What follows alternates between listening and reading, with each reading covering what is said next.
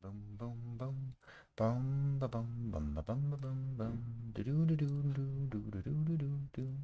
Do, do, do, do, do, do, do, do. Do, do, do, do, do, do, do, do. Do, do, do, do, do, do. Uh,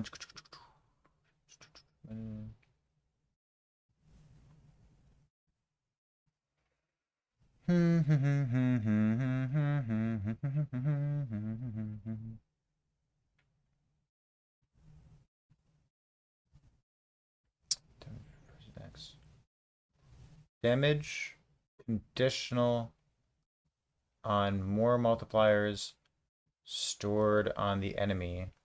Do not get inherited by subskills. That's the one, right?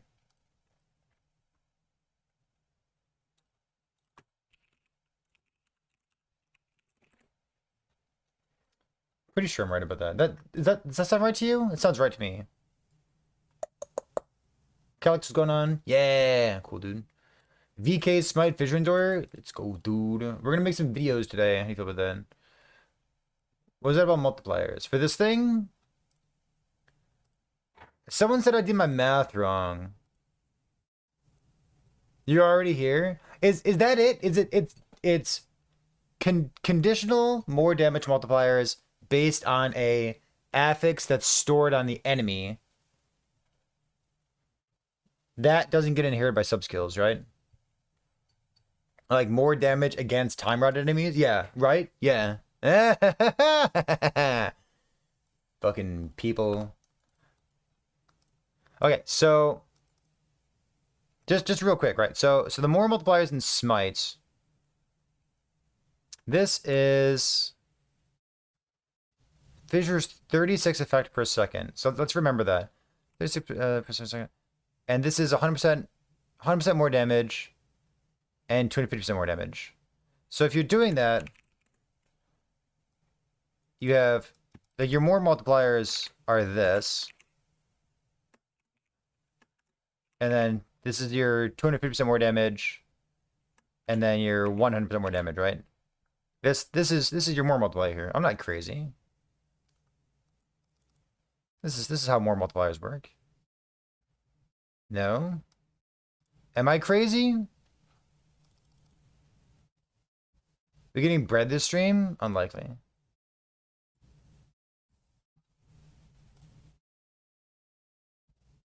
Oh, I fucking added it.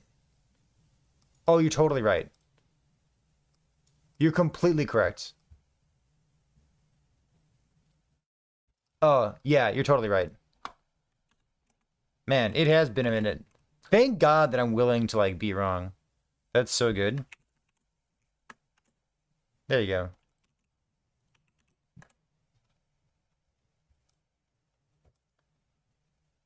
I love being wrong. Being wrong is such a, like, it's such a fast way of learning. Dude, Dread's YouTube thumbnails have become amazing. They're so good.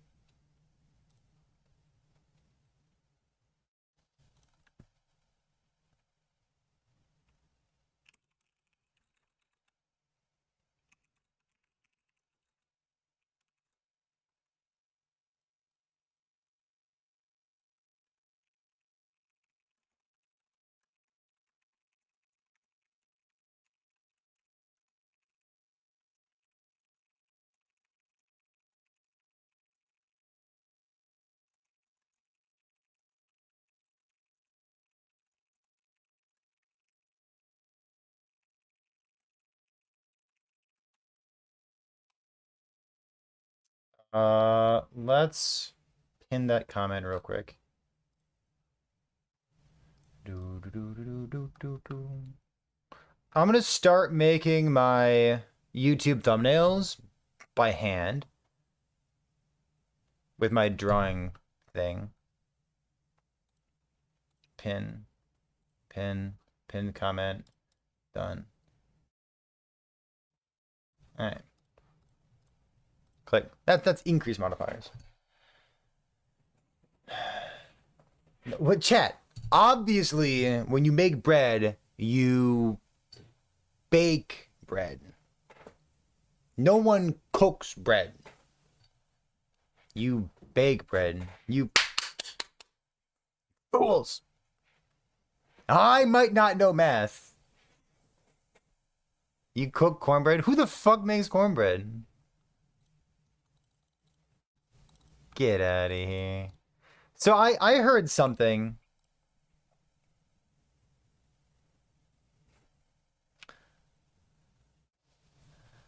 What is this nonsense? This is kind of wild. Baking is a subskill of cooking. No. Yeah, Dread, was that you that pinged me? I gotta call you Dread Moon. I can't call you Dread. Who was that who pinged me?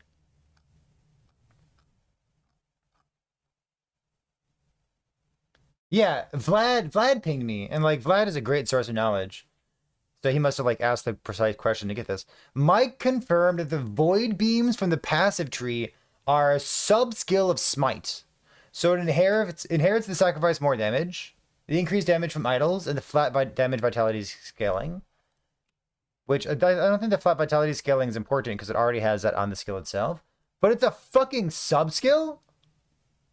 That's so good, chat. And it has effectiveness of 300 per second. Literally more than Fissures. Have I used them? It doesn't matter. Like we're not using them. They're just extra damage that's there. Oh, have you listened to season of Smite videos and all this? What? I'm tired as fuck, dude. That's fine. Let me go check.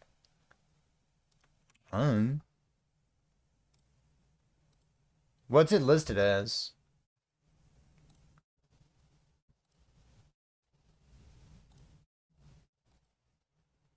How is it 5 o'clock? Playlist, last epoch. Show more stuff here. Game title. There, it's a last epoch game. How about that? Is that better? Yeah, we're not building around them. Yeah, I must have automatically picked up his smite. That's very funny. What the fuck? Does it get the double vitality scaling? I don't think it gets double vitality scaling. That doesn't sound right. Yeah, but like they're incidental. But it's also great. Like 2 times per 2 seconds. That's super reasonable. That's just like extra damage, dude. Extra damage on my League Start build? That sounds amazing. I love that. It sounds like actual factual good. Doubles in what Smite gets. I mean, it's better than that, right? Because it gets 2 spell void damage per vitality instead of 1.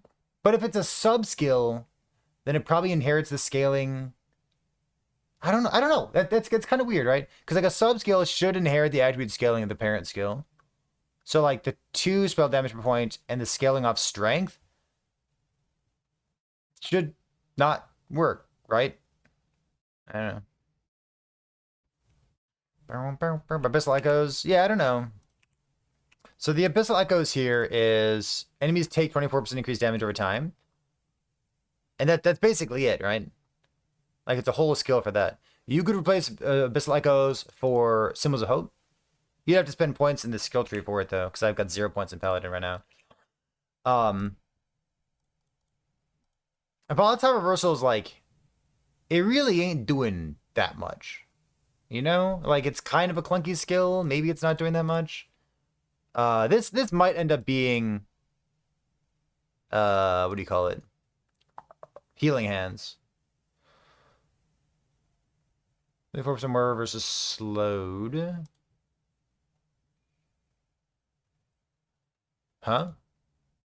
Oh, yeah, this thing here, yeah, here. First blinded. Actually, it's blinded enemies. Yeah, I don't know, but like you need to put 15 points in there. And like are there really 15 points that I want to trim?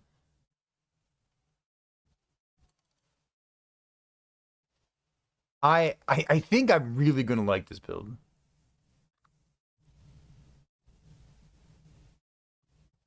Cooldown recovery speed here too. It's so good, yeah?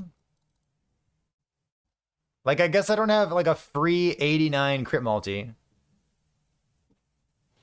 Oh, I've got 4 unspent points, huh? 93 crit multi. That's a lot of free damage. It's so good. Like, I think like the Void Knight tree definitely changed the most. I like the Paladin skill tree. I love the fire res chance for 2 strength. This thing's like basically just giving you flat armor, frankly, because of the blessing. It's really good. I like the VK tree more than I like the Paladin tree, but like the Paladin tree is definitely good. So that leads me to ask a question. Here's my question. In the interest of being an upbeat stream, I'm not going to ask the question. I'm not going to. We're not going to ask that question. One of the things that we're going to do today is go through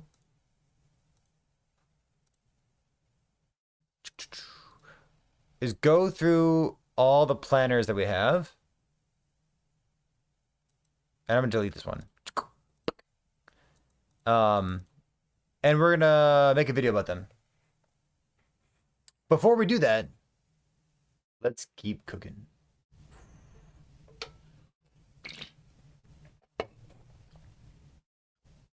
They changed who reworks passive trees after Forge Guard was done.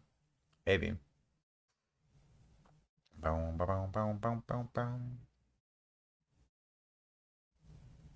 You think that an intern do Forge Guard?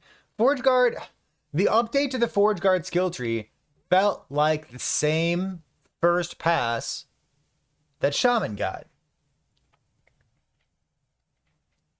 Like it got a first pass, and then Shaman got a second pass, and all of a sudden it's like a little bit better. It got some cool things.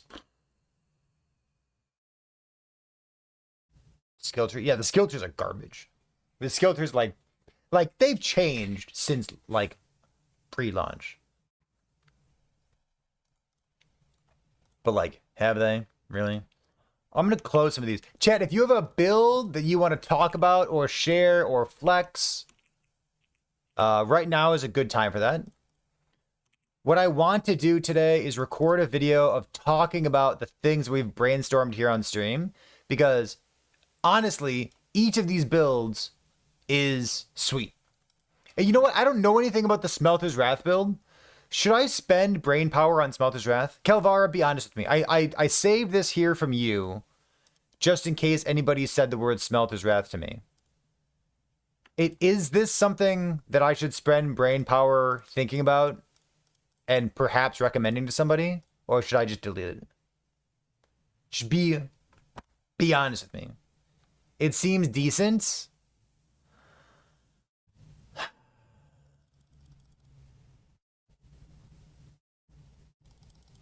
It seems decent.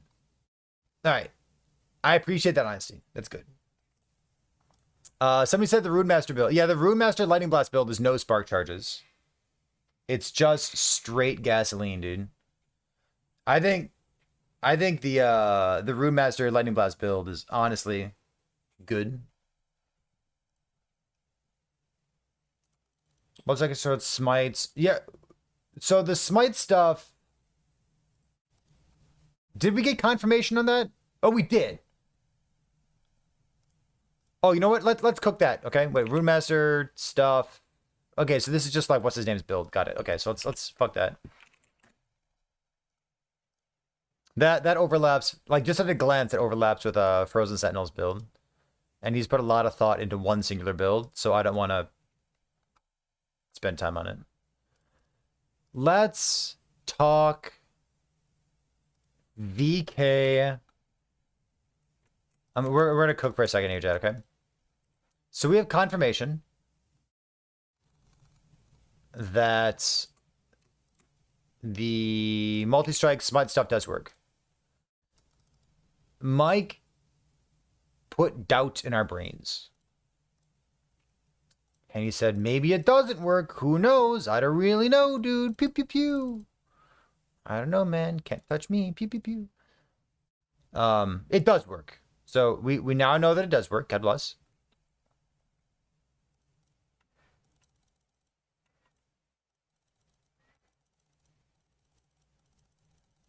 Ta-da! Crit multi. Bum bum bum ba bum. Crit multi. Dun dun dun ba dum ba dum bum bum.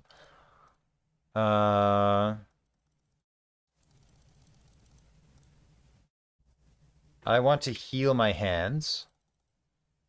That seems good. I like healing my hands.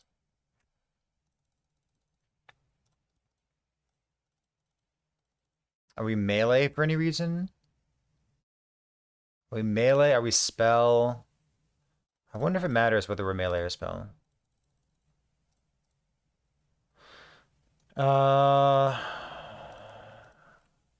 Let's echo in an abyssal fashion. This thing, this thing, this thing.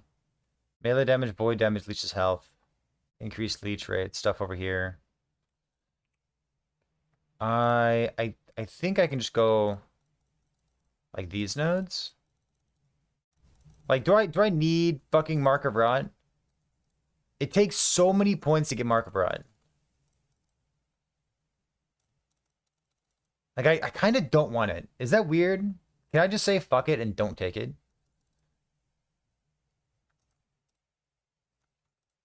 You could be like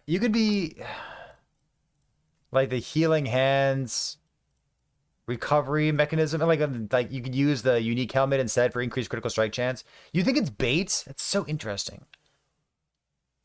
Because like you could get Peak of the Mountain for 290% increased critical strike chance. Like it's a good helmet, but you give up so much armor and you give up reduced bonus damage taken from crits. Like, I don't know, man.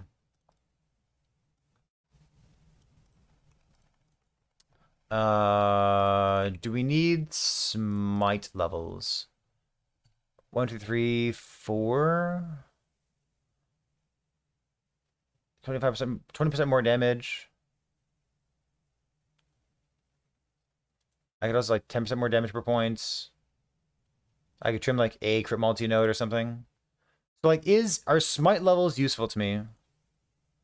They're really not that useful. Like they're fine, but I don't think I need like Exalted or anything. What's our weapon here, Chad?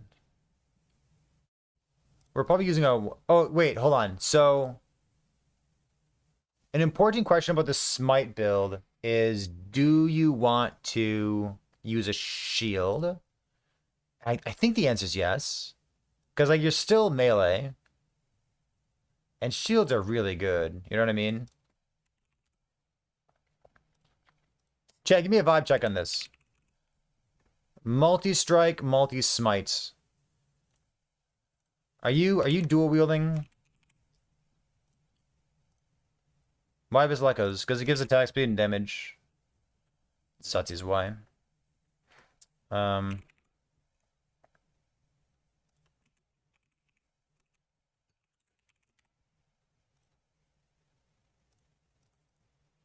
wield depends on attack speed. You like shields. Forgotten Night sets. Forgotten Night set.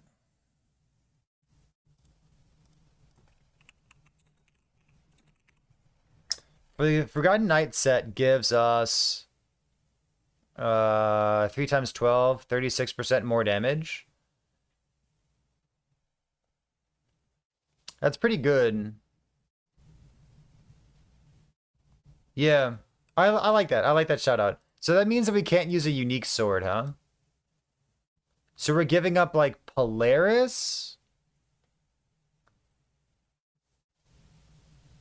Which is probably okay.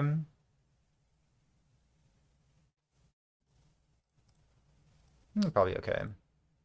So we're just like katana gaming then, right?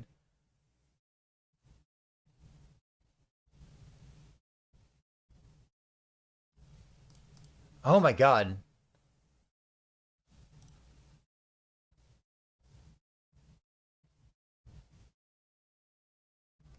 You know, for a starter weapon, it's a really good starter weapon, isn't it? Like, you can do better, but it's really good for a starter. You know what? I like it. As an actual affix?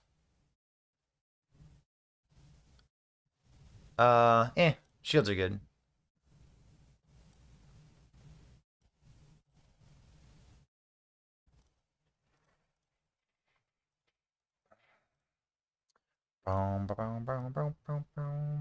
Where's that?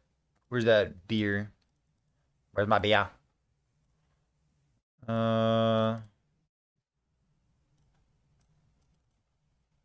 Oh, and I can still bear, can't I? I can still bear stance. Okay. Bear shit's so fucking good.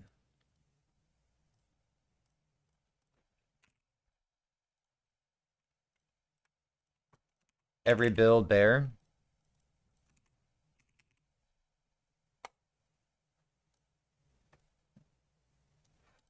Orion's belt for extra smite. What's it do? Just get smite on hits. On hits?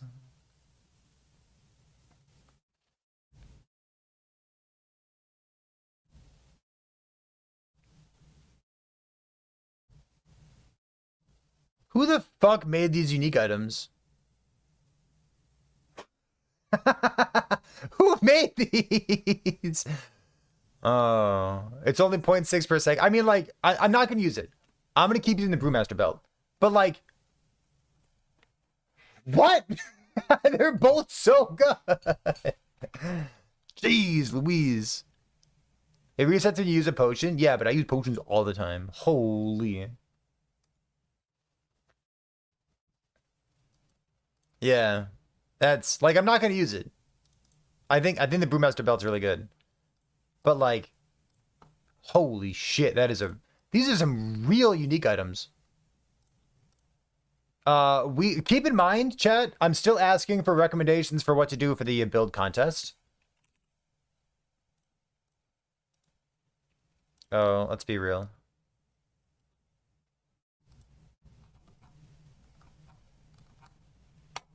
Done.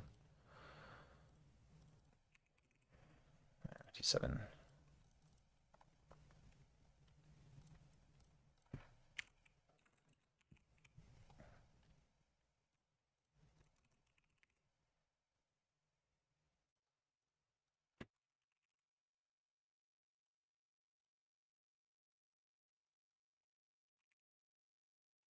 Anomaly, volatile reversal, spell damage after spell void damage, time rod, anomaly, devouring orb. Is Abyssal Echoes the right choice here?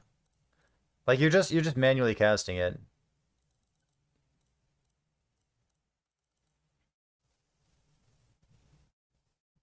It's like very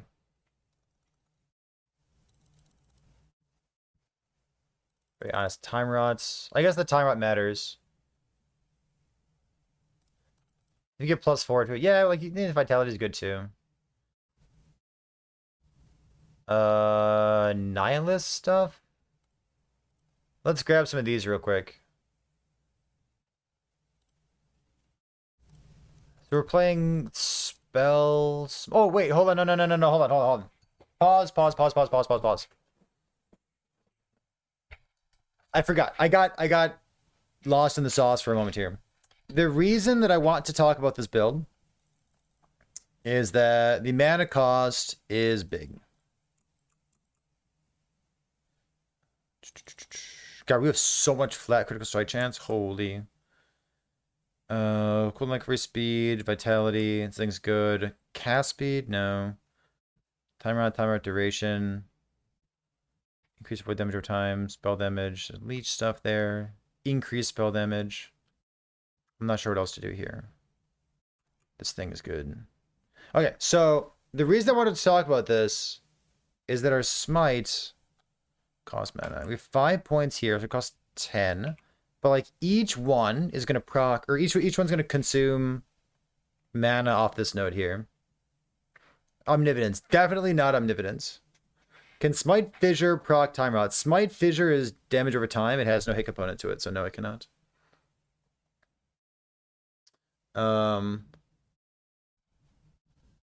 So I don't want to use this affix. Oops. There, just fucking shield. Because I want to use like minus mana cost. Why Omnividence Hate? Because it's a staff and I want the attack speed. I think if you use Omnividence in this build, it's going to feel real mediocre. I don't think you'll enjoy it or have fun.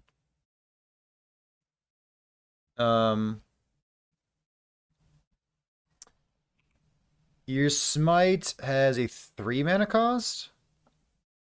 So I guess all we need is minus 3 mana cost, right? Because we need it to cost 0 so that we can manage this. Oh, you're doing the Devouring Orb stuff.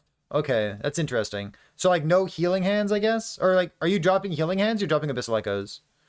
Abyssal Echoes is 20% more damage, but, like, we can stack Vitality and get there as well. The attack speed's fine. You know what? I could drop this. Drop this and go, like, a quality of life setup here.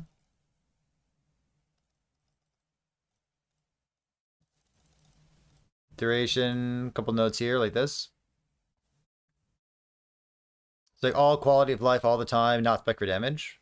I guess you have Vitality as well. I don't know if you need 100% here.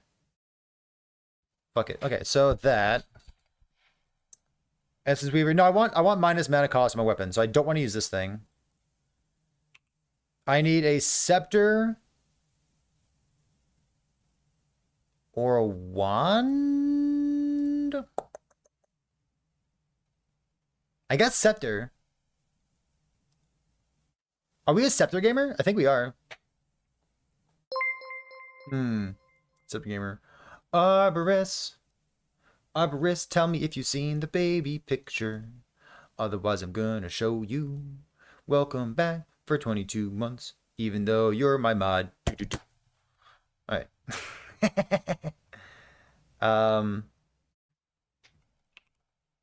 Yeah, but there's a cooldown on this thing, right? You did. Good. Skill Echoes. It's...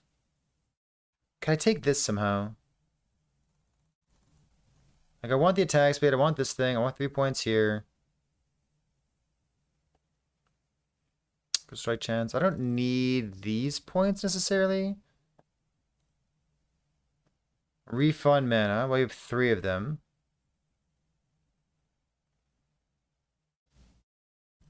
Because I want this thing too. The Void Aegis is so good. I'll try this.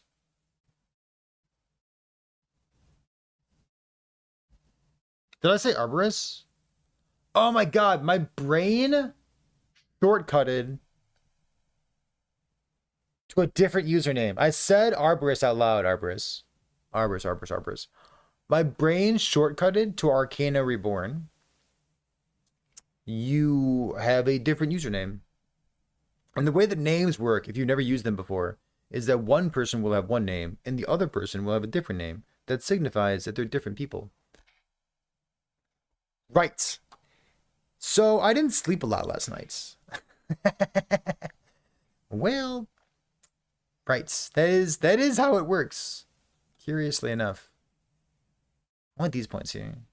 What if 2 people have the same name? Just don't. Is that allowed on Twitch? I don't think it is. I've already got Gav, Rin, and Gavarian. Yuck.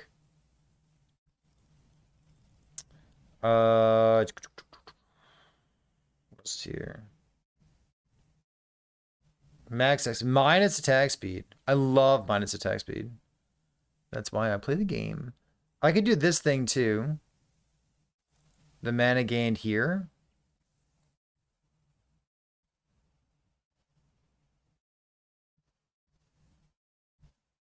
Or I could just not. I guess I have the spare points for it, don't I? Like a stack duration or something.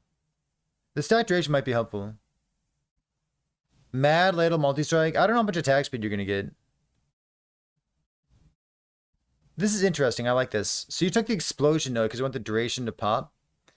You wanted a pippity pop off.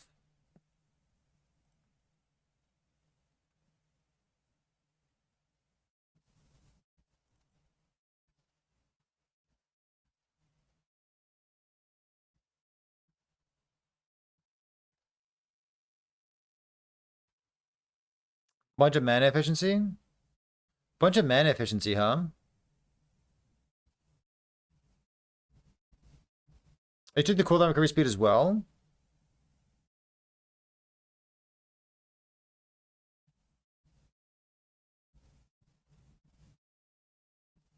What's this thing?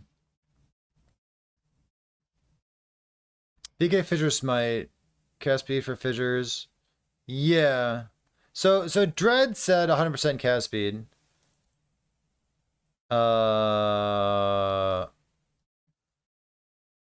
We can take a look at it. I think I got like cast speed on my gloves and it gets us pretty close.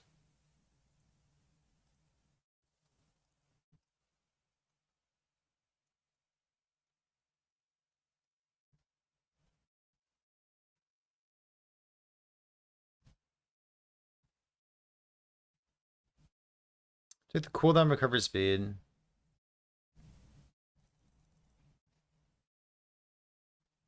I want to go Scepter. And I guess Scepter means I can't take the nodes up here.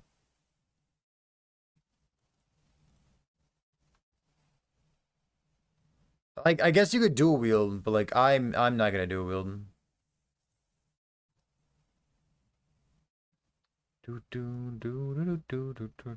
There's no leech in it. Yeah, I don't know. We're talking about like the Mark of Rot thing, maybe just being too expensive. Like it is 50% increased damage taken, which is a big game. But like spending all those points in leech instead feels pretty fucking good. So maybe we'll just like end up doing that. Let's see. Do we need flat critical strike chance? Like, there's no way I need flat critical strike chance, right? Also, Obsidian's faster, 0.98. I think 0.98 is about as fast as we get here. So we want like melee attack speed. Is there an Obsidian? Or like, do unique scepters exist? Aberon's command? Wait a minute. Cast speed, mana regeneration, like Shattered Cycle has mana regen. Aberon's command has Void Pen.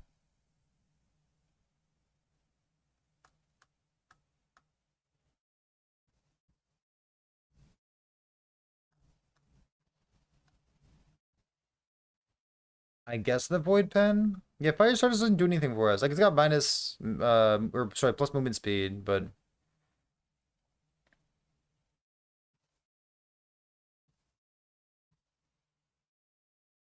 We're not damage over time for our build.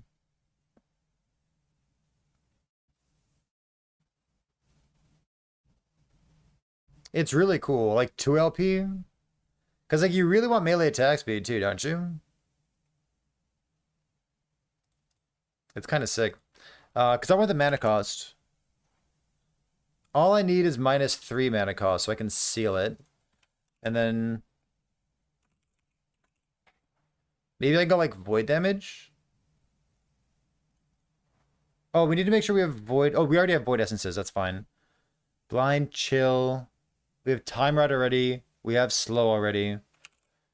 So we can, like, chill... void penetration. You can slow as well, but, you know, fuck it. Blind is nice. Yeah, we're crit immune already. We're good to go. You think Omnipotence is biz for this? Really? It's a staff. You literally can't get melee attack speed on a staff. And you don't need all the minus mana cost. I'd be shocked if that's true. What was that about? Super Monkey, it's a good question. I don't know. Yeah, like Omnipotence. You wish it were. I hear you. I vibe with that. I get it. Yeah. All we need is -3 mana cost. We want -3 mana cost on a weapon type that gets attack speed. So not wands, not staves. Obsidian Scepter seems fine. I like it. Melee attack speed. Like, don't we have like a gazillion critical strike chance? I kind of want to go with strength instead.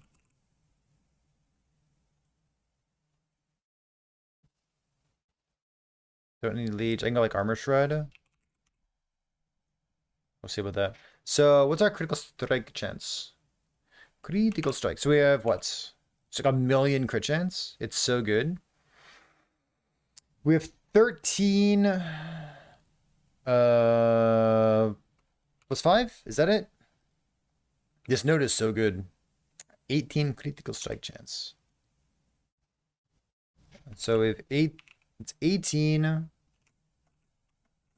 150% more from anomaly. 150% more from anomaly. And like there's nothing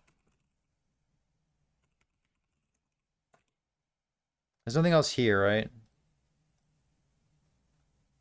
So we have anomaly. And then we have one ring. So like one ring. I guess like how much is a tier 7? Do I need like a tier 7 spell critical strike chance? Because if I get it all in one, then it makes more room for like strength and stuff. Like spell crit here. It's like, you know, 165 or something. So what if I do like 165? That gets us pretty close. Like, so that's a tier 7 plus a ring plus a ring. Done. Okay, I'll do that. So a tier 7 plus a ring plus a ring. Or like a tier 7 plus 2 tier 5s is really what I'm trying to say.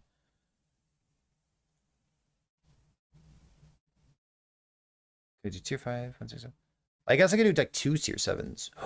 2 tier 7s! It just like the more tier 7s you get, the more strength you get as well, right? So I do like this. So tier 7, 5, 5, strength, melee attack speed, that's fine too. And then I assume that code is what we're looking for here. Twisted Heart is obviously good. The new thing is obviously good.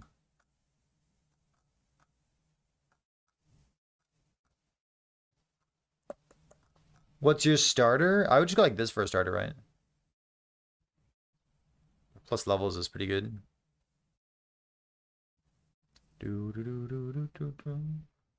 Void wins, yeah, void wins. Face the mountain. No, I don't want to face the mountain. I don't think I need it. Can I say hi, Nico? Hi, Nico. This helmet, like the 550 flat armor that you get from this, like I love this helmet, chat. I'm gonna try to use it. Let's see. So we are a void damage build. So we have 9,200. We have 9,200. It's a lot, chat. I have a shield as well. If I'm using a shield, I can probably swap these to block chance block effects. Like this, T7Zs effect. And then like you get all res here too. Click. Reign of Dragons, we go all. Click. And then we're missing some cold res. So we go like cold res on a ring. And then the rest of it's like health stuff, right?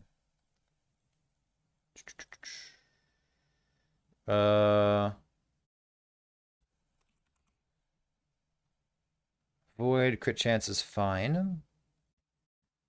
We only have 54 vitality. Oh, I should put text on my gear, huh? T7 vitality.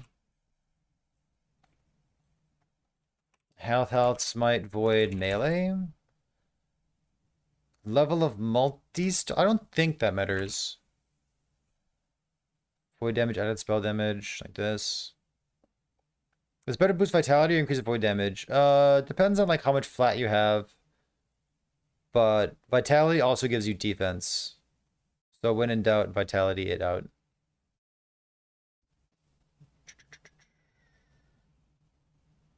When in doubt, vitality it out. Probably like need frailty somewhere. There. Put the word frailty on your gear. Shred there, frailty there, idols of some sorts. What idols do we need? Oh, there's smite damage. Right. So let's go. Click. Smite here. Like smite block effects. Smite Elirez, no. Smite health. Go block effect. Spell damage while using a shield. One stuff. Time rot. Any love for Blood Mage? Maybe. They're fine. Armor applies to dots. Yeah, Smite health's fine. I did Smite block effects. Block effect's good. Reduce bonus, crit chance, crit multi. Echo damage and chance against frenzy. Can I do this thing? There's like a bunch of those. And then what's our do we have like we have room for a 2x2 or 3x1s?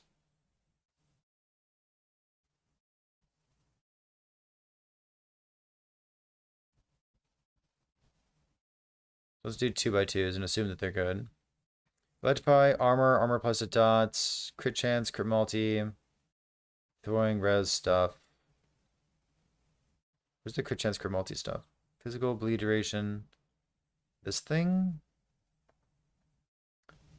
Shred armor. Void damage over time. Smite with throwing. Healing effect. Void damage when a skill echoes. Like something like this, right? Okay. Smite Paladin, we're going VK for this. What happens when you pick two? If you hold down Alt, it'll tell you which one takes precedence over it. Why not Paladin? Because I have my Leech here, which should be good to go. Attack speed, cooldown, recovery speed, this stuff here. But you know what? I'm gonna go Anomaly. T5 Anomaly there instead. And that just gives like more Leech, cooldown, stuff. What does cooldown do for us? Makes Devouring Orb better. I guess it doesn't do too much. Because like all we need is like Anomaly to be perma, right? We just like multiplier Leech. This thing here, cooldown 18 cooldown recovery speed, 15 cooldown recovery speed, cast speed, doesn't matter.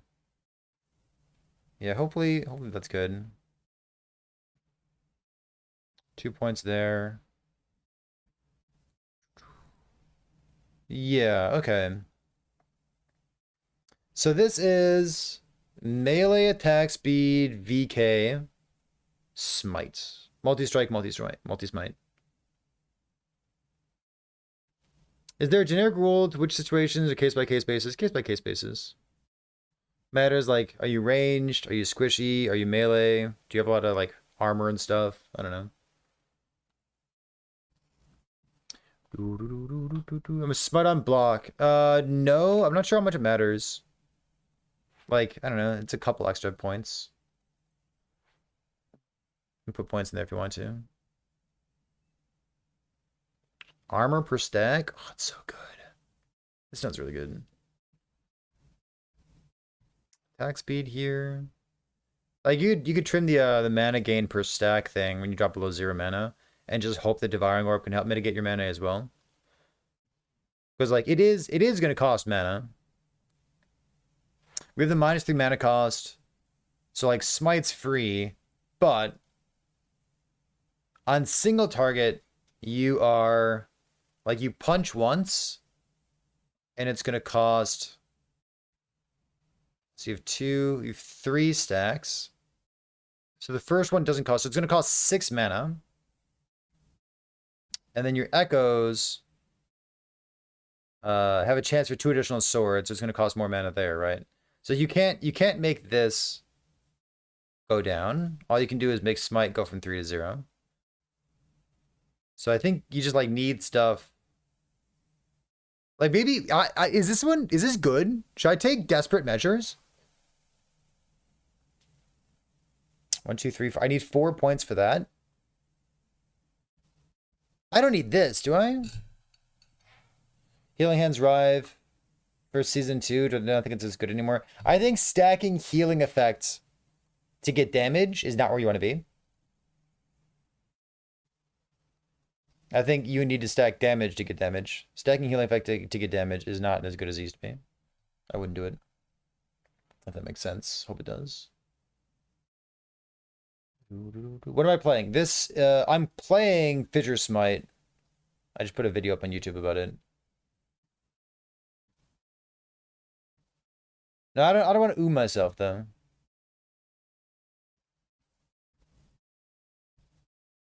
Because, like, I still want to cast Anomaly. And I guess Healing Hands cost 0. I guess if your movement skill costs, like, I still want Anomaly to cast. Like, it costs mana. Wait, mana costs 0. What the fuck? Huh? Oh, 20. Got it. So where the fuck's the mana cost coming from? VK Rive is better. Yes. VK Rive good. It's not a passive for mana when using multi-strike. Oh, yeah. It's 10. I don't think this is enough.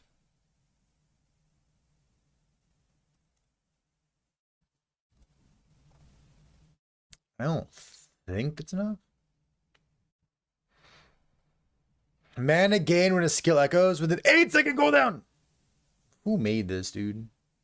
8 fucking seconds. What? Come on, dude. And maybe your last 5 points just go down here. Like flat void damage.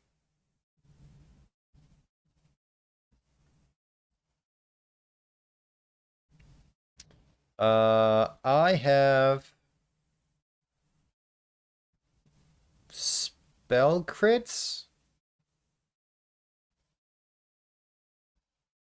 Spell damage. And everything else is generic, right?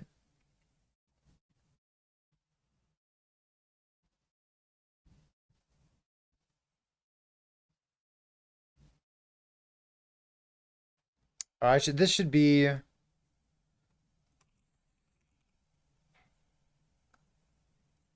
here. And Healing Hands should probably stay as a spell, right?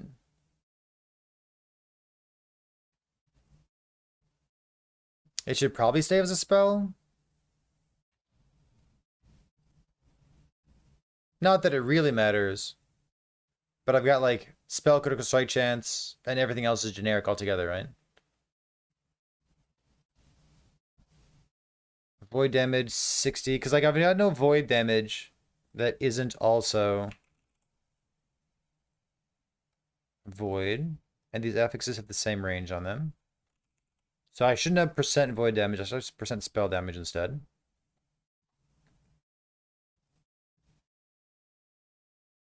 Percent increased void damage per skill record recently. Yeah, but like there's nothing else to get there, right? Void Centration, stun chance, healing effect, melee damage. Yeah, okay, that's fine. Can I please resume what the gameplay would look like? What? Oh, you walk up to an enemy, you hit him with multi-strike. That's the gameplay. That's the build. Yeah, true enough, right? True enough. What would I drop? Everything else is triggered? Yeah, basically. I would numlock Anomaly or just holding down with my finger. So I would hold down Anomaly with my finger. I'd use Healing Hands as a traversal skill to walk up to an enemy, and then I would punch them with multi-strike.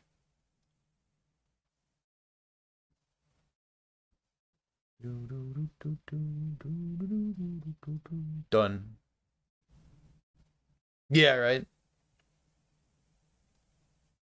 We hosted someone at the end of yesterday's stream, which caused me to look at lastepoch/twitch.com.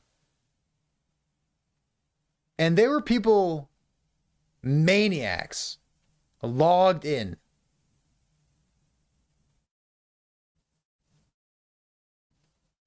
People are fucking logged in. Insane. I love it. What's the symbols treatment? Oh, automatic? Yeah, anomaly needs an update. I don't know. Yeah. I guess if you haven't played Last Epoch in like 2 years or something, or maybe a year, then it makes sense to like play the game and get the rust off. But like, we're past that. Is this a spell build? Yeah. Oh, yeah, sorry. This is making use of this node here. When you create additional swords and there are nearby enemies, each remaining sword consumes mana to strike at the nearest enemy. So it shotguns on single target, and then you replace all the swords with smites, and we scale spell damage smites. That's the build. That's the build, dude. Unspiked volatile reversal better. So unspiked volatile reversal sounds super clunky because it goes backward. If you want to use an unspiked skill, you can use lunge. Lunge costs more mana per distance traveled, which is archaic, and I wish it did not, but unfortunately it does. Healing Hands costs 0 mana, and I think mana is a issue in this build. So you can do with that information whatever you want to. I like lunge. I don't like Healing Hands as a movement skill, but you can do whatever you want. You don't have to go backward. Yeah, if you don't recast it. But like it also has a 1 second cast time. Like, that sounds clunky to me. Yeah, and Cherion, totally agree with you. There's no reason to do anything on the right side. Evade's legit. I like Evade. Evade feels great to use. What else do we need here?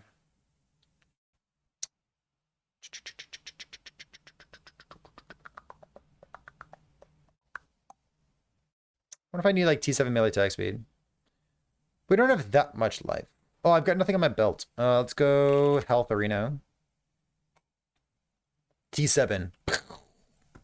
4K life, baby. 4K. Holy.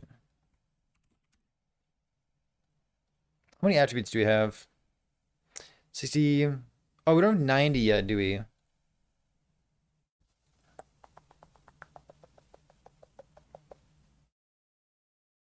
Crit chance here. Melee attack speed, strength. You'd really like to be 90, huh? T7. We have 90% increased damage here. My fizz. I don't really need this. We have the T7 spell crit on it, though. If I don't go T7 spell crit here, then I need, like, a relic with T7 spell crit on it, for example. Because I need something.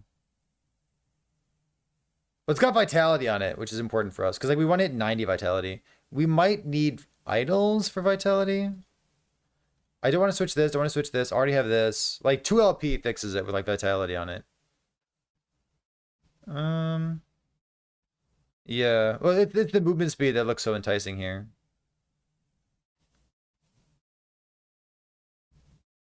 I don't know. You're a melee build. Gotta get movement speed where you can. Inevitable. You could crab ring.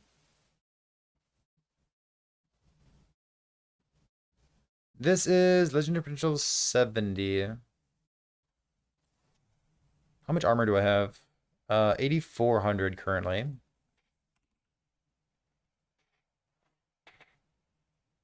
Slow and chill immunity. Let's see. got no strength.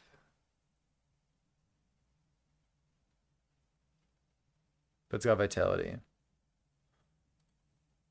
If I did this, I lose a bit of armor, but we still have 7,000, which is a lot.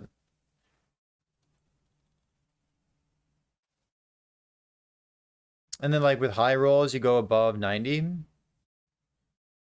Legend Personal 83. Harbinger of Fear, Aberoth. So that's like non-trivial to get, right? Like it's good. I hear you. I'm gonna keep putting Blood of the Exile in every fucking build.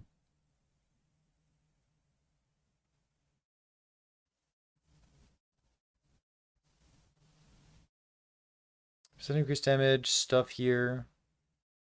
I really want that vitality though. What are the harvest spikes? I have no idea. No clue. I want the bear stuff. There's really nowhere else that I can get vitality, is there? Skill points? Like, I get like LP, I get like 2 LP, I could sacrifice movement speed for vitality. Yeah, they can. And like maybe that's something that you do down here. Like this, for example. You go like 2x1s here. Like this kind of thing.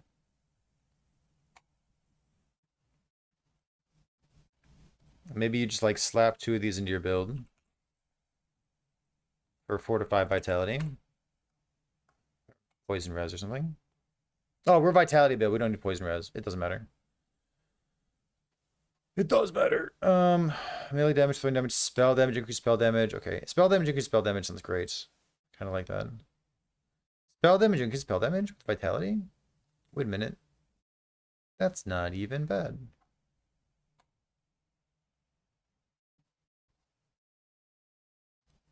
Kind of like it. Does vitality roll on relics? No, it does not. Does not roll on relics.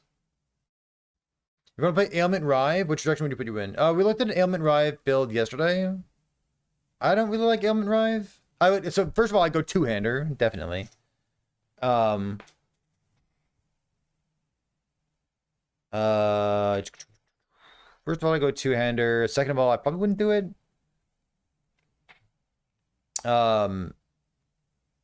Maybe Vengeance instead. Maybe Vengeance instead. No, you can't get vitality on gloves, and gloves roll attributes. You can't get vitality on relics, even though relics roll attributes. That is inaccurate. Inaccurate information. Yep.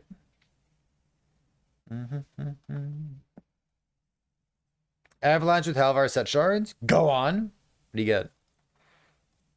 This is enough vitality. It's fine. Would you play this?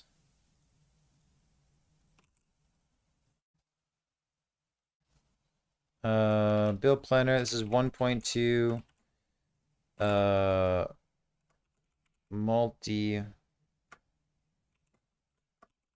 Multi-stride BK.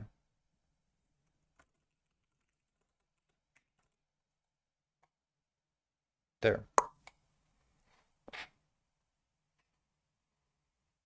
How else could you play it? You could, because like you don't want to go two-hander, because like with two-hander you don't get minus mana cost. So like it's either like shield or dual wield, right? I'd be unsurprised to see people dual wielding, but like, fuck, dude. Like you could dual wield for more damage and you could mark a rod for more damage, but like at some point you need to worry about, am I gonna fucking die? So I don't know. Spring can transform the practical damage boost, technically a physical spell. We haven't done anything with Halvar set. The Halvar set's cool. You can cook it if you want. Problem spells that rely on a summon thorn totem on hit relic. You mean idle?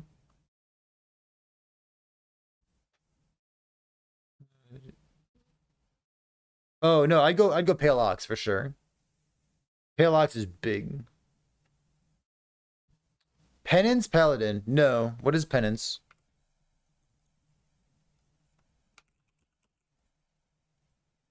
This? Bleed duration per endurance threshold. I mean, you could go the beer belt and you could just build life. It doesn't seem that interesting. Like, there's endurance threshold here, but like, you can't go that far out of the way for it.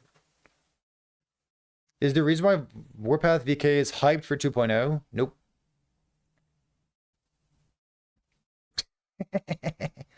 I don't think so. You can buy it with Wall of Nothing? Sure.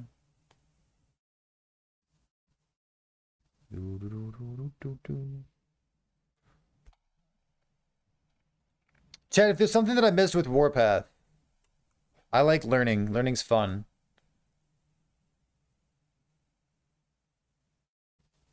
Was endurance threshold stuff here? Endurance threshold. Wow, you can literally get percent, or you can get a flight endurance threshold in your belt, and you're just passing it up. You're a lunatic.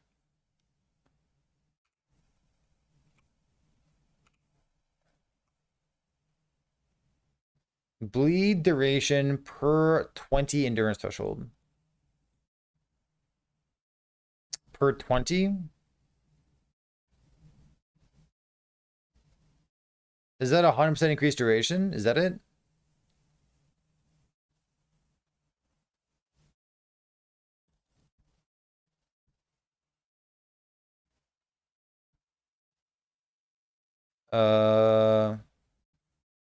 Can I show the previous planner? Yeah, I can. That's this thing. This is VK multi Smite.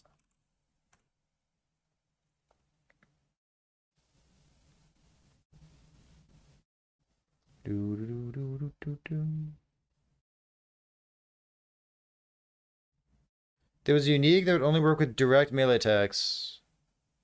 You mean Eye of Rune? You mean Eye of Rune? It used to work, and then they removed it. And now they added it back.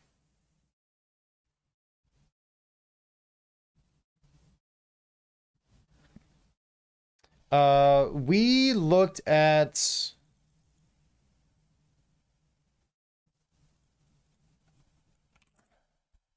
We looked at Eye of Rune. So this was during 1.1. During 1.1, we were excited for.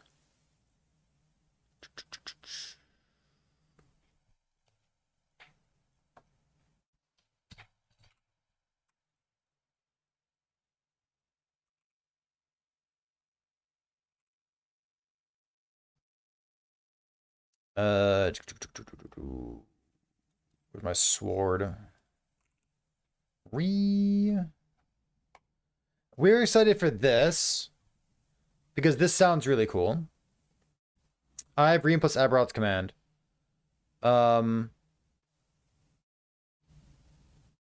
Something that's clunky about it. I have Rune Flurry. No, you were excited about that. Ain't nobody else.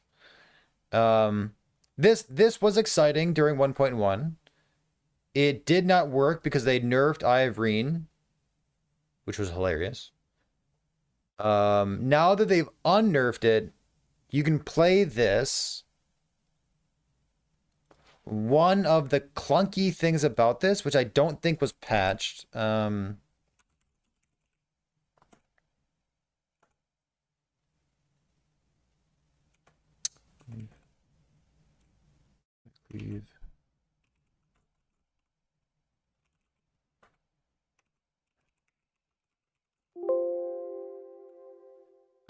The Aberrot's command instant cast feature of Void Cleave after Warpath. After channeling Warpath for at least 2 seconds, your next Void Cleave within 1 second deals more damage. Like, it doesn't work. Like, it's still good. But like, I don't know. It's Warpath. What do you want? Passion says, Worries Free now only applies to direct use of Warpath. That's the AoE Warpath node, so it shouldn't work. Yeah, that does not work. But like this Warpath node, like this thing also doesn't work. So I don't know. I don't know what people are excited about for Warpath. I can't imagine waking up in the morning and being excited to play Warpath. Some people are just built different. And by different, I mean they just continue sleeping instead of waking up. Yeah, they want to spin and possibly win. I'm gonna change with the warpath. Let's get more AoE than before. Listen, chat, you presumably read more build guides for warpath than I do. So if you're excited to play warpath, being excited to play warpath is like being excited to play a minion build. Like, good, I'm happy for you. That doesn't overlap with what I want to do in this video game.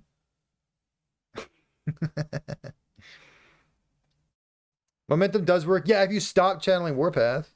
Yeah, who the fuck does that in Chirian? What? What?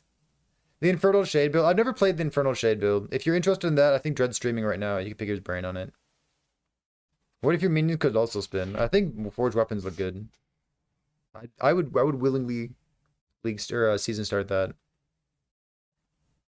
Promise build ideas. Yeah, we have one promise build idea. We're gonna go over it at some point here. I'm gonna click record in like 20 minutes. And I'm gonna make a YouTube video. Not yet. I don't want to, but soon. Should no longer stop channeling abilities.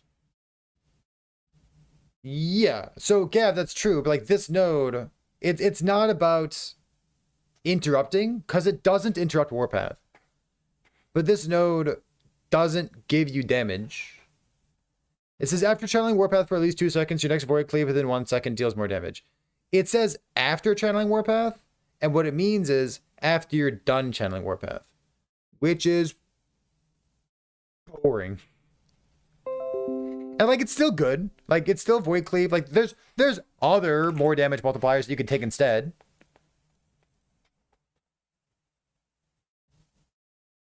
It just takes the wind out of my sails.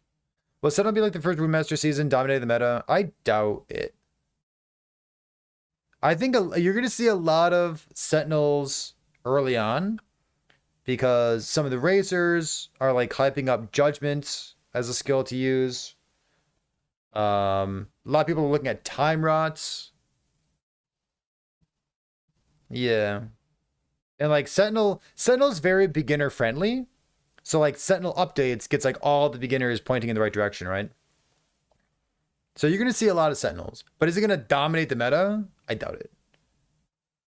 In terms of like what builds are going to rise up to be strong, like, I mean, Erasing Strike's going to be good. I think Brand Deception. I'm worried about the Brand Deception build. I'm worried about Brand Deception and I'm worried about Mana Guide. You think Heartseeker? Yeah. Once the race is over, all the people who are like, you know, going for hardcore, trying to win $5,000, trying to kill Uber Aberoth the first, I think those kinds of people are going to like be like, oh, what should I spend my time on now? And like Heartseeker, it's just going to pop. Heartseeker looks fucked, Jen. It looks really good. You think Mana Guide will be a meme? I hope Mana Guide will be a meme. Hey, hopity. Snapshotting Stormcrows. Well, snapshotting is cringe. So simply don't. If you need a snapshot to make your build good, like I just made fun of like, imagine waking up in the morning and being excited to log in and play Warpath. Like I just finished making that joke. But imagine like being at work and you're like, man, I can't wait to get home and snapshot my Stormcrows so that they're not garbage. What the fuck? I mean, good for you, not me. Is this Bleed Arena? Oh, is this Bleed Umber Blades? Bleed Exploding Umber Blades? Shadow Creation? Shadow? No Shadow from Trickster node up here. Are you sure about that? Are you sure about Dark Quiver, no Shadow? Why do they allow snapshotting? If snapshotting were easy to fix, they would have fixed it. If snapshotting were easy to fix, then every action RPG would not have snapshotting in it. Like, every ARPG that pops up is like, oh, snapshotting, oh, snapshotting, oh, snapshotting. Oh, you forgot that? You just forgot it existed? Yeah, so consider this, Arborist. consider the Gloom Needle node in Heartseeker. Consume the Black Arrow stuff below that. And consider the Trickster node in the top of Dark Quiver. Consider those things.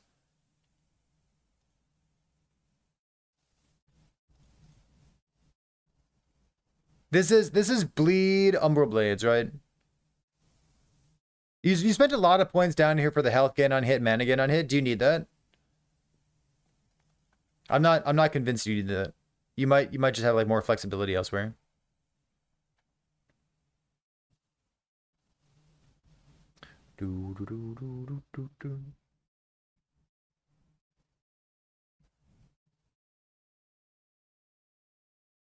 Yeah, but this is an Umbral Blades build, right? This is like quality of life, Heartseeker, with Umbral Blades primarily as damage. Yeah. So Arborist, we're gonna talk. You know what? Can I save your build? I'm gonna save your build real quick. Hold on.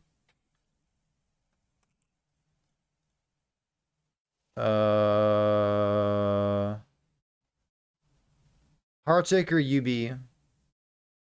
Okay, Heartseeker UB. Add build. I'm gonna talk about your build in a second here. I'm gonna yoink it and put your name next to it. Heartseeker UB Arborist. Like this. Okay.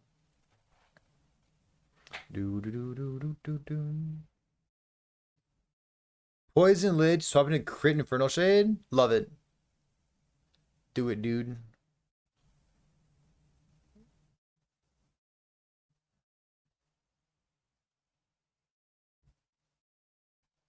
Okay. T7% health.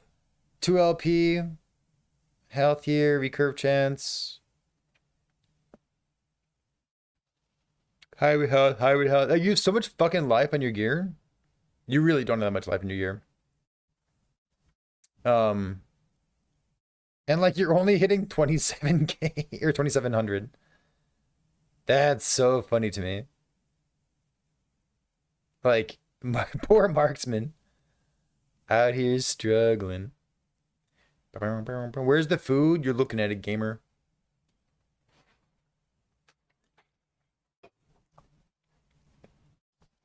You think Stormcrows are gonna fuck the meta? Good. I hope the most popular build is a snapshotting build, so that EHG reprioritizes fixing that. Yeah, Pineapple. That's Frozen's build. It's very exciting.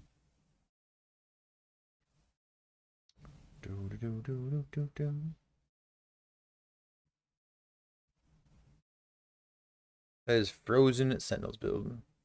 Snapshotting kills the fun for me. Yeah, but like, it's a video game. It should be fun. So it's a real level up moment in your life. When you like every time that you can separate your fun from someone else's fun, each individual time that you can do that is a level up moment for you. You know what I mean? Like if somebody else wants to like snapshot their stuff, like just let them do. Who snapshots? Minion builds do. You need other people to know that their fun is wrong. If you have room for that kind of stress in your life, do it. Me, being someone who lives in the United States, who also has a newborn upstairs, I don't have that room in my life for stressing over that. That's all I got. That's all I got. All right, I'm going to go to the bathroom, and then I'm going to click record and talk about all the sweet builds we brewed up yesterday.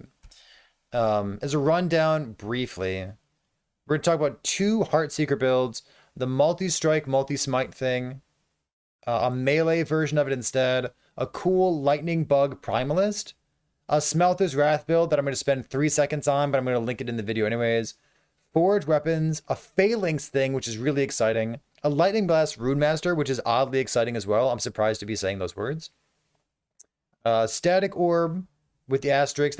I think someone's tried this in the past and they said they were unimpressed by it. But like I would love to spend more time looking at Static Orb builds. Cause like I'm sure that there's a Static Orb Trib build out there somewhere. Battle Mage's Spark Nova.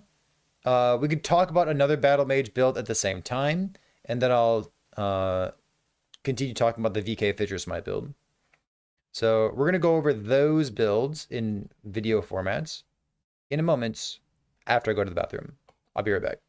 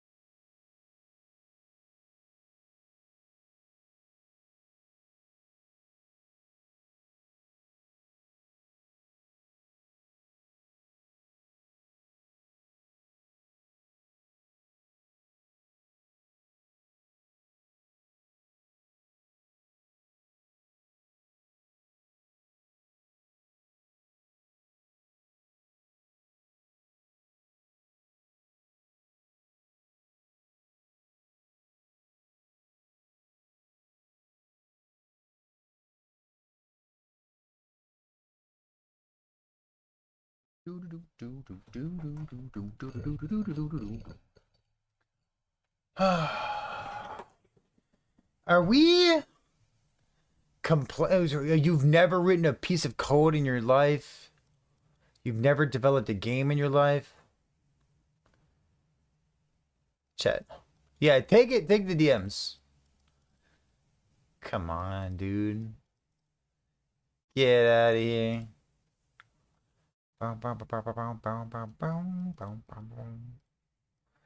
Yeah, don't take this personally. Or do. But I'm going to clear those text messages out of chat from both of you. If you want to continue, go continue elsewhere. You are welcome in chat with different topics. How about that? Got it? Good? Good. Got it. Let's see.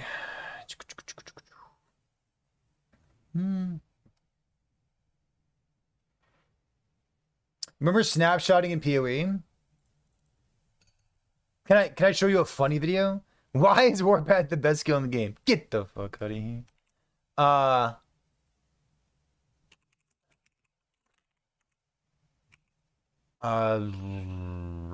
Can I find the video? It's an old video.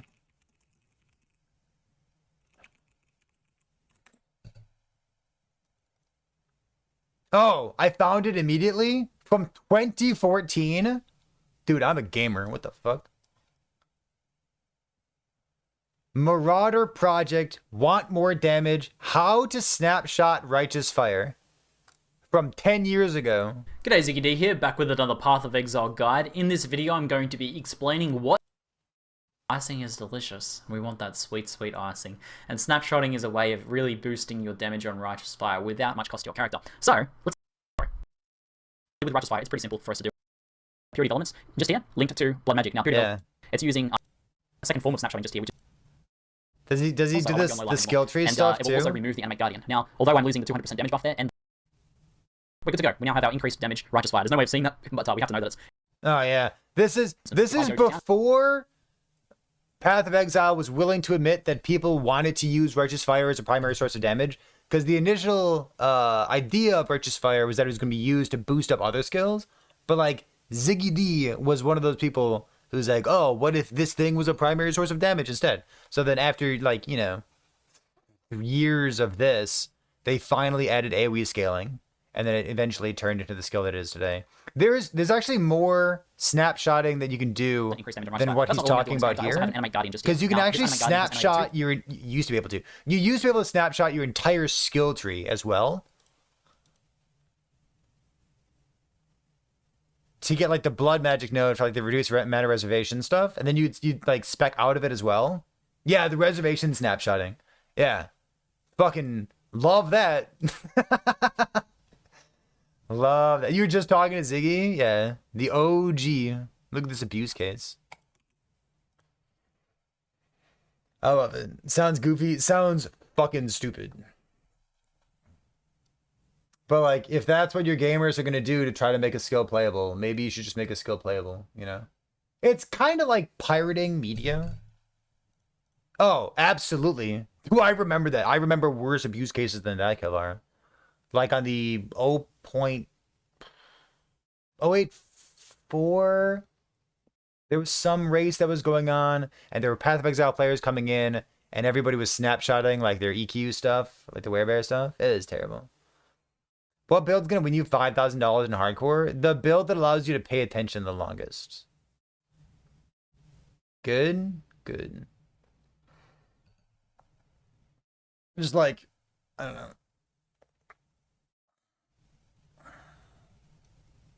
Smelter's Wrath? Probably not Smelter's Wrath. All right, so we're going to talk, okay?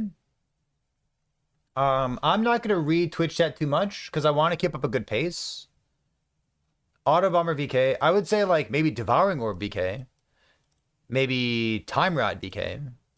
It seems like the Time Rod VK stuff and Judgment are what people are gravitating toward. Oh my god, Nito. Play Heartseeker. Heartseeker's awesome. Do it, do it, do it, do it, do it. Yeah, all right, I'm gonna yap, and I'm not gonna read Twitch chat because I want to keep up a good pace.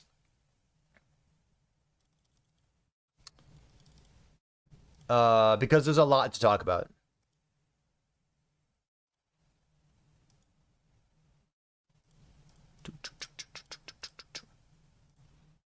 Got it? Good. Heartseeker's not melee, so you'll probably pass. You could make it a throwing skill if you want to. I guess. I wouldn't do that, but I guess you could.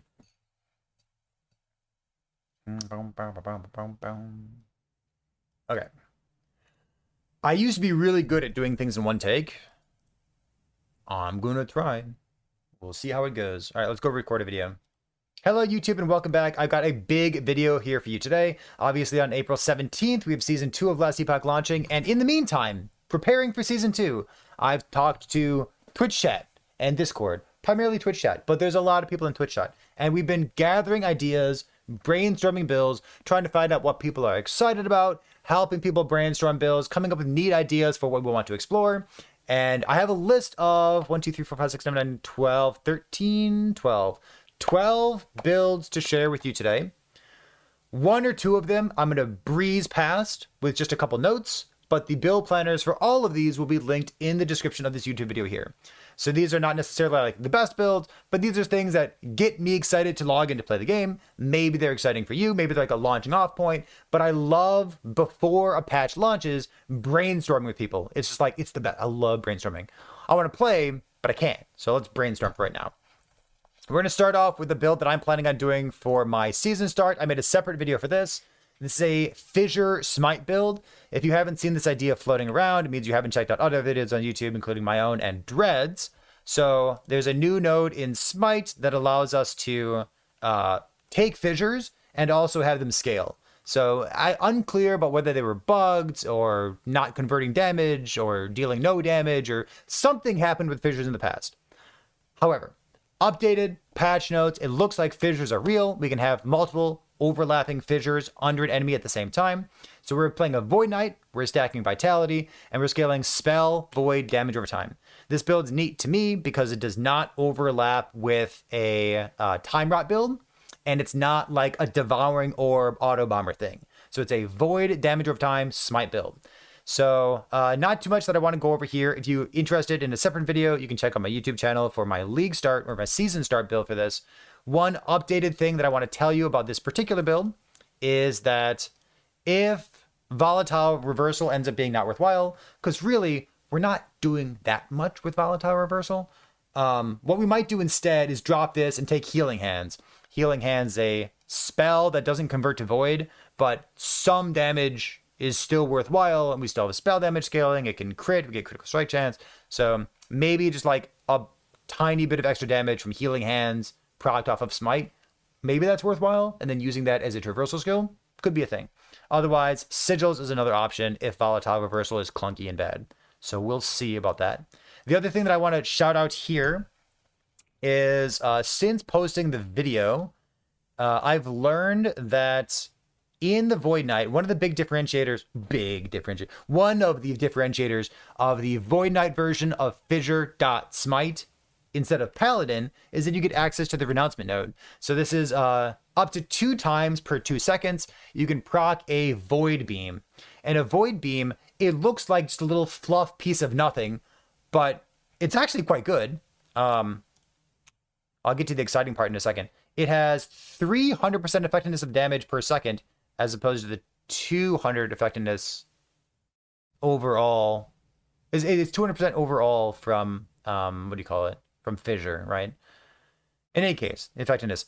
The Void Beam, turns out it's a sub-skill. So we got confirmed from Mike from EHG that the Void Beam is, for some reason, it should probably be written there somewhere, but it's a sub-skill of Smite, which means it gets the 250% more damage multiplier from Sacrifice. Cool. So it's like bonus damage. It's pretty. It's a lot of purple, and it's a new way of playing Smite that you haven't had access to before. So I'm looking forward to this. I like this build a lot. And something that you're going to see in lots of my builds is something that I forgot to do here. So take a look at this real quick before we move on to the next build. My armor is 5,400, and I forgot to make this change. Bum, bum, bum, bum. But we're going to type in bear, and then we're going to click on it. And then we're going to type in bear, and we're going to click on it. And then you're going to love this part. We're going to type in the word bear, and then we're going to click on it. So instead of having 5,000 armor, we've got 8,000 armor. So getting an extra 30 strength from these things here, you get endurance threshold per strength. We have a relevant amount of strength. Like getting the bear affix on these 3 things. I'm planning on doing this in a lot of the Sentinel builds that I've cooked up, because I think the bear stuff, like getting just huge armor here, is really worthwhile. So you're going to see that pop up a couple times. Those sealed new set crafting stuff that's available in Season 2. Let's close this out. We'll move on to another build here. I'm going to go back to the top of the list. So I guess the first thing we're going to talk about is something that was proposed by Arborist. Arborist sometimes make YouTube videos. Sometimes he scales poison damage back when poison was a good thing. And he does like damage over time stuff. So let's pop open this. And I'm going to pop open one other build as well. So we have 2 builds that are kind of similar. This is Heartseeker. And the first one's going to be a crit Heartseeker. And the other one's going to be a bleed Heartseeker. So the crit one was cooked up by a member of Twitch chat, Calvara, and the bleed one was cooked up by Arborist here. So I'll post both of these, and you can use this as a launching off point for your brainstorming as well. So an easy thing to look at when it comes to Heartseeker is you can take the flat bow damage here. You can take the flat spell damage, and you could use either Dragon Song bow or Rain of Winter bow. There's so many moving pieces to Heartseeker, and like it looks like an amazing skill tree, and it also looks like an amazing skill. So holy moly. One of the things that really stands out to me about Heartseeker and my time looking at builds and talking to Twitch chat over the past hours or so has been that these 3 nodes near the bottom left of the skill tree look really strong. So getting the Dust Shrouds is a very relevant form of defense.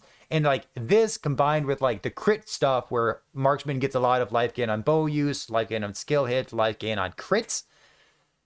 Using that as like your form of recovery, maybe a little bit of leech as well, and then like getting relevant defense from the Dust Shroud stuff. This is a lot of Dust Shroud stuff. This is very, very relevant defense, and I would put this on every single Heartseeker build that I use, like getting a lot of Dust Shroud generation. So what these 2 people did is they looked at the Dust Shroud generation here, maybe the shadow stuff here, maybe the black arrow stuff here, but you'll see the black arrow stuff is just like more shadow generation over here, which kind of feeds into the shadow stuff here, but you'll see that if we can generate lots and lots of Dust Shrouds, we also get to use Umbral Blades. So are we direct casting Umbral Blades? Probably not. We're probably just proccing them off of shadows. So there's this little package of like shadow, dark quiver, black arrows, Heartseeker, and like Umbral Blades getting more damage per Dust Shroud. You can combine this with Smoke Bomb. When you're standing in that, this damage multiplier gets doubled. And then you could even have Smoke Bomb on a lower cooldown as your traversal skill, which of course gives you twice as much generation of Silver Shroud, which is a 100% chance to take 0 damage for the next hit. So that's pretty good. I like this a lot. I think it's a really good suite of damage. I don't know exactly what I would do if I were playing Heartseeker, but like the Dust Shroud generation from this, the Black Arrow chance, and then like the black arrows, when you pick them up, they create a shadow, and then you have a 30% chance. It's basically a 30% chance for like double Heartseekers to shoot, and if you're scaling bow damage, then that's double damage, but I like it. I like it a lot. The combination of Heartseeker, Umbral, and Dark Quiver looks very, very cool. Notable in this is that both of these builds will have these 4x1 idols that say % increased damage with Umbral Blades per stack of Dust Shroud. So when you're building Dust Shrouds, you're getting defense for yourself. You're getting evasion as well, because Dust Shrouds give flight evasion chance. And then you're getting % increased damage and % more damage. And like that's starting to look like a real thing that you're very willing to stack up. So I like the looks of both of these a lot. The first one is Crit. It's using a Dragon Song. You can poke around the details yourself. And the other one, of course, is Bleed. I think most Heartseeker builds are going to end up being Bleed on day 1 and day 2, because Puncture plus Heartseeker seems super, super strong. This Bleed version, I'm not going to edit it here on stream. I just would rather talk to you about it. But I would also be interested in including something about like the Returning Darkness node on the bottom left that we just talked about. Maybe the Shadow Consumption as well. Because remember, every time that you're consuming a Shadow, you're also creating an Umbral Blade. And then those Umbral Blades could explode if you're creating a whole bunch of them. So, something about this looks real. Looks real to me. And I like the looks of it a lot. So those are some good ideas. Let's close these out and we'll move on to the next thing. So we talked about Fissure, Smite. We talked about Umbral Blade, Heartseeker, because those were the builds that our Twitch chat was looking at for Heartseeker. We didn't really cook up any other Heartseeker stuff. So let's go to the top and talk about multi-Smite VK. We're going to talk about 2 multi-strike, multi-Smite builds. I guess we're going to talk about 2 multi-strike builds. So for a moment, just for a moment, a fleeting moment, in Discord, Mike from EHG was unsure about whether the multi-strike node that allows you to shotgun a single target would also work with Smite. So while he was unsure about that, we cooked up a melee damage version. We'll talk about that in a moment, but let's focus on the spell damage stuff, because he later did confirm that this multi-strike node shotgunning does work with Smite. And then he said, be careful, it costs a lot of mana. And it does cost a lot of mana. So this build is a Void Knight spell damage character. I say spell damage instead of void damage because we're going to have spell healing hands going off as well. So we're going to prioritize spell damage instead of void damage if we can, because scaling all of our damage is better than scaling some of our damage, but it's a moot point because healing hands doesn't convert to void. Maybe someday. Go buy a supported unique item. Do it. So what do we need? We need a weapon that has minus mana cost on it. you could YOLO damage and dual wield. You could dual wield like a sword and a wand, or a sword and a scepter, in order to have the minus mana cost somewhere to get Smite's mana cost from going from 3 down to 0. So the big question in this build to me is, like, it's going to have damage. It's going to pump damage. I have no doubt about that. The question is, can we deal with the mana cost here? So it's going to cost, like, when you attack with multi-strike in the skill tree here, we generate 10 mana. And then Smite itself costs 0 mana, but it's going to consume 3, 6. So each remaining sword beyond the first should cost mana here. I think if you position correctly, the first one won't cost mana. I'm not sure exactly how it's going to work, but it's either going to be 6 or 9 mana cost. But then the echoes from being a Void Knight, because we're expecting a 40% echo chance, in addition to this, which is additional echoes, repeated by echoes have additional swords. Each of those swords will, I think, be working with this and consuming more mana. What I'm trying to say is your mana is the problem to fix in this build. We've chosen a scepter, so we have a sealed -3 mana modifier on it. We're not using Omnipotence because Omnipotence doesn't solve the problem, and it also doesn't have melee attack speed on it, so it's a staff. We're not using it. We are not using the Forgotten Knight sets because we need to be using a scepter for the minus mana cost. And then we want to use a shield as well because shields are good. We like shields. They technically cost us a more damage multiplier in the DK skill tree. I know, but I think it's worthwhile to have a shield because you're a melee build. And then not using a wand because the scepters can roll melee attack speed. So that's the justification for using the weapon type here. The other things that we're doing in terms of mana cost are Devouring Orb, spec'd really just for utility. There's no damage nodes here. We don't care about damage. We're using it for a more void damage multiplier that's global, so it affects your smites as well. And then this node for void essence chance. So the rationale for this build to try to solve mana is to spec into the nodes in the Void Knight skill tree that say when you have 3 or more void essences, if you drop below 3 mana, you consume 3 void essences to get 30% of your mana back. So, do you need to build mana to make this work? I don't know. We'll see. Because you can also combine this with multi-strike when you drop below 0 mana, consume all stacks of armament to restore mana per stack. So we have like 2 different things going on here. Do we need to build percent mana or increased mana somewhere to make use of this node better? I don't know. Do we need to spec into Future Mind with an 8-second cooldown? Probably not an 8-second cooldown. I'd be surprised if that's the case here. So that's the thinking of the build. The last thought of something that might happen if you play this build is you could spend 1, 2, 3, 4 and put points into Desperate Measures. This says that when you're out of mana, Smite is free, which is really interesting because your your multi-strike is free, your Smite's free, your movement skill is free, your Devouring Orb, not free, but you were only using it for mana to begin with. So, and then Anomaly has a mana cost. It has a mana cost of 20 minus 3, 17 mana cost. So I don't know how that would work if you're just like letting yourself go negative mana, but it's an option. And if I were going to play this, that's something that I would keep in mind, and maybe I would end up using it. So that's the planner for you there. Void damage, armor mitigation, a bunch of vitality. If you're doing anything with Devouring Orb, try to get your vitality up to 90 so that you can double the more multiplier from this thing. So that's up to you. Let's close this out and talk about the next multi-strike build. While we were discussing whether the Smite nodes works, it does work with the shotgun node. But while we were discussing that, we said, okay, well, is there something else we can do instead? Maybe this. If you want to play melee Void Knight, Erasing Strike looks great. I love Rive. I'm sure that VK Rive is going to be a good thing. You get like the double effect of your flat stuff, or of your 200 weapon, all the text in your weapon, and then you also get like double echo chance. You get all of your damage converted into void, and I love that. So good. Oh, actually, this is a 1.2 planner. Where's the void conversion? It's supposed to be there. Void cleave. No, that's not right. Rive here. Echoes. Oh, okay. So the very last node has the void conversion on it. Got it. I didn't know which node had it. So the void conversion here just means like the flat damage from the implicit of Apathy's Maw gets converted to void as well.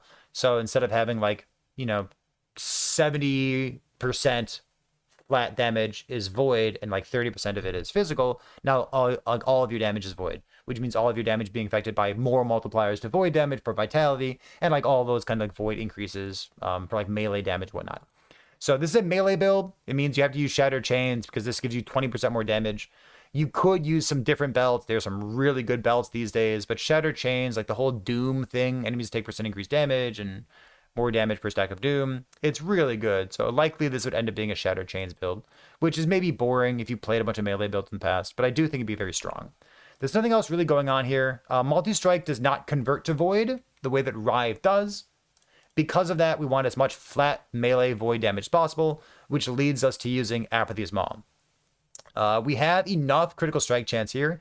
You'll see like some tier 7 in one place and another tier 7 over there. So a little bit of %. Actually, it's triple tier 7. It's a lot.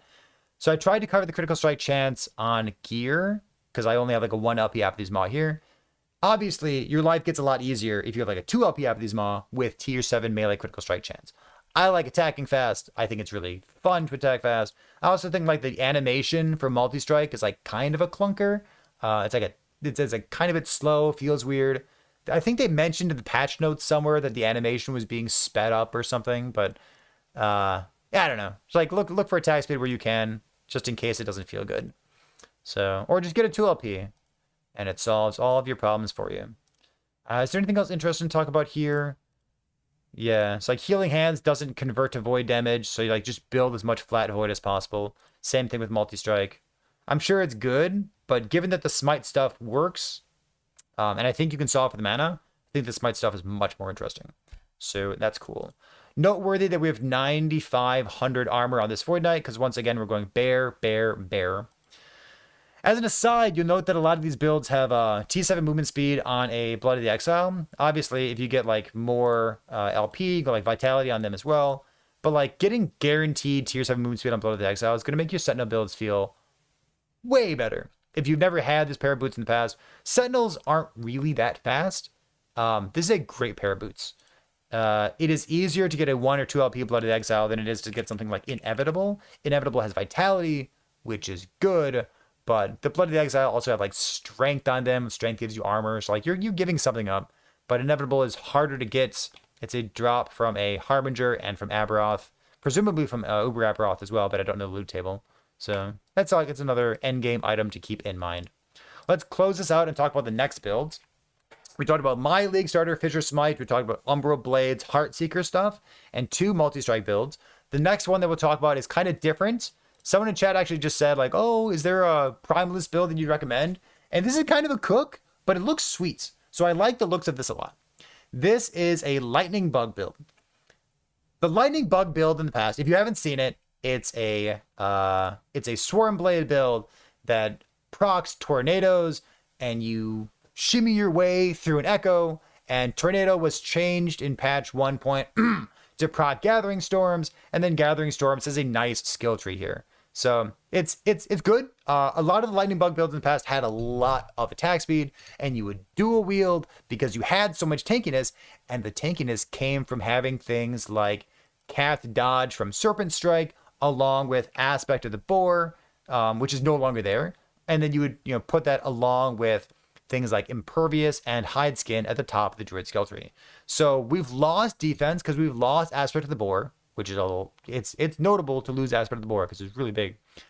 And then we've also lost the dodge chance. So in my experience, my Swarm Blade builds have always been like a little bit squishier than I want them to be ever since the Aspect of the Boar in the Beastmaster skill tree got moved to beyond the halfway point. What does that mean? It means if you're playing a Lightning Bug build right now, you will find yourself squishier than you've been in the past. And I don't like that, especially considering that the old archetype was a dual wield archetype. And I don't like that. So that leads us to why is this build interesting? We have lots of new stuff going on. Let's talk about the damage thing that's exciting. And then we'll talk about the defensive thing, which should definitely be on your radar because it's so strong. Damage first. Damage is interesting. This is Stormbreaker. It's a very bad item. Okay, it's not bad. It's kind of bad. It's an item that you are currently in patch 1.1 not excited to use. In the future, in patch 1.2, it has a new line of text. It says, gain a storm stack when you directly use a melee attack and hit at least one enemy. I've heard people say that they're excited about this item because they want to play a Beastmaster and stack attack speed, or they want to be a shaman with attack speed or something. And like, you could use a melee attack like Tempest Strike in Beastmaster form and gain storm stacks. That's true, you could do that. However, to me, the most exciting thing about Stormbreaker is that it allows you to gain storm stacks, which is currently completely unavailable to you while you are transformed. So what does that mean? As long as you have one storm stack, you can gain more storm stacks from a node like this called Friend of the Tempest. So Friend of the Tempest in the Gathering Storm skill tree in the bottom middle, it says if you have at least one storm stack, your minions' lightning skill hits have a chance to grant you more storm stacks. So you can put 2 points in this, 1 point in this, however many points you want. But this build will be walking around in Swarmblade form and will be proccing chance to summon a Thorn Totem at hit. Thorn Totems will have 5 Thorn Totems summoning here. And then all of these are going to have like a bunch of cast speed from the Titan's Bane node and a tiny bit of Pierce just to make them hit more stuff. I think this is going to feel very reasonable. It's going to feel a little bit like an automatic build that walks through echoes and bombs enemies, if you catch my drift. So for single target, you will want attack speed. You will want to proc the tornadoes in Swarmblade form, and that will give you more tornadoes here. The more tornadoes here give you more frequency of the Gathering Storm stuff. So like, you still have the lightning bug build that existed in the past, but the difference in terms of offense is that now you get to automate some of that clear speed. I think it's cool. I think it's interesting. I like the idea a lot. Hopefully it's good. Stormbreaker is a two-handed mace. It's slow. It's 0.9 attack speed instead of being like dual wield, like T7 melee attack speed. Like, it's going to be different. Hopefully it is still good. Notable because it's the mace, we get to get a bunch of flat damage from the Tempest weapon node in Gathering Storm. Enough about that. What about the defensive part? This item exists, and you should know about it. Mantle of the Pale Ox is like Titanheart if Titanheart were just better. It says up to 24% of damage is redirected to your highest health minion. If you incidentally have minions in your build, like you have forged weapons, or maybe you're proccing a whole bunch of thorn totems, or maybe you have like some random locusts running around, is pretty strong. There's text here that says a minion can have any amount of damage redirected to it, even if that damage would leave it below 0 health. Which means if you have a minion, this is kind of like 24% DR. Awesome. It also has percent increased health on it. It also has movement speed. It has strength on it. It's got low armor base type, but it's got strength too. And then it's got plus level to minion strength skills. Would you believe it that Swarmblade form is even plus levels to a minion strength skill? So this is an item that you ought to know about. Big. It's also like, you know, get 1 LP on it, guaranteed 1 LP slams. Sounds like a fun thing to do. So I don't know how good it is, but it's very exciting. You get attunement in as many places as you can because Gathering Storm gains flat spell damage per attunement. And because you're not using a source of spell damage like a wand or a scepter, you need that flat damage to come from somewhere. So that's what your attunement's doing there. You can poke around this build. I think it's really neat. Don't know how good it is, but it looks like a really neat. Shit, I said neat twice. Moving on to the next build. We're going to talk about a build very briefly. This is a build that I'm including because someone out there is going to be happy that there's a build planner for it. Someone out there has been looking at Smelter's Wrath and saying, boy, it looks good, but I don't see anyone cooking Smelter's Wrath builds. I have it on some authority that this looks like a real build. I don't want to play Smelter's Wrath, but you got to stand still. You got to channel it. It's a melee build. It's Forge Master's Might, so you can't gain haste. You gain block chance instead. So I have it on some authority that this build's reasonable. The rest of it's up to you.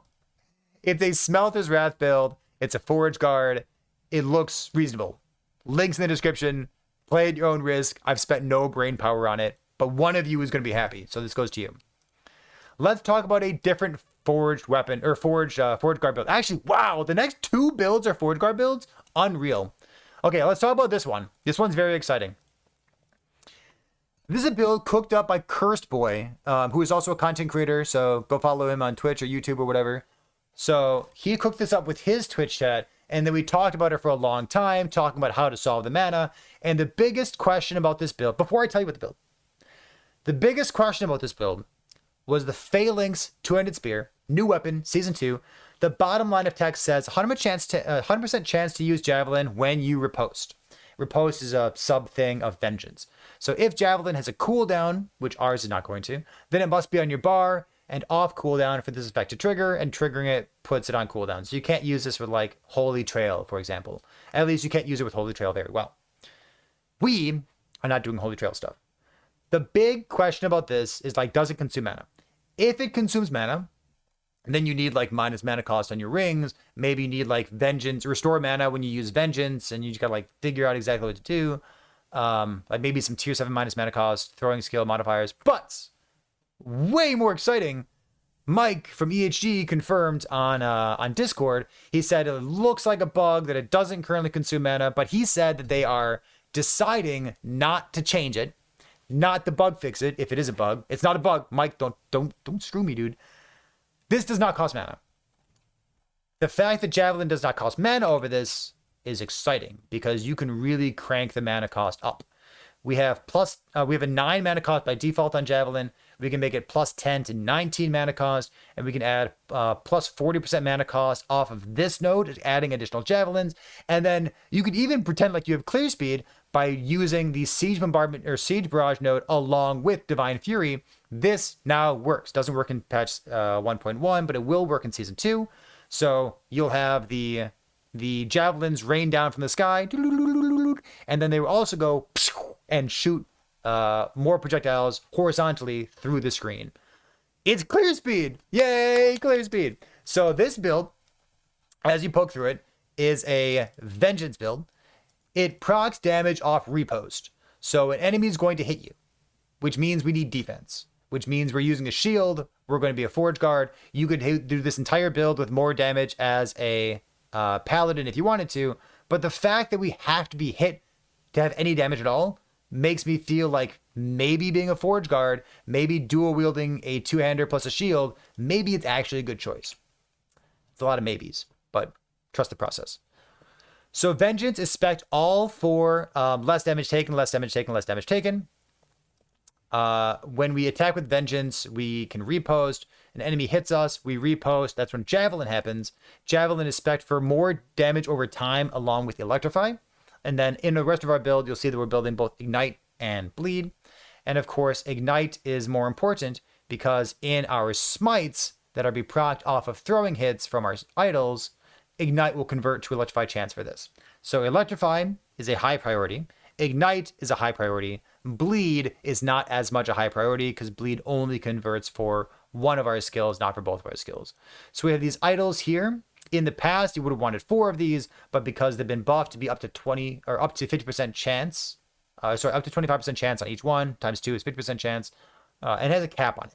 So like these, the buff or the side grade to Smite idols that happened like 1 or 2 patches ago really helps out this particular build. I like it. I like the use of these a lot. So we are a lightning damage over time build. Because of that, we're also healing hands. Healing hands procced off of our melee attacks. And then we also have 1 point into the divine bolt stuff. We'll get to that in the paladin skill tree. And of course, all the points for electrify because this is a electrify build.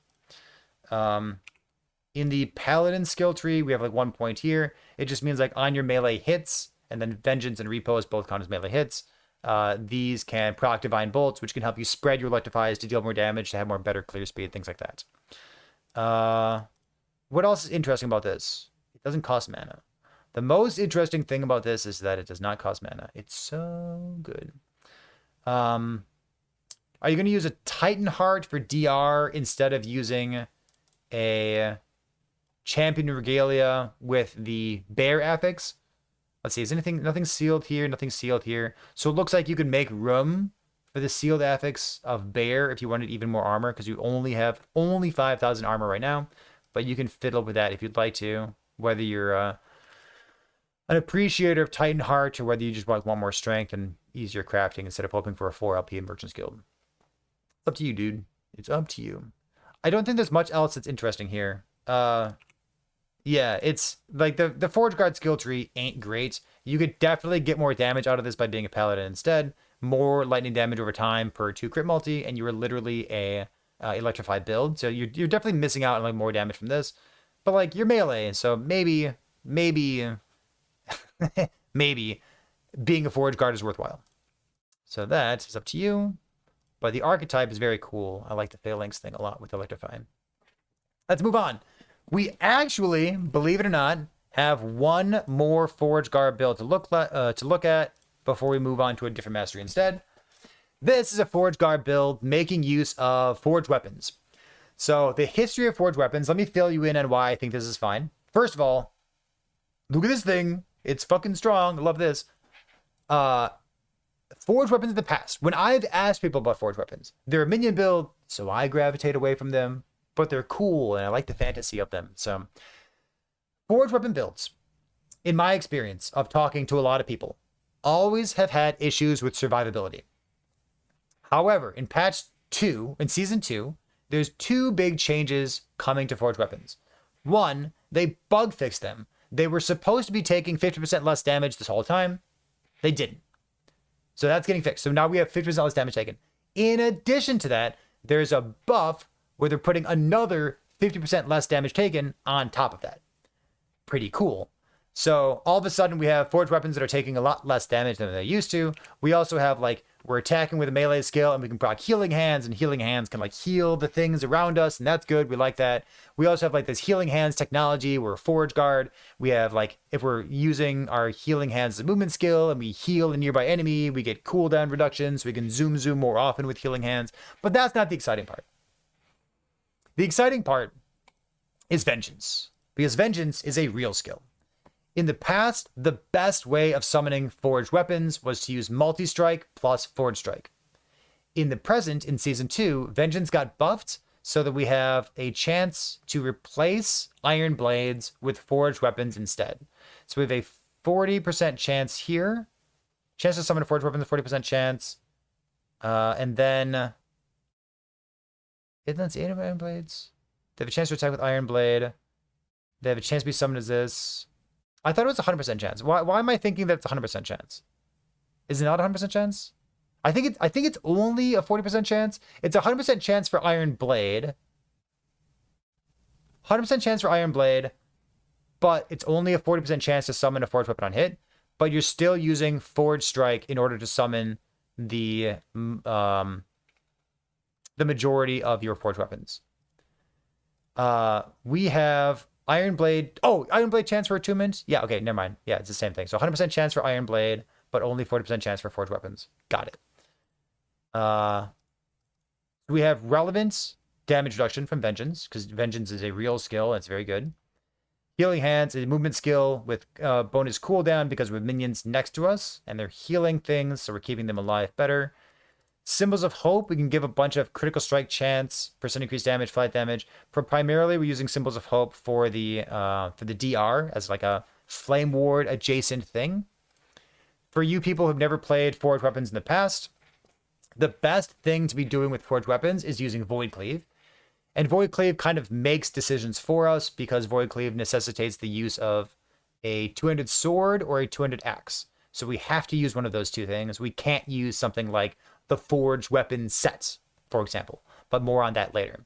The best thing that we can do to juice up our damage is to give them a ton of flat flat fire damage off of these nodes here.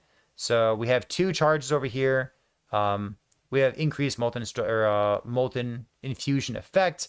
It only hits your minions, and you just juice the shit out of all your forged weapons. So this is the best thing that you can be doing here in terms of like juicing up a minion.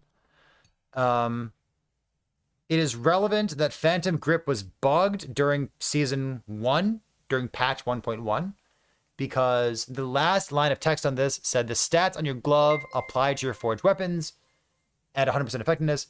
What it actually did is it applied all of your gear to your forged weapons, which maybe they should just do that. that sounds pretty cool.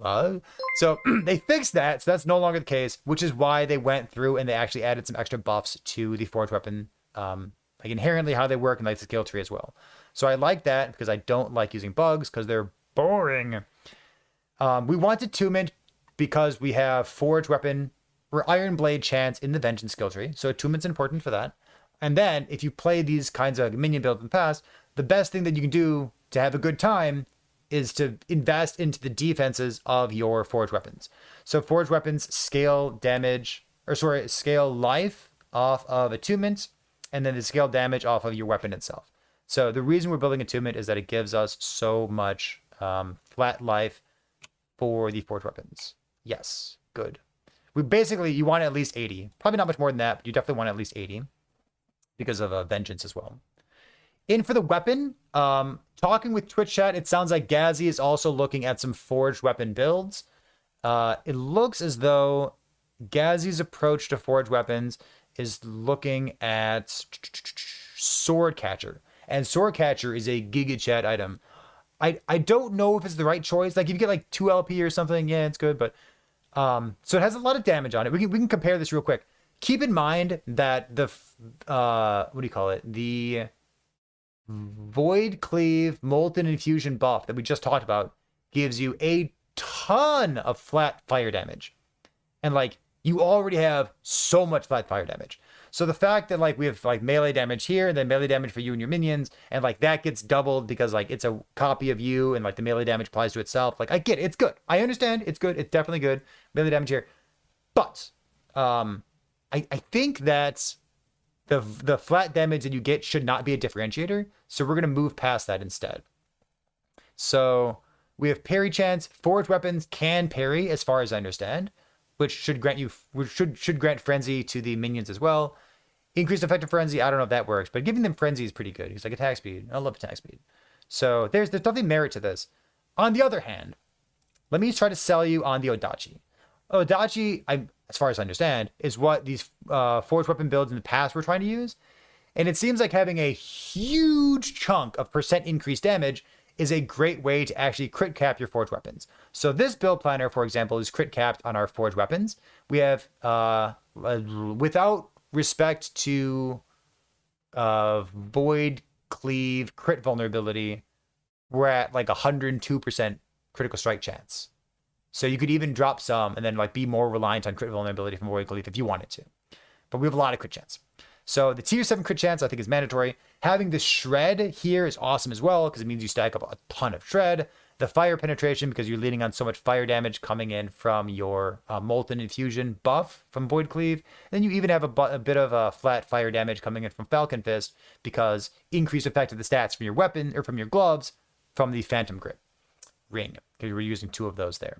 So it's like a lot of moving pieces, but I think Odachi has a lot of merit. And then of course the implicit is 170 melee crit multi, and we're crit capped. So like Odachi, to me, seems like a good choice. I like it.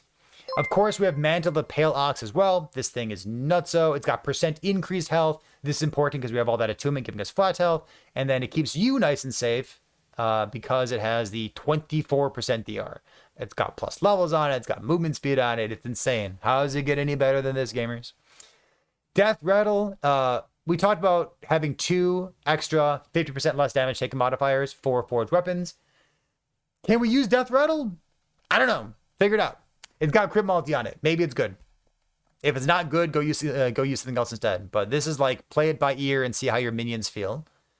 Speaking of play it by ear and see how your minions feel, I would like to shout out the node that got buffed in Forge Strike, this node called Shrapnel.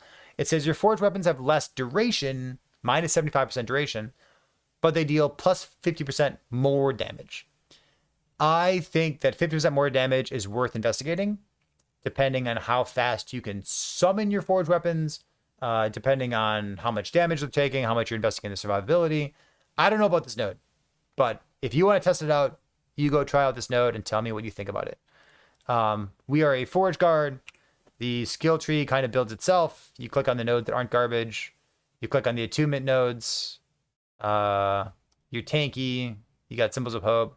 Done. Yeah, it's kind of a boring skill tree, but I spec'd into, I guess Paladin is Fire Shred here, huh? Fire Shred's kind of interesting. I spec'd into the axe throwing stuff because some of your damage is going to be physical damage, and getting Fizz Shred and Fire Shred at the same time felt nice from the Shield Breaker plus axe throwing node in the base Sentinel class. So that's the rationale for those things there. Noteworthy, this build has 4,000 armor instead of like the 9,000 armor that we've been looking at in the Bear set builds. But I don't know. It's a Forge Guard. It's good or something. Poor Forge Guard. Even on the builds that excite me for Forge Guard, I'm still just like throwing shade at it. It's fine. Let's keep going. We have 1, 2, 3, 3 more builds to talk about. This one's interesting. This build started out as a Sork. It's a Rune Master. That's kind of weird. I didn't think that I was going to spend my couple hours leading up to Season 2 playing Rune Master builds or looking at Rune Master builds, but I think that Rune Master offers more to this build than Sork does. We are not a big mana cost build. We are not building a bunch of mana. We're not using Static Orb to apply Spark charges. So, like, what is Sork doing for us? I don't know. It's obviously good, but, like, I'm not using anything. So the question is, like, what does Rune Master offer instead? And the answer is maybe something. I think Rune Master needs a buff. Hot take. So we got a couple nodes in here for more damage to bosses and more damage to branded enemies. Actually, I think I need a brand in here, don't I? Isn't there, like, what's this thing do? Lightning scales that cost at least 50 mana from brand deception. Brand deception, brands of trespass, brands of subjugation. I don't have any brands, do I? Oh, it's just flame rush. We have no flame rush. I don't think we currently have a brand in the build right now. Because I don't have anything that costs over 15 mana here. Lightning scales that cost 15 mana. Cold. I don't think so. Okay, so maybe this node is not what we're looking for, given that I don't think we have a brand right now. All right, that's for you. That's your homework assignment, okay? Why are we playing a Rune Master? Because I think it's okay. Because Sork, it didn't offer too much, and maybe Rune Master offers more. I don't know. So we have Runic Invocation, basically spec for Cold Fire Cold to give you some ward per second stuff. There, that's all this is doing. Let's talk about the exciting part of the build. We're doing two things. I guess we're doing a couple things.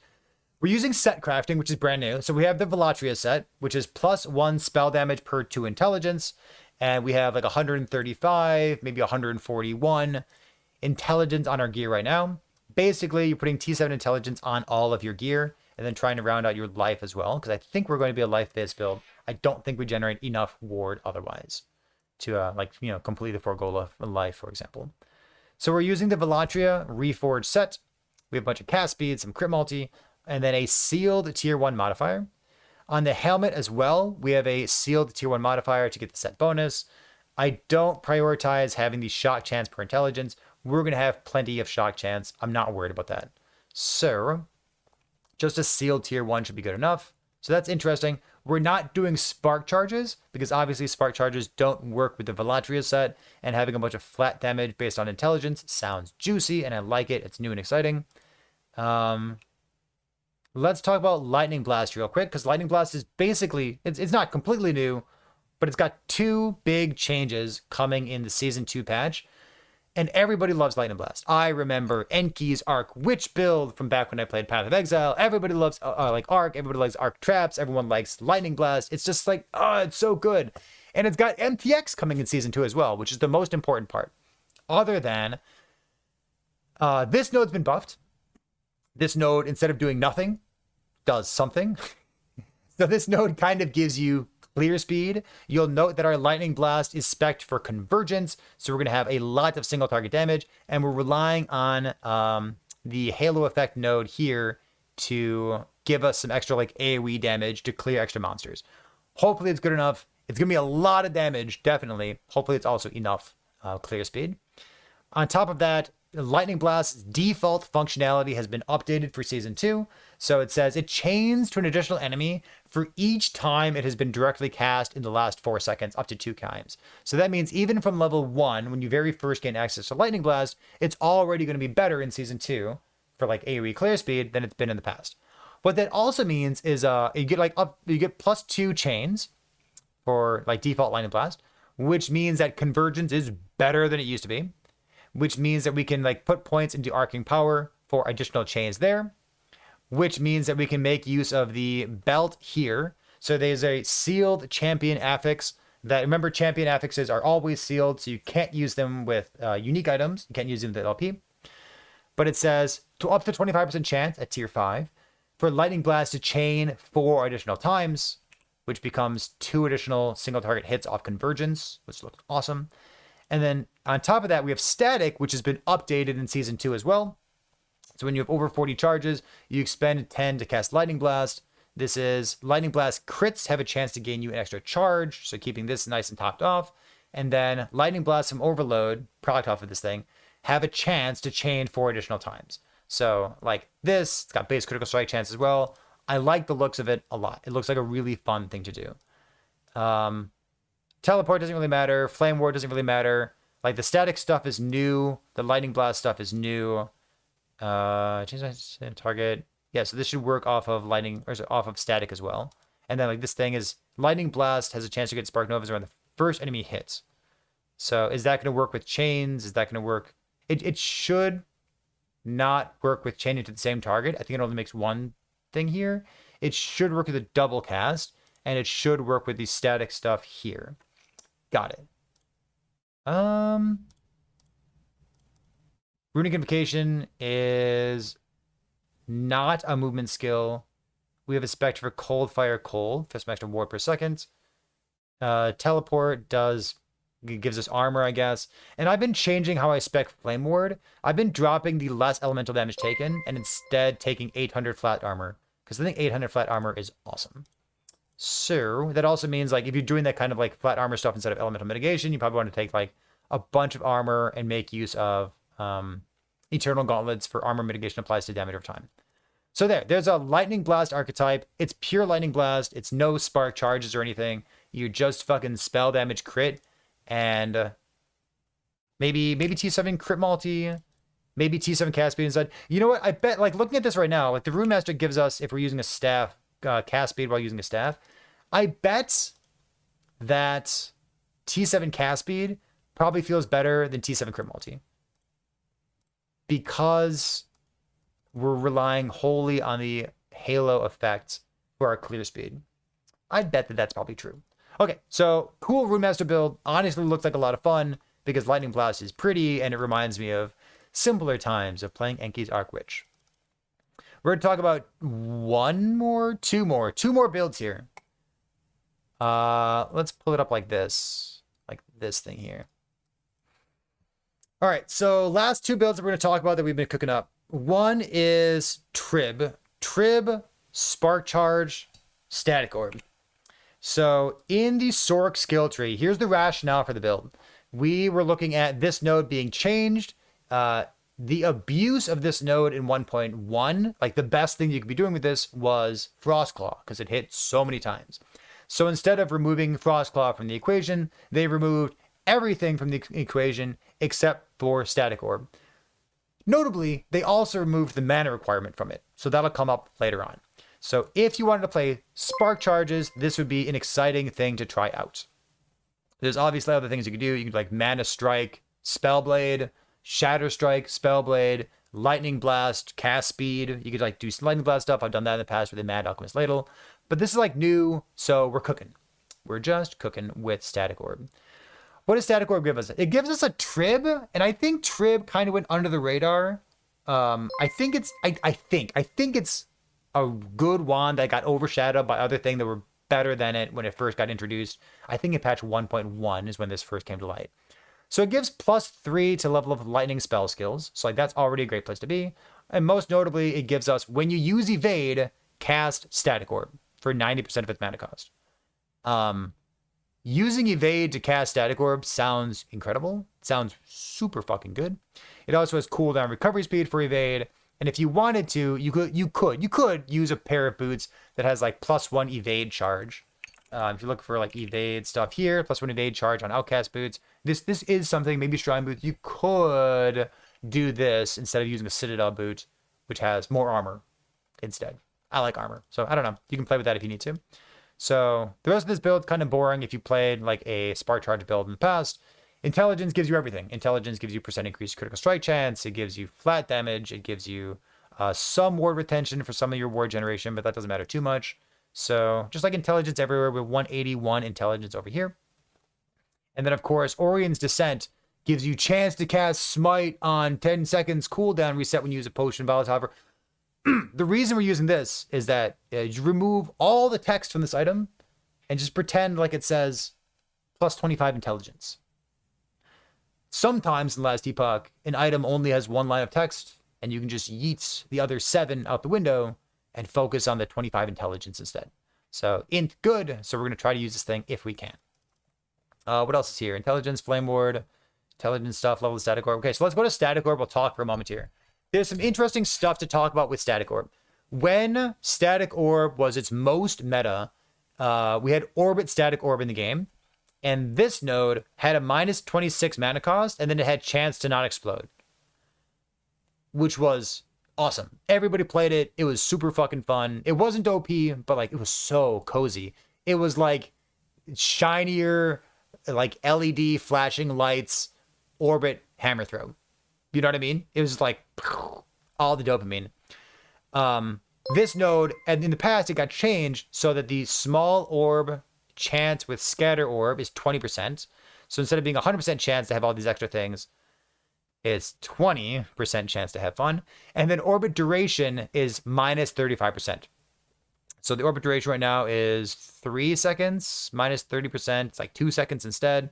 So the duration is probably fine, but yeah, you know. So here's the question for this build. The question for this build is, do you need to take Ball Lightning? Do you need to take the minus 26 mana cost? Or can you go without it? If you can go without it, then you can use for the next 4 seconds after using Static Orb directly. The next 4 seconds after using Static Orb, directly casting Lightning Blast and hitting at least one enemy cast refunds 25% of this. I think, because it says directly casting Lightning Blast, I think that this works even if you proc Static Orb off of Evade, for example. So the idea is like, you're like an Evade Auto Bomber. I really shouldn't say that word.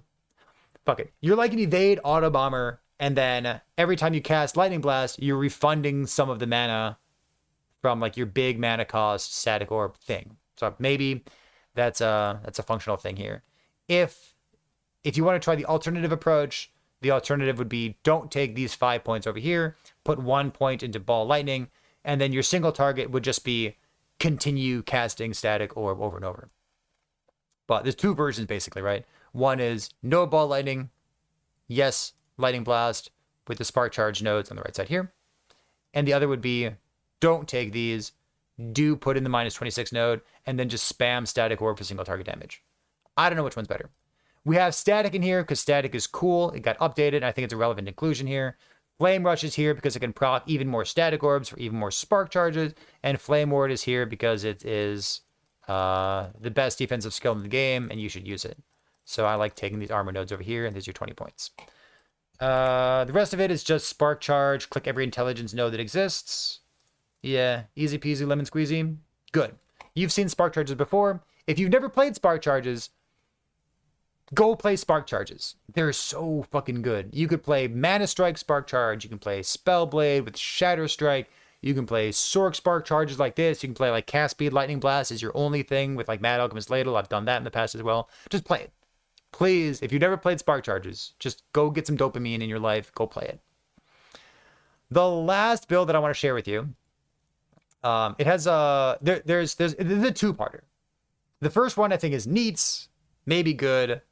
The other one is also neat, maybe good. So we're putting this one at the very end of the video because I know someone's going to like the idea of it. Battle Mage's Endeavor.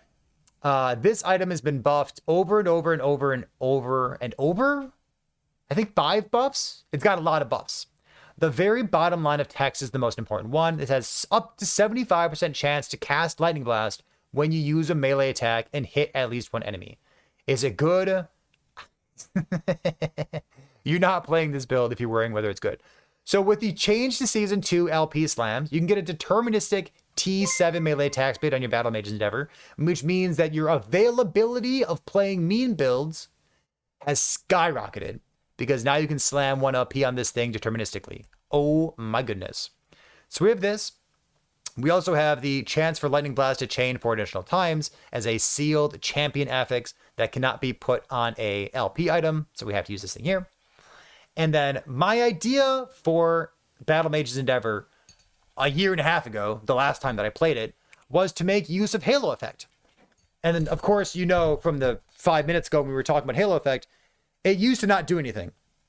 So these days, it does. It does something. They bug fixed it. So my idea would be to use Halo Effect in Lightning Blast as like your primary source of damage plus AoE. You have the convergence stuff down here. You're not directly casting it, so you're only getting the casts from your belt for chaining, and then Static Orb will chain a little bit as well with the Diode node here, chance for 4 additional chains. And then we're just like rounding this out with, you know, some generic more multipliers that function, right? Like not the double cast stuff because that's direct cast only. We're a Spellblade for this, and we're melee attacking. So we are melee attacking with Mana Strike to recover our mana. We are attacking with Frostclaw, we're proccing Frostclaw off of the Frostclaw skill tree and the Spellblade skill tree and trying to get this to deal some damage as well. And hopefully it deals enough damage. So it's Lightning Blast plus some other things that might also be relevant. Chat, if you're ever playing a Spellblade, please spec Flame Ward. Any mage build that doesn't have Flame Ward spec'd is going to feel bad, and you're going to wonder why. And the rationale is it is the best defensive skill in the game. Use it. If you don't like using Flame Ward, play a different class. I don't want to bully you, but I kind of do want to bully you. So I want you to have fun. You know what I mean? We've already looked at build planners for people who don't want to be using Flame Ward spec'd. Use it spec'd or just don't play it.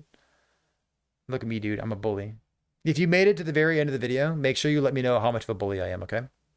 Why do I have intelligence? Oh, because we're not Spark Charge build, so we don't need T7 intelligence. We can go health instead. Got it. Got it. Oh, you can go bear. Bear. All right, so I've got 2,000 armor here. Flame Ward gives you another 800 flat armor. If you go bear on your helmet, body armor in here, you can have even more bear stuff. I guess it gets in the way of you having the Flame Ward charge, but I mean, like two Flame Wards instead of 3 Flame Ward charges is probably fine. It's probably fine. You know what? If I were going to play this build, I'd probably put bear on it too. Armor is just like so good. Any interesting blessings? No, not really. Anything interesting in the skill tree? Intelligence gives you flat crit and percent crits. Intelligence is Giga Chad. I've got 20 points. Take these nodes as well for the percent increased armor while you have this thing. Because you have ranged Mana Strike, it's very easy to keep this Arcane Shield up and procced. Looks good. Looks good. I'm going to save that so I can put that in YouTube video description as well. So those are some sweet cooks that we've had over the past 2 days or so, talking with Twitch chat. These are exciting things. If you are going to play one of these, or if you're going to like take this and morph it into whatever your build's going to be, let me know, because brainstorming builds is super exciting. I'm going to play that Fissure Smite, so I already know what I'm going to be doing in softcore COF. Yeah, that's it, dude. I'm into it. You can go mirror. You know, it's funny. Someone in chat just said that, and it's so funny. Because as I was talking about this, I was like, you know, you could do that. You could actually do that. You could technically do that. You know what you could do? Yeah, you're right. You could do that. You could use Mantle of the Pale Ox. Where's that unique thing that we were just talking about a moment ago? Giga Chad, new unique body armor. Where is it? Mantle of the Pale Ox. If you have random minions in your build, this item gives you 24% DR. So the question is, do you spec teleport and then have a bunch of cooldown recovery speed to have the mirror images on arrival and the mirror images on departure and mirror image, probably not duration because they're going to die instantly, right? But like, do you want to spec mirror images in teleport in order to have a random minion in order to get 24% DR sometimes? Maybe Mantle plus Eterra's Path. Dude, Twitch chat's cooking live on stream right now. You go Eterra's Path so that when you're walking around, you're randomly summoning vines and the vines can get the DR for you. Ugh. Oh shit! You could use the crab ring! And then you could have the crab, and then the crab takes damage for you. Oh, and then you could use the crossbow guy. Malvern's Writ, you could do that to have the crossbow guy follow around after you. You could use the Tome of... Oh, no, that's an offhand. Never mind. No pun allowed. What's that on... What's history? Yeah, Tomat's Incorrect History of Eterra. I'd be surprised if anyone actually uses this. But technically, it also achieves the purpose of having random-ass minions following you around. Crossbow guy. Crossbow guy. All right, listen. The video's gone on too long. Check out the description. Let me know what you're playing in League Start. I'll see you later. What a good video. Yo, Dread. What up, gamer?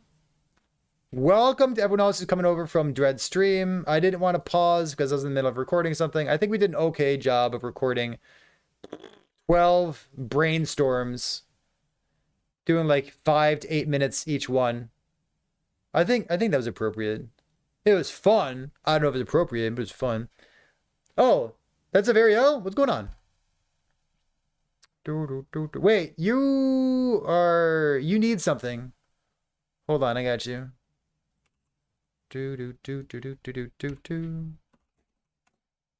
Bam, one of those. Gotta VIP those EHG people so they feel happy being in Twitch chat. It's very important right here. Let's see. Let me scroll back up real quick. Am I baiting you with this build? I was pretty upfront about the builds that I'm not a believer in. Like the Smelter's Wrath one, I have no idea about. The Trib one. Oh, I forgot to say something about the Trib one, but whatever. I think the Trib one has a lot of potential to it. Someone said that they like played it and ended up being bad, but like I'm gonna call that user error. I'm gonna throw shade on Cursed Boy because he said that he's played something like this in the past. Like, he made a mistake somewhere, right? Surely he made a mistake somewhere. Trib, Evade, Spark Charge, Autobomber. Like, that has to be a build. It has to be. It has to be. You gotta go grocery shopping? Is that a euphemism? What does that mean? Why are we grocery shopping? You mean McDonald's? I ignored the raid. Chat, listen. You know what a YouTube video sounds like. You know my YouTube voice. Hey everybody, welcome back. Yeah. Alright, now we're caught up. Let's see. Chat has some ideas how you can solo support your friend group. Paladin's a pretty good support. Let's see. I'm scrolling through Twitch chat right now. Elemental B build. I mean, I wouldn't, but you can.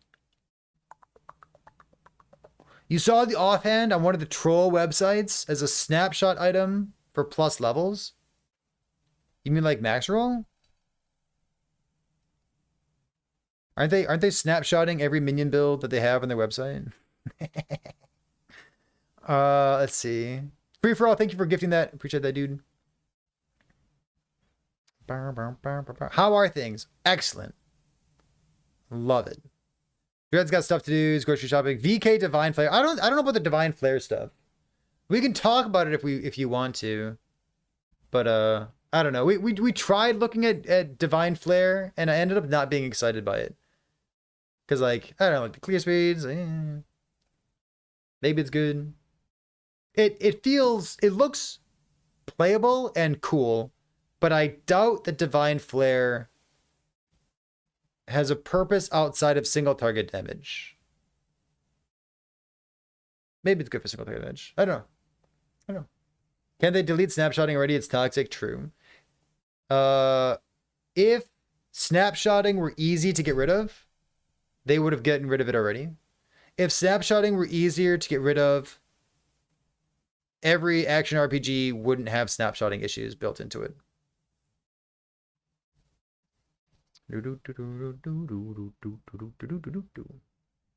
Done. Did Last Epoch patch on Steam? Did it patch on Steam? It's gonna patch. Isn't there? There's downtime right now, right? I think Last Epoch's currently down for 24 hours getting ready for this. Isn't it? You have to leave your shit logged in? Why are you not patching? Okay. In case anyone doesn't know, Averiel in chat is a EHG team member. So whatever she says is probably correct.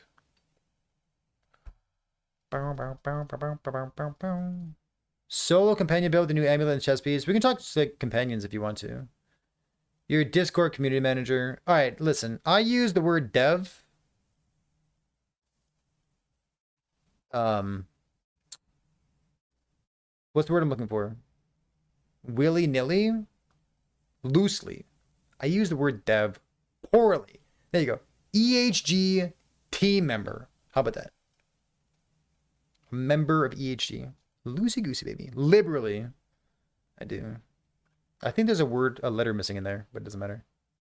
Okay. Are we cooking builds? How much mana regeneration should we be shooting for in a build if you're going for shaman? I don't know what build you're doing. Library. Variel is the only person who's banned me on Discord. So let's not glaze her too much, okay?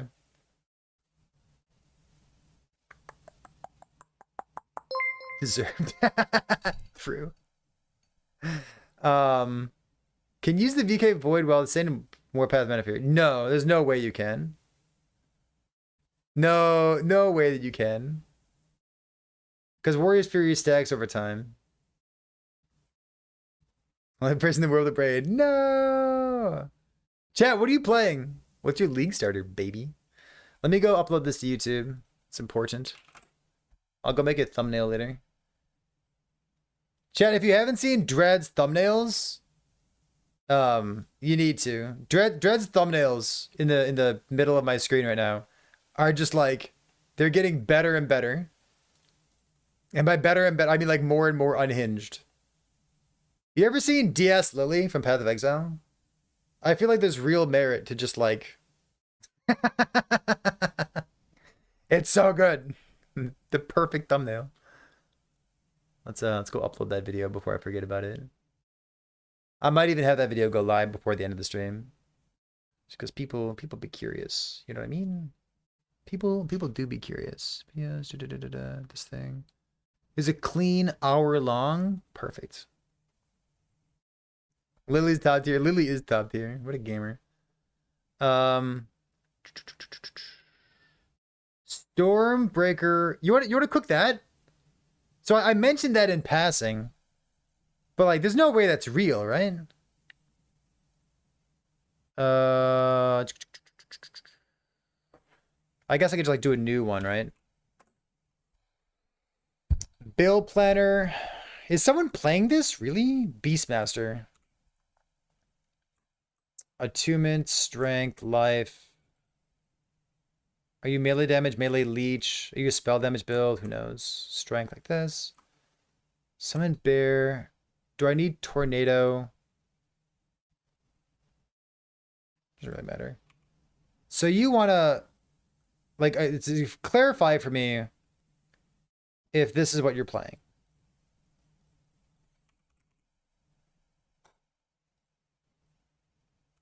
Let's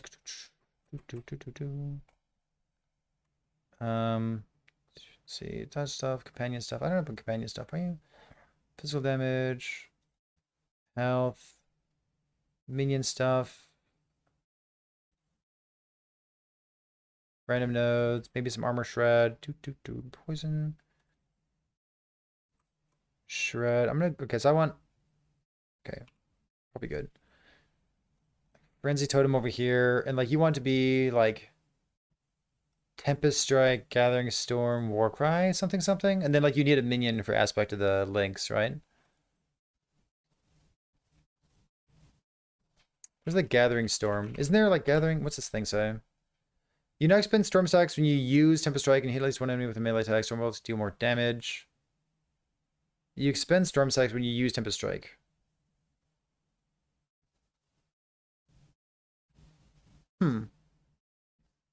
You're playing Shaman, not Beastmaster?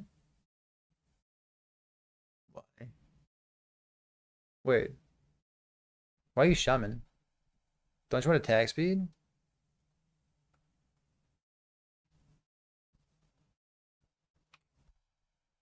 Shaman?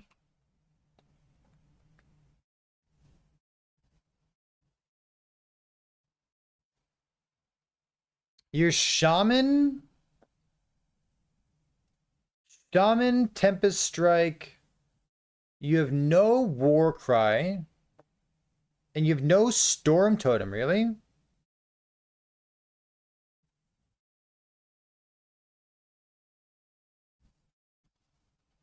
You have no Storm Totem.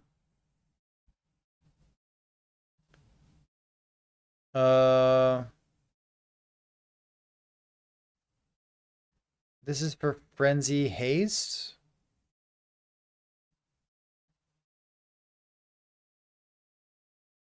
If I were doing this, you're expecting to strike, right? Strike, got it. Okay, so you strike. There's no just like nothing, got it. Lag and stuff. Just be gain a second when you cast a Tempest. No. Lag and stuff down here. Affected totems, the storm causes you have 50 intelligence.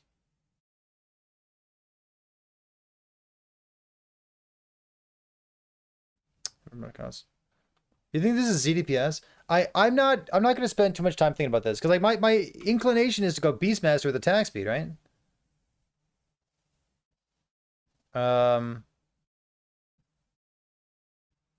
more damage points. Directly spellcasts. Chance to cast Stormbolt, 50% chance.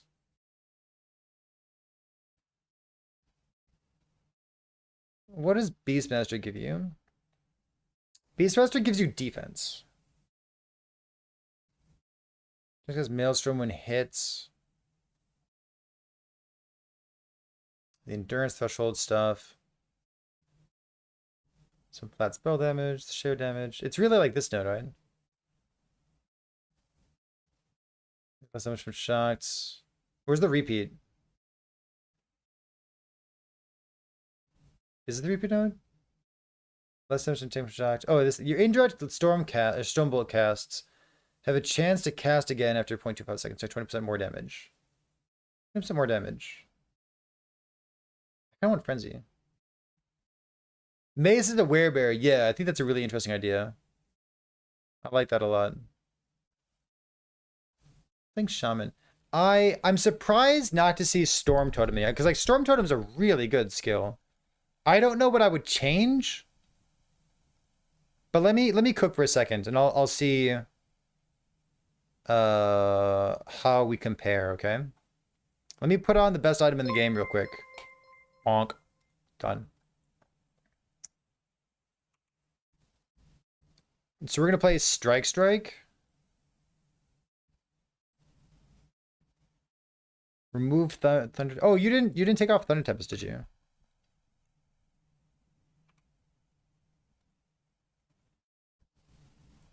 Why do you want Thunder Tempest?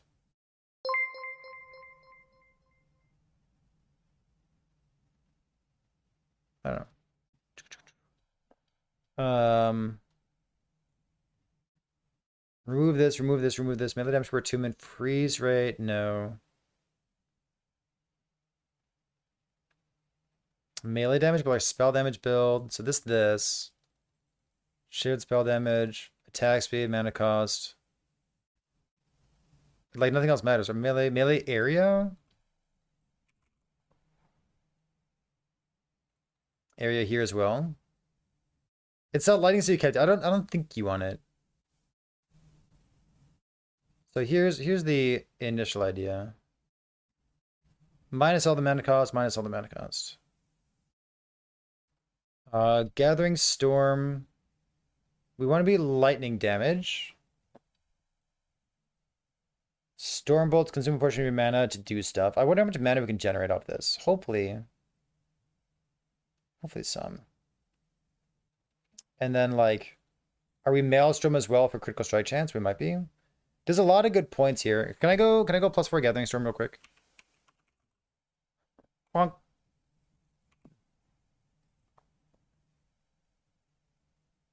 What does this thing say? Gathering Storm melee attacks deal damage in a large area. If you get additional storm strike, no, this thing.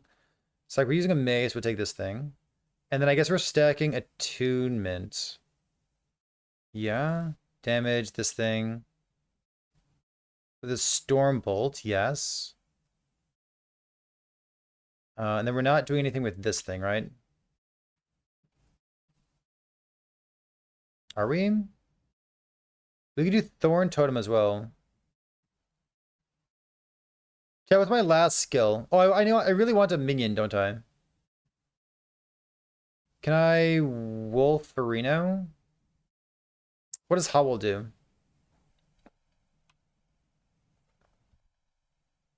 Grants Frenzy. Frenzy more melee damage. What does Bear do? Changes the speedrun with the temporal skip. Probably not, because you're not going to have a temporal key at the beginning. If you want to go, like, literally as fast as possible, I'm not the right person for that.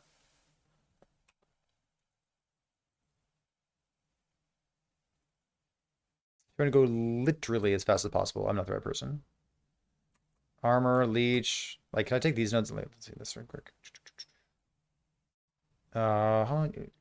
When you kill an enemy, it's just a howl, it's an expend mana cost. Like all the howl nodes. Can I do howl nodes? Just a howl and kill. Attack speed, movement speed.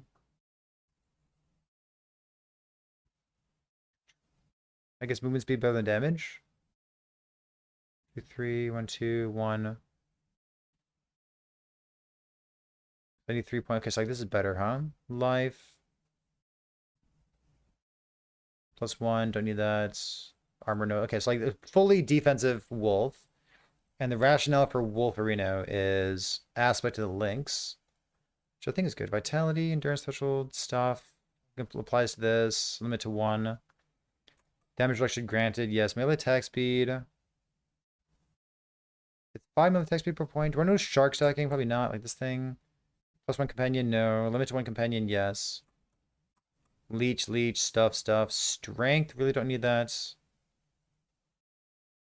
Aspect duration. I don't like shark stuff.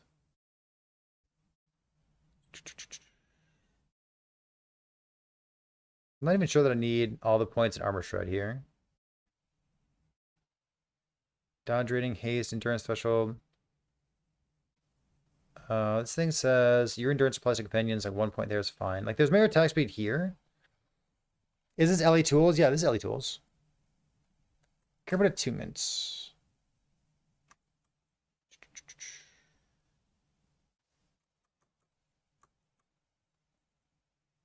It's like a good attunement strength node.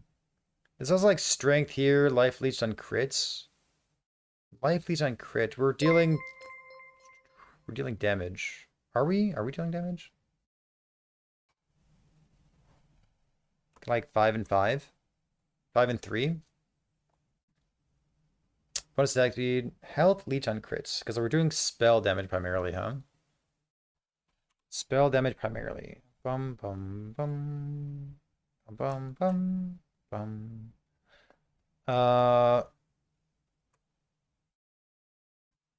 I don't have Maelstrom. Do I care about not having Maelstrom for the flat critical strike chance of Gathering Storm hits? How do you get flat crits?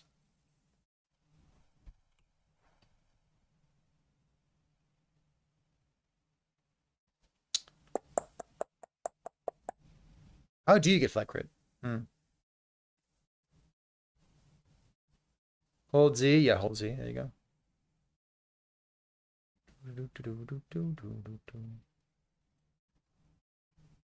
Prismatic Gaze, Monka? Yeah, I think it has to be Maelstrom, right? What am I dropping then?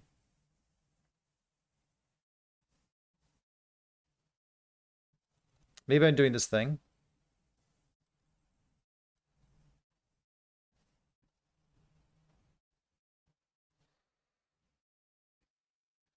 More physical damage. Do you want to be physical build?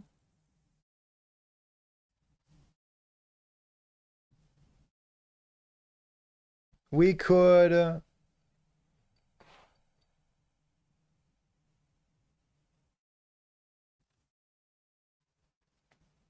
mana efficiency. We could be a physical damage build.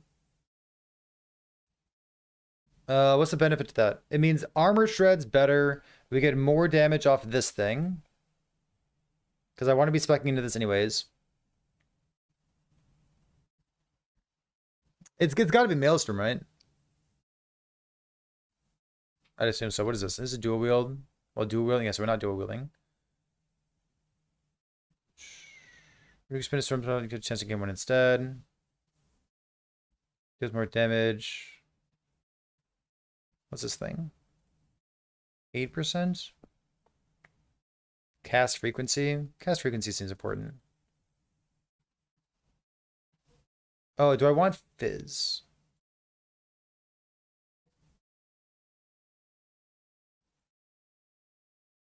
Physical conversion. It gives you more multiplier. It's kind of good. Maybe that's okay. Where's these nodes here? Tether range, crit multi, more damage, melee damage stuff, tether range. What does Wolf do here? Increased critical strike chance granted by Wolf Howl.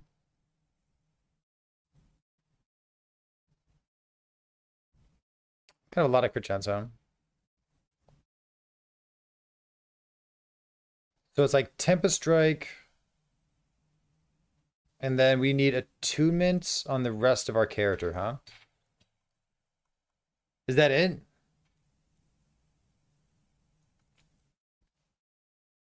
Health gains endurance threshold, damage leech. Like we have 4% leech. I think we only have 4% leech right now. Oh, we got more than that. We actually have a lot of leech.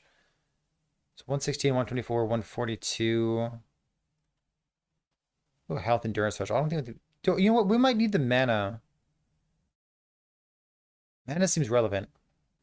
Better armor base type, endurance. I'm gonna take this thing and see what happens. So we need attunement, and like attunement's nice because it gives us mana as well, and if we make use of that. So we're a physical damage build.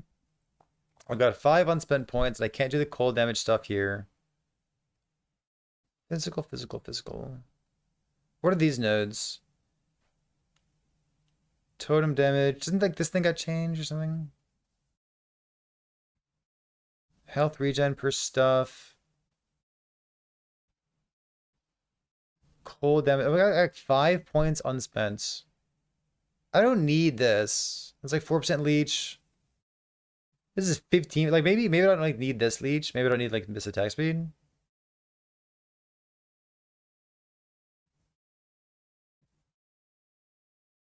Maybe that's unnecessary. Do I go Spriggan instead?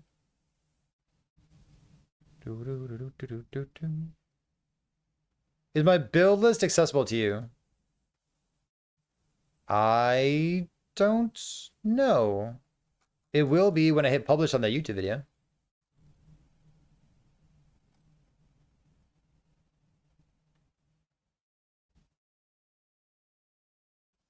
Like, these points are good.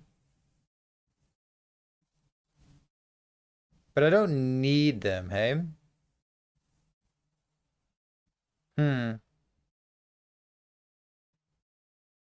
Nuts for alts? Yeah, definitely. It's gonna be really fast.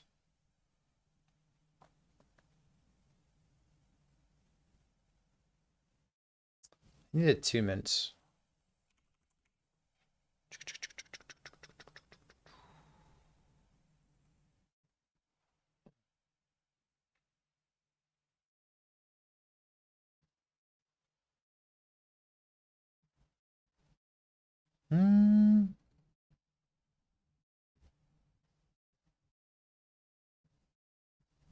When hits, as the board grants additional damage. Your hits on melee hits. So I really don't need this node, do I? But I need at least 2 points somewhere. Companion, revive range, melee damage, stuff. Next attack, next. So I can take those points out like that. That looks trim. Minion, revive speed, melee physical damage, no. Poison res? Max that thing out. Like, there's more. This is 5 melee attack speed per points. And we already have a bunch of crits. Fiber duration, no. Poison penetration, no. Strength's fine. So I can't go boar here, but like mantle should still be good, right? I wonder if mantle's good.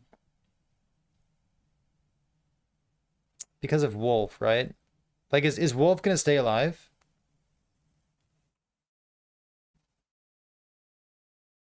I don't know. Unclear. Unclear.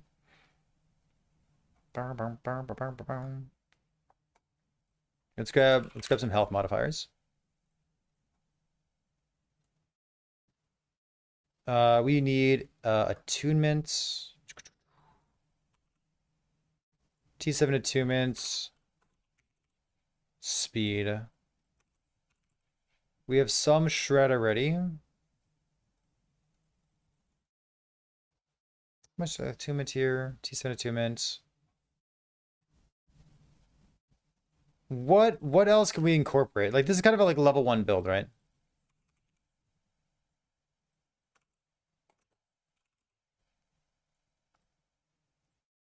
Bloody Exile doesn't have attunement on it, does it? I don't think so. Strength, Dex, Intelligence.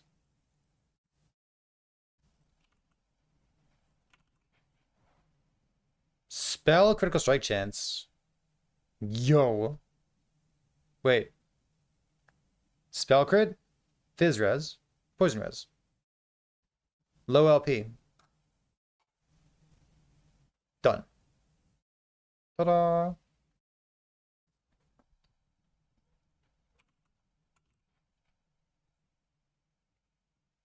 It's got spell crit, dude. There's the spell crit that I was looking for.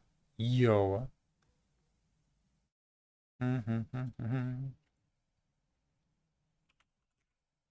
Oh, it has attunement on it. Let's go here. T7. So like the attunements are flat damage. So we really do want as much as possible.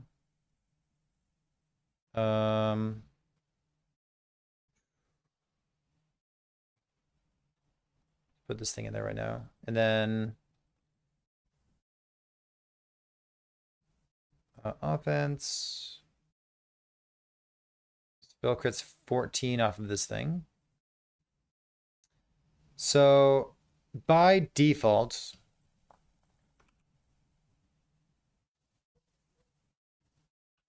does Howl give crit chance? Then the frenzy.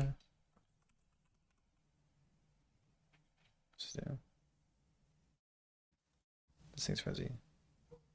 Also grants increased critical strike chance. Okay, gotcha. So 150. We have 150 there.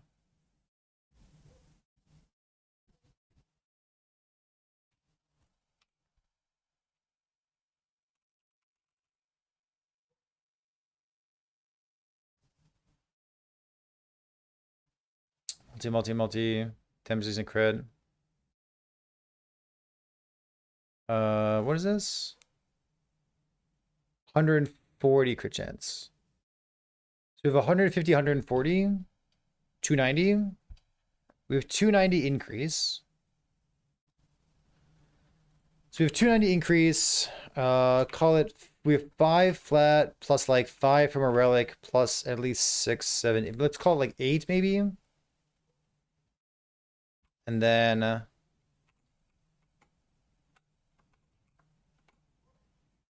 I said 290. It's like 70-ish crit chance. If I did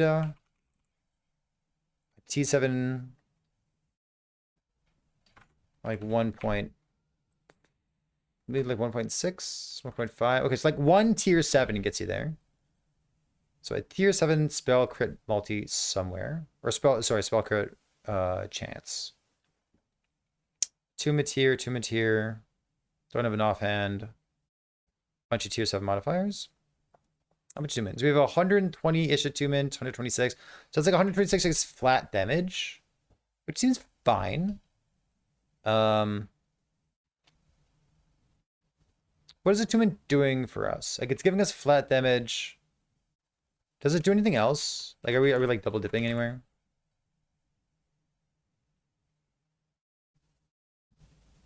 What? I typed in a word. Oh, it's called a Toon Slam. Melee damage per attunements. I guess you could take that if you really wanted to.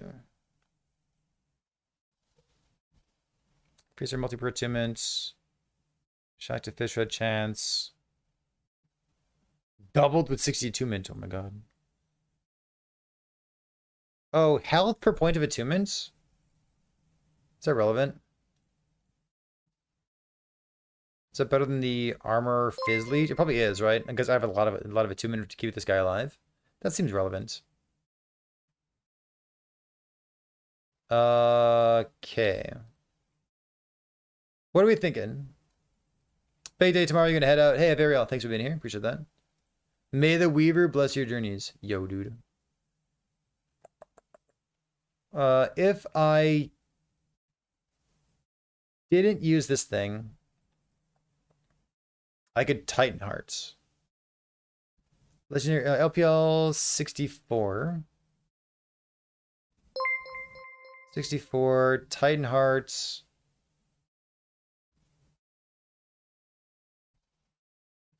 Where the fuck is Titan Heart? Titan Heart, LPL. So it's about the same. 60, 64. If we were lightning damage, we can go static shell, which is 70 LPL. Or sorry, it's 70 LPL. Null portent to sweet 81. Health is less damage taken. Wall of nothing 85. Like I want to use Mantle of the Pale Ox, but like I don't know about like my minion dying or something. It's kind of a question of like how much damage can my wolf take? Because like my wolf's like not leeching or anything, right?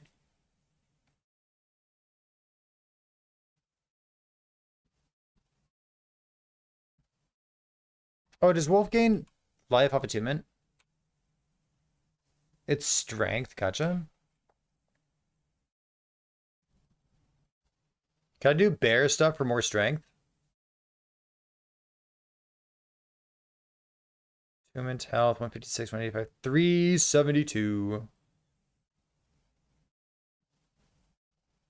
Did that thing. What if I did this?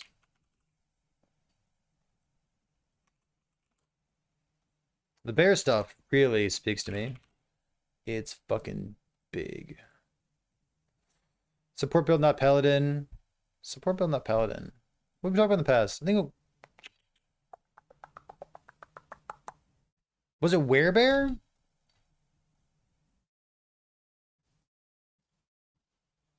Was that the other support build that we talked about back when people cared about support builds? I think it was.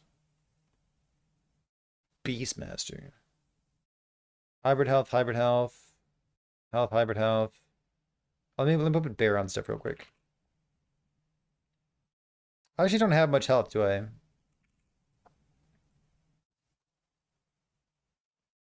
go blessings real quick. This will be void res because I have no void res anywhere.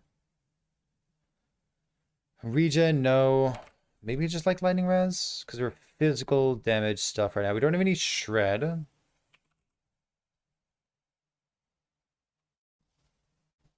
We have a bunch of, I guess, Spirits of, oh, Spirits of has the flats, like here. And this slap in all res. I have no crit avoid, right?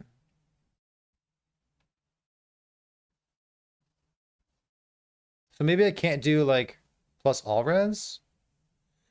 Yeah, look at like, you really don't get a lot of help, do you?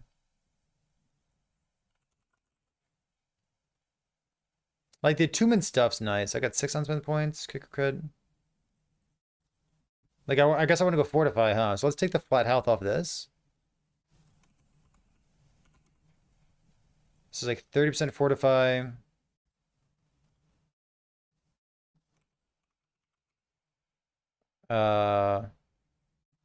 45% fortify. 4,000 armor too, huh? And those sentinel builds. Holy. Can I seal fortify somewhere? I've got 50% on the boots. Right. Oh, I guess like that's probably good enough, right? For 30%. I can probably take this off and go back to being health, right? I really feel like I need flat health.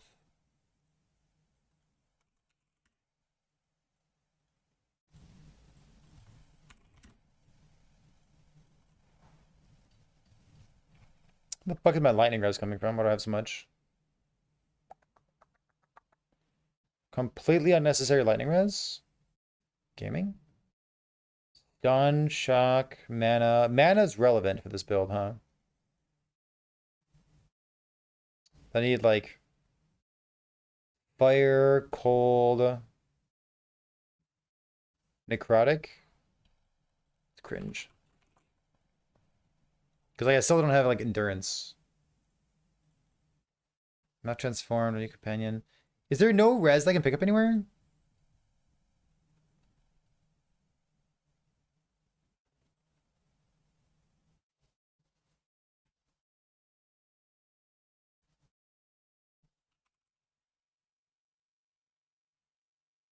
Like I still need endurance too.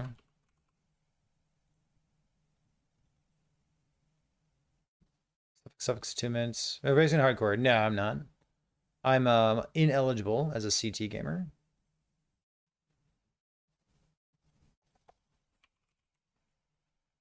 Spell damage. I don't know how much like percent increase damage I have right now. Like I've got a lot of crit multi. Let's go here. Attunement, percent increase damage. So this thing gives us a lot of flat damage, right? Melee hits get you for 8 seconds plus 4 flat damage. A what gamer? CT? Community tester? Yeah. Means I can't win. So I mean I could race if I wanted to, but I'm good. It's a good question. I don't know, Anchor. It's probably the current HP number. Highest HP.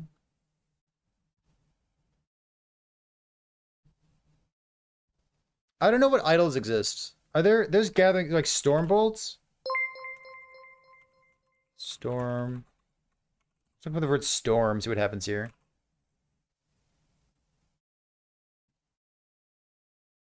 Just guys lightning blast when you use skill heals 10 mana. This is storm bolt, isn't it? Nothing, nothing, nothing. Shared lightning damage.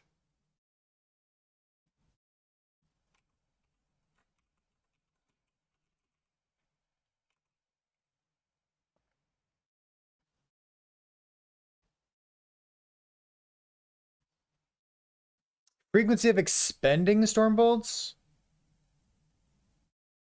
on a 3x1. But we don't need frequency to expend.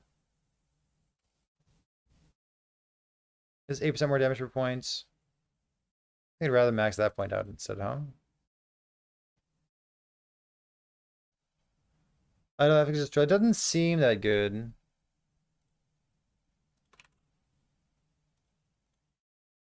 Especially for what we're doing.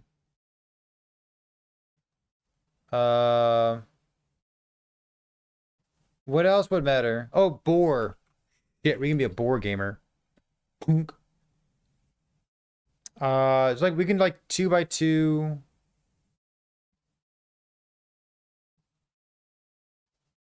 Do I need this thing? 36. I'm ready the armor blessing instead. 36, 43. It really would be nice to have more armor.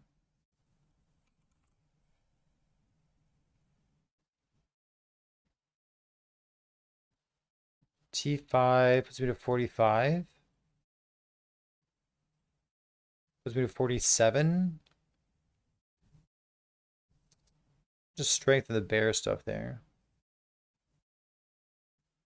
Could just be Titan Hearts. You really don't get much from being a Beastmaster, do you? In terms of like help for gearing?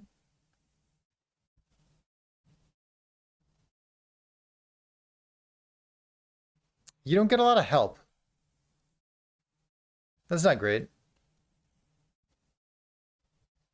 Like no res, no crit avoid. You know what I mean? Wonder what's going on. Is disintegrate worth anything? No. It does. It pumps the shit out of your damage. Why are people saying bear bad? Because they've never played the game before. Get him.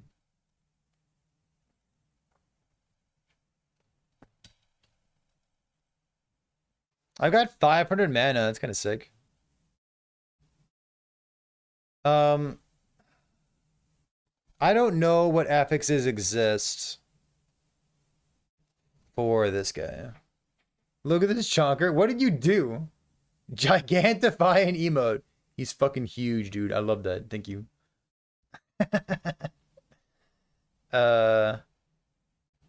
Crit chance, crit multi. Add endurance. Oh, barely damage, spell damage, minion leech, minion regen? Hmm.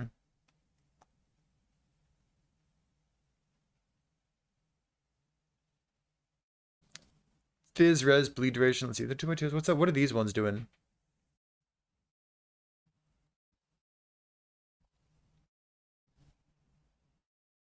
Cool like speed, mana regeneration, frostbite stuff, critical strike chance, damage over time.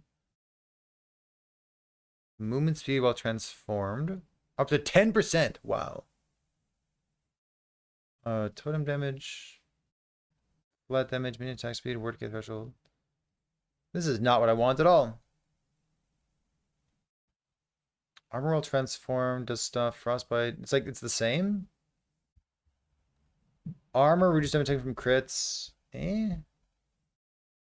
Made damage spell, word get threshold, warp per seconds. Okay, so all your idols are just boar. That's it. What are the best boar idols?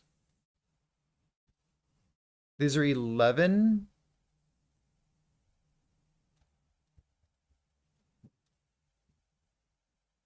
This is duration. I think 2x2 is the best place to be, right?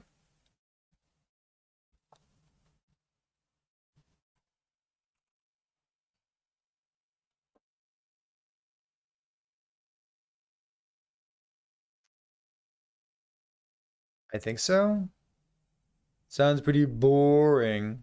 Bum. God, these are so bad. Stun duration, healing effect. What the fuck?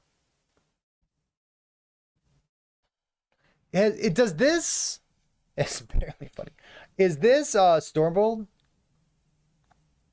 I guess I don't have anything cost 10 mana. Aftershock and melee hits. Fuck it.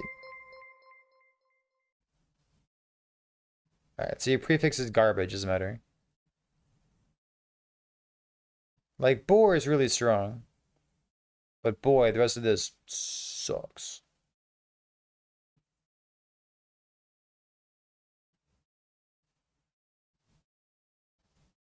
It's so bad.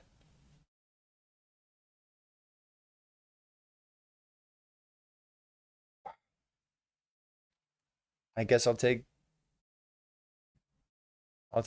Fizz Res. What you'll take is fuck all. It's literally just boar. It's boar and it gets garbage. 3 wides? Is it a better one?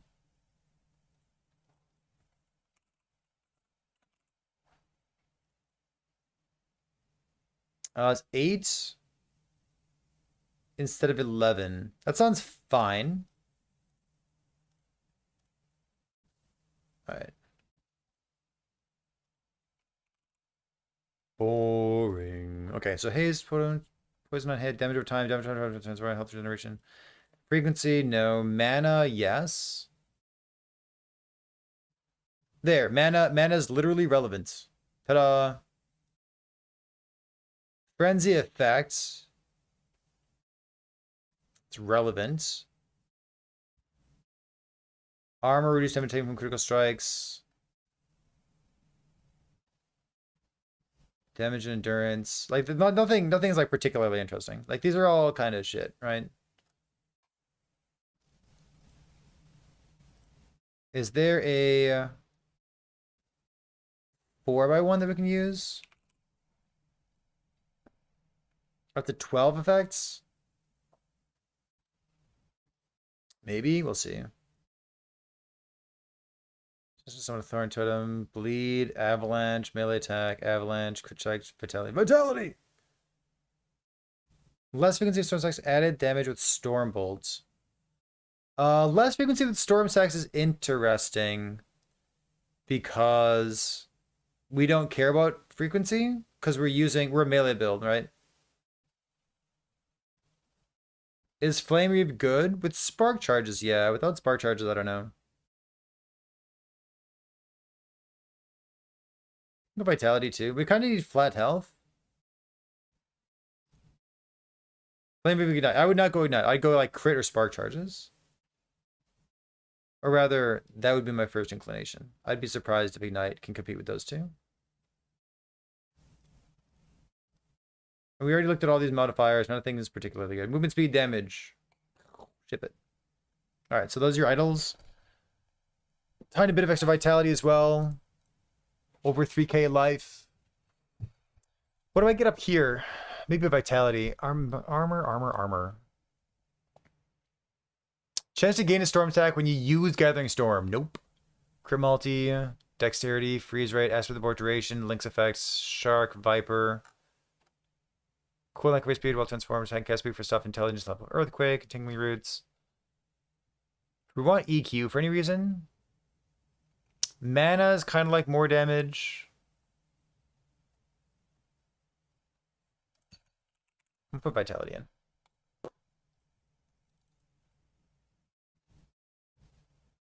T7 Gathering Storm. Okay.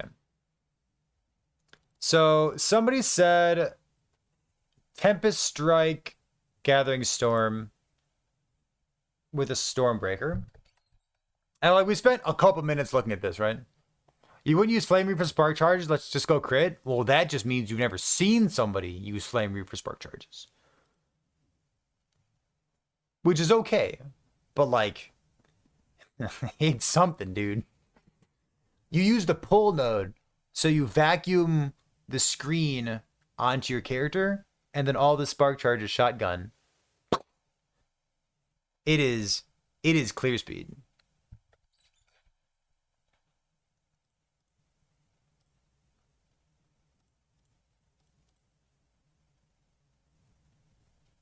So my inclination is to go Beastmaster.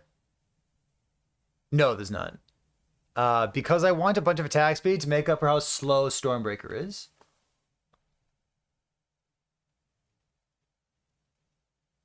So it gains a storm stack for you. If you didn't want to do this build here, I'm gonna save this, by the way. I don't know if it's good, but it's good brainstorming. This is add build, save here, because we're gonna chit chat right now. This is 1.2 Stormbreaker, Tempest, PM. The alternative to this would be having a minion, like maybe summon wolf, maybe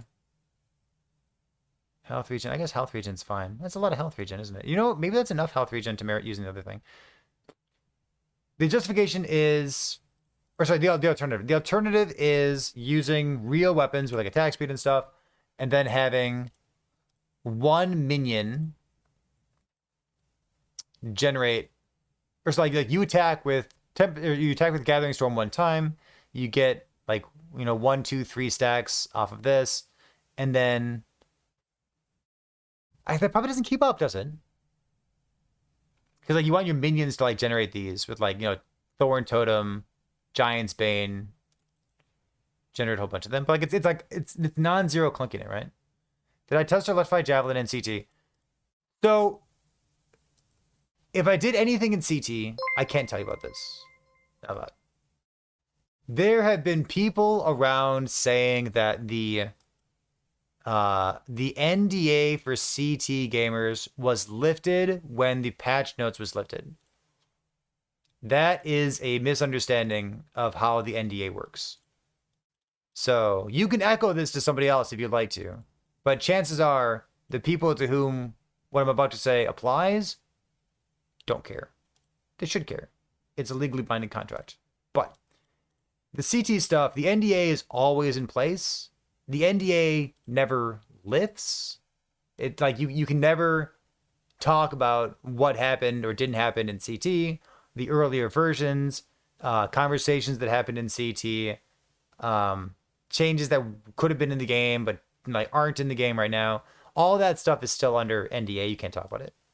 So like what does get lifted when the patch notes drop for this purpose of NDA and CT stuff is the ability for those third-party websites that have special agreements and contracts with EHG to post that information on their websites. So like LE Tools has Season 2 data on it. Maxwell has Season 2 data. Icy Veins has Season 2 data, right? So like they can use all the data that's going to be in Season 2 to update their tools. But like, did I test something in CT?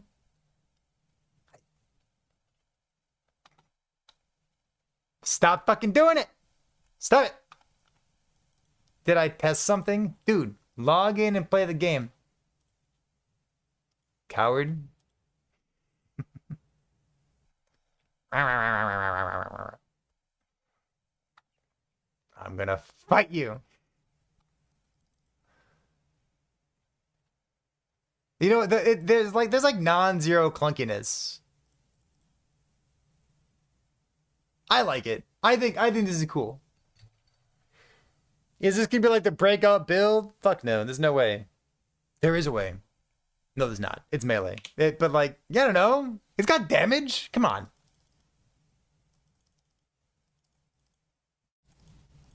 Yeah, I think this is neat. Expend a storm stack on hit, and like you generate a storm stack on hit. 1 to 15. When you storm one, just gets an additional one. We're not dual wielding though. Is this worthwhile? This seems like it might be more of a hassle than it's worth. But it's neat.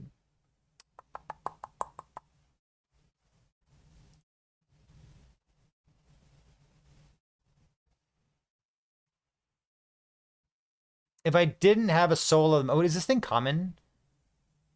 It requires level 34, LPL level 34. Super easy to get this thing with 2 LP. Reasonable to get it with 3 LP as well. Wow, what an item. That's kind of sick, isn't it? 3 LP Soul of the Mountain. I kind of like it. Are drops live? No, I don't believe so. They should start tomorrow, 11 a.m. Central US time. Okay. I hate this less than I thought I was going to. Like, it's melee. What can you do? It's a different way of playing Tempest Strike. It's like, it's Tempest Strike and it automates Gathering Storm for you. So the other person who was talking about this in Twitch chat wanted to go Shaman instead. And you'll notice that I have a fuck ton of attack speed. I have... do I have any situational attack speed? What's this Shaman? Where's my build planner? This thing here. Click this, click this. Minion stuff. Who cares about this? This is always active. 5% on hit does nothing. It's poison stuff. It's like Frenzy. But both planners have Maelstrom in them, so they both have Frenzy. Frenzy Totem gives a tiny bit of increased Frenzy effect, but it basically doesn't matter.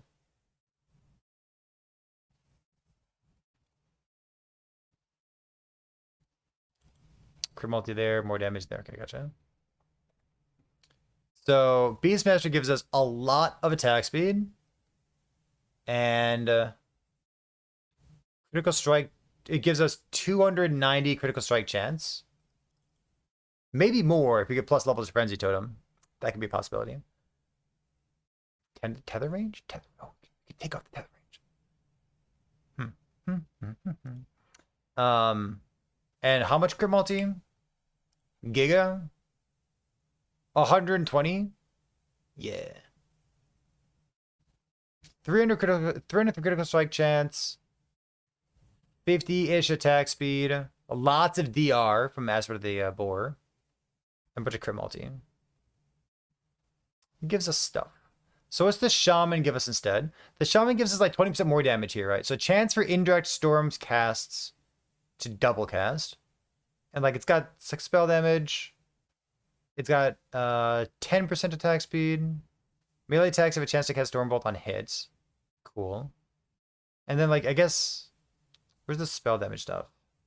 Shared spell, lightning penetration per 5 attunement. That's actually a pretty good node for being lightning damage. I thought about going Fizz because of the Maelstrom stuff. I wonder if I can grab this Avatar of the Thunder node. I need to have 5, 10, 15, 20. I need 25 points to get this. Because like that's a nice payoff for being attunement, right?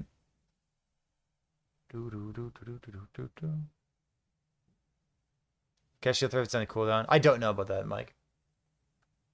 How are we interacting casting Stormbolts? With our Tempest Strike. This build makes storm stacks. It does make storm stacks.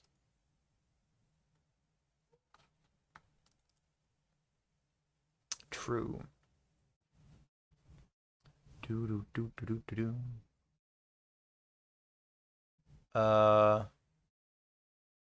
Is Lava Burst? I think so. I think Lava Burst is real, right? For all the shield throw stuff out there.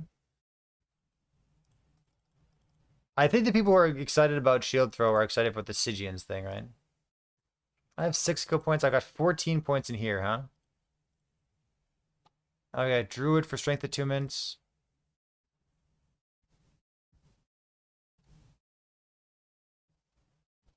Bunch of attack speed. I could trim this. Strength attunement. Like, strength attunement's good.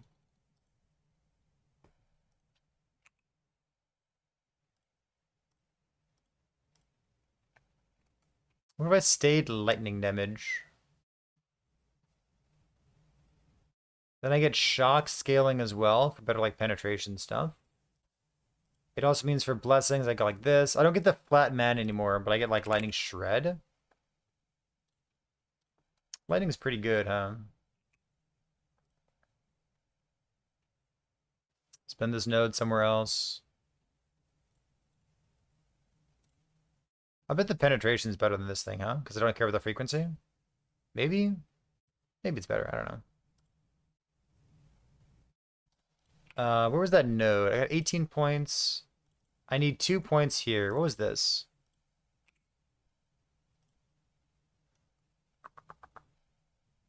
Melee damage, spell damage. Share percent increase of 8. Armor with an active totem. Attunement. Oh, stun avoidance per attunement. That's a great payoff, isn't it? That's 2 per point. Shared spell lightning damage. I like that.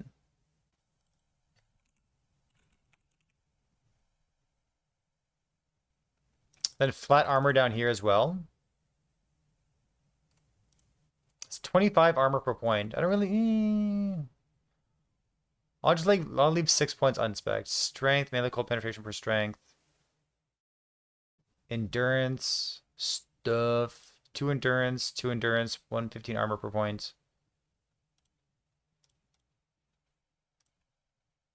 Save and get link. That updates, right?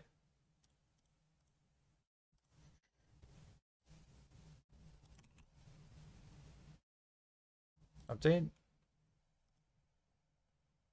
I don't know if that updates automatically. Not sure.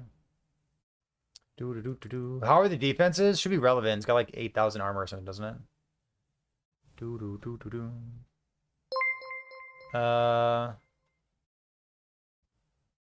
don't hate this chat. I kind of like it. Beastmaster Stormbreaker, huh? It's a weird one. I wouldn't season start it.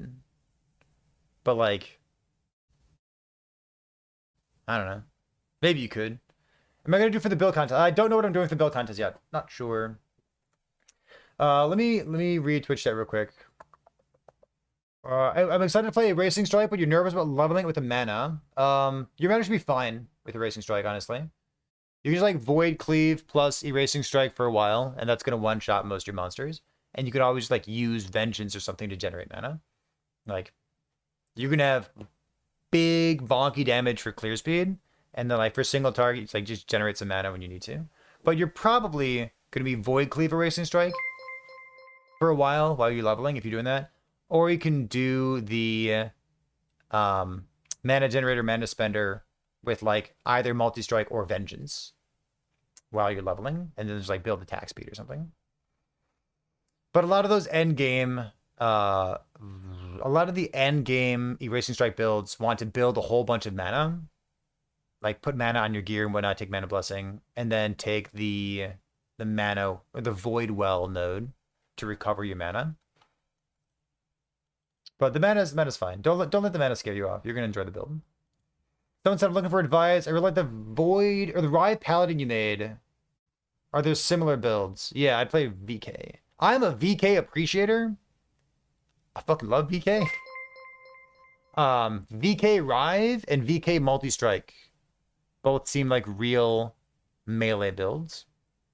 VK Multi-Strike Multi-Smite also sounds cool as hell.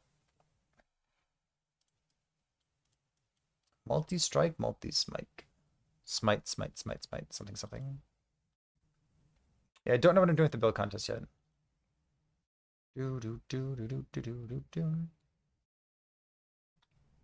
Armor, good? Armor is good. I like armor.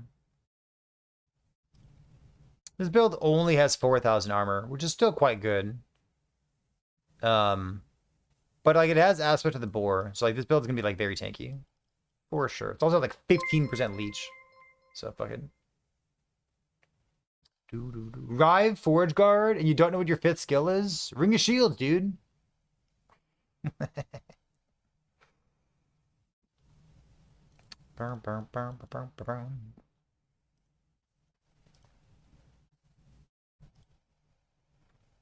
Any thoughts on the new Vengeance Spear?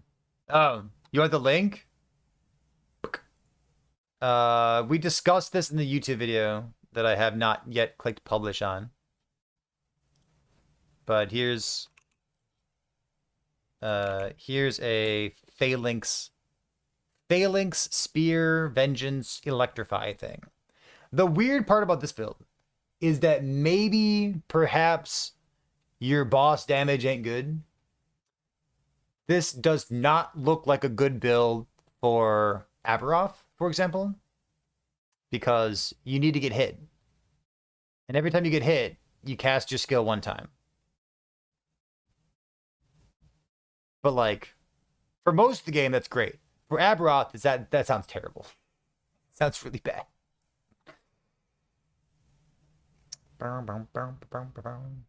Any cool new uniques? Yes. Yeah, there's some sweet ones. Ring of Shield sucks? Yeah. Got him. Didn't there used to be a really good Healing Hands build back in 1.0, 1.1? Is this still a thing? So the Healing Hand stuff, the amount of damage that you get from scaling healing effects got halved. And then they also nerf/fixed all the ward generation. The damage of the Healing Hands build in the past, like the Divine Bolt thing, for example, was like nothing to write home about. Like it was good, but it was part of a complete package of having like insane offense and defense at the same time. Like insane defense and like very, very reasonable offense. They're like scaled well with you being invulnerable, right? It's like standing in place, hold down a right click. Having that really took a lot of the wind out of the sails. I wouldn't use Healing Hands as a primary source of damage by scaling exclusively healing effects. I think Healing Hands procced off of any melee skill where you're just building normal melee stuff, like a big two-handed weapon using Rive or something, yeah, healing hands sounds perfect there. But like in the past, like your healing hands melee build was using like a one-handed weapon plus a shield because you already had so much flat damage from scaling healing effect. I don't think that's what you want to do anymore. For example. Please tell you what to play. Play Heartseeker or a VK build. Flip a coin. Flip a coin, and then if you're disappointed in the result, do the other one.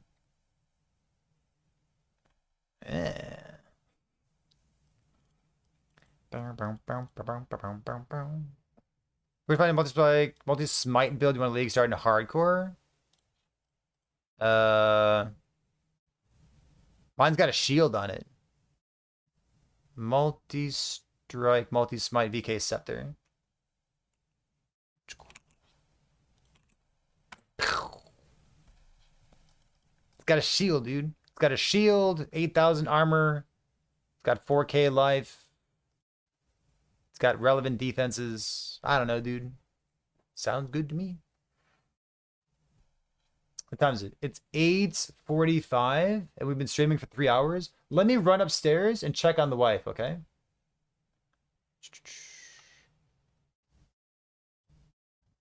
You were disappointed. You picked Hearts. Yeah, I'm telling you, man.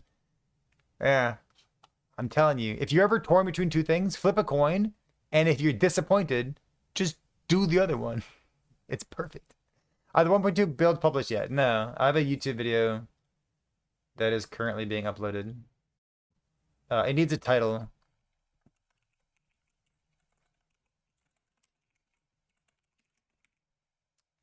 Here, let me do this right now, okay? I'm just gonna like copy paste these things. So, I guess let me go.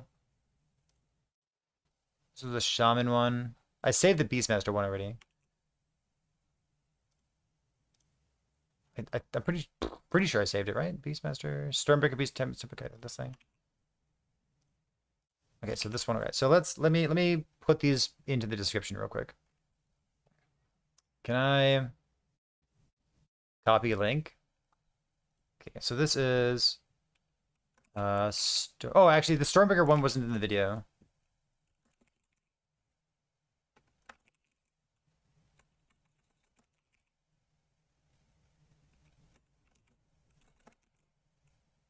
This is Stormbreaker, Tempest Strike, Beastmaster. This is, let's see, the first one that I did was VK Fissure Smite. VK Fissure Smites. I guess I'll put it in the other order. Fissure Smite, VK, like this. And then we talked about these two builds. Wait, no. Heartseeker, Void Knights, not the Void Knight, Heartseeker, Umbral Blades. So this is Crit Umbral Blades, Heartseeker.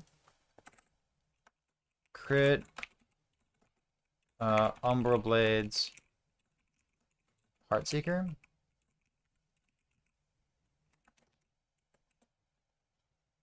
This here is Bleed, Umbral Blades, Heartseeker.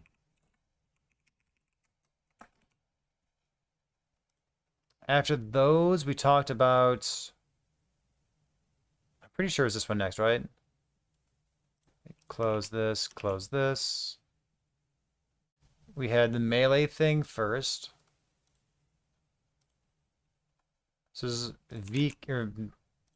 multi-strike melee VK. Multi-strike melee VK. This is multi-strike smite VK.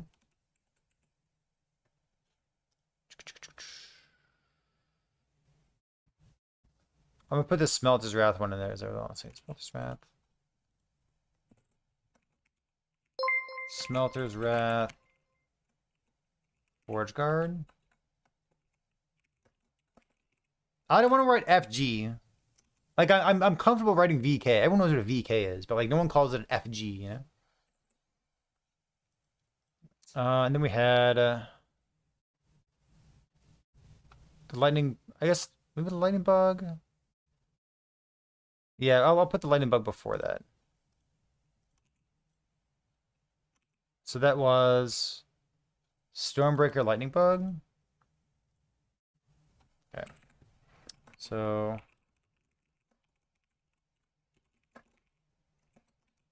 that's a cool build. Then we did Phalanx and Forge Weapons. The Phalanx build was sweet. Gotta let it load up here.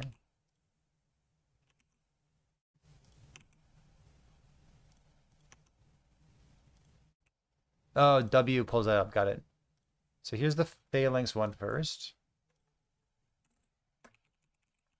Phalanx Electrify.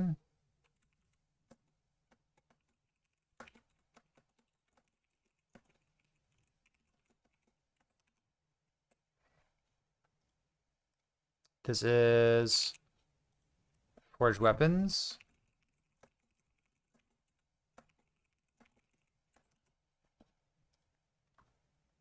Bum bum bum bum bum bum bum. Lightning Blast Rune Master.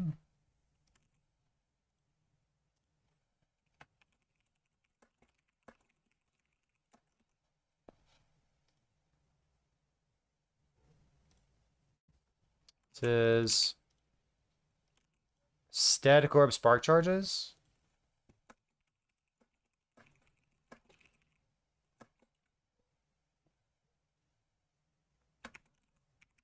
Evade Sorcerer.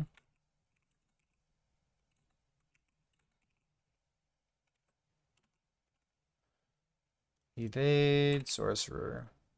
I don't know. Looks cool. Hope it's good. I don't know. I really believe in that thing. But I've had someone say that they tried it before and they didn't have success with it. But like, oh, come on. It was user error, right? This is Battle Mage's Endeavor.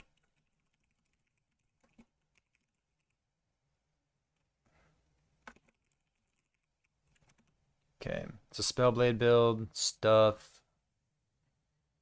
How many is it? 1, 2, 3, 4, 5, 6, 7, 8, 9, 10, 11, 12.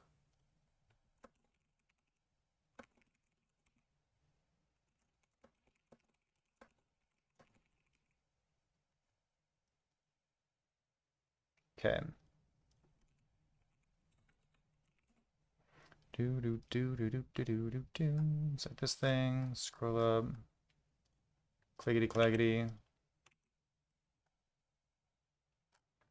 This is important to some of you, so last debug, let's see. Get that video out there. It's important.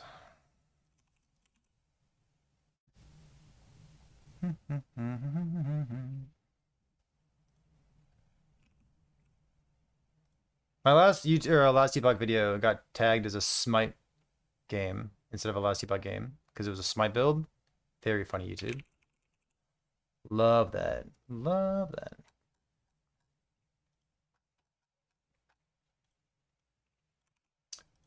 Hey, Dread's not in chat, is he?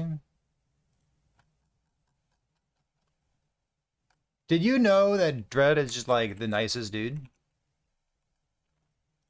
First of all, memes aside, he's a very nice guy. I like working with him. There's a reason that I do a lot of content along with him. But apparently for the supporter pack stuff that is now available, so you can go get your supporter packs right now. Like on Steam you can. But apparently he told his community that if you're gonna buy supporter packs like via a Nexus store, that you should use my Nexus store instead of his Nexus store because I just had a kid.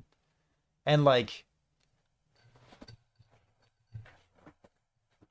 that's such a fucking nice thing to do. That's gonna cause like 2 people to buy things from the Nexus store or something, right? But like that's a really nice thing to do. He told like someone in my Discord popped up today and they're like, hey, Dread told me to come use your Nexus store. And like something about it just like tickled me. I'm like, what a extremely kind thing for him to do. I like that. I gotta thank him for that in person at some point. And by person I mean like, you know, not in person. Click this button, unlisted. I need a thumbnail, gamers. I need a thumbnail. It's important. Yeah, super sweet of him. I appreciate that. Hey, thanks for the new follows as well. Let me alt tab back to Twitch chat and see if I missed anything. I've got an eye on YouTube in case YouTube people want to talk as well. New bestest OP builds. Played this at its best, gamers. If I send you a build, you look at it. Yeah. This is a great time. Any rogue builds? We had 2 Heartseeker builds. Okay, listen. Here's what I think about Heartseeker. I think Heartseeker has so much build diversity baked into it that you could do an entire build contest with just Heartseeker. Like that, it's what a fucking skill, dude. I'm enamored by that thing. I want more skills like that. I'm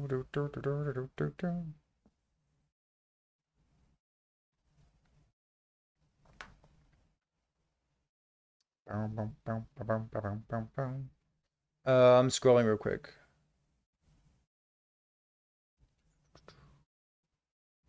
Soul and Mod actually be used for Spirit Thorns. Nope, have not. Have you?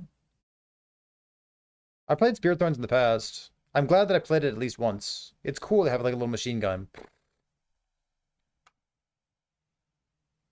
Pinching Joe's javelin thing. Oh, I thought Pinching did a shield throw thing. I didn't see a javelin build. I hate bait titles. Chat, if I paid rent or something, if I paid my bills like paycheck to paycheck based on making money off of YouTube, I would be a sad person.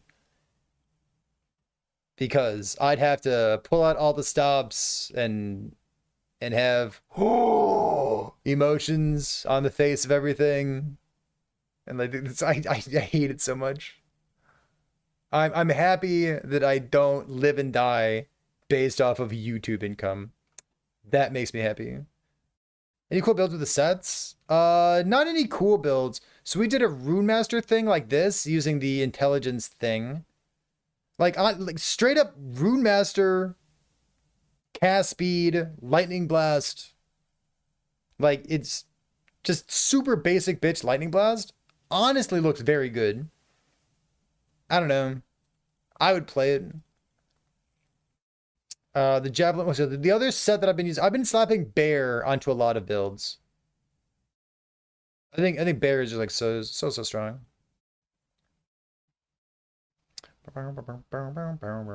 Yeah, bear is so strong. Yeah, Zeker, what do you want to cook? You're you got good brainstorms. You got a good brain in your head. Figuring out knife for time rot. I haven't done any time rot stuff. I think a lot of people are cooking time rot, so I'm just like staying away from it because I don't want to. The OP skill no one's talking about. It's Heartseeker. That's hilarious. A good okay, we can do Shattered Lance, that's fine. Shattered Lance. Devouring Where's mostly started. I think the starter that I'm gonna play looks great. I'm really excited about it.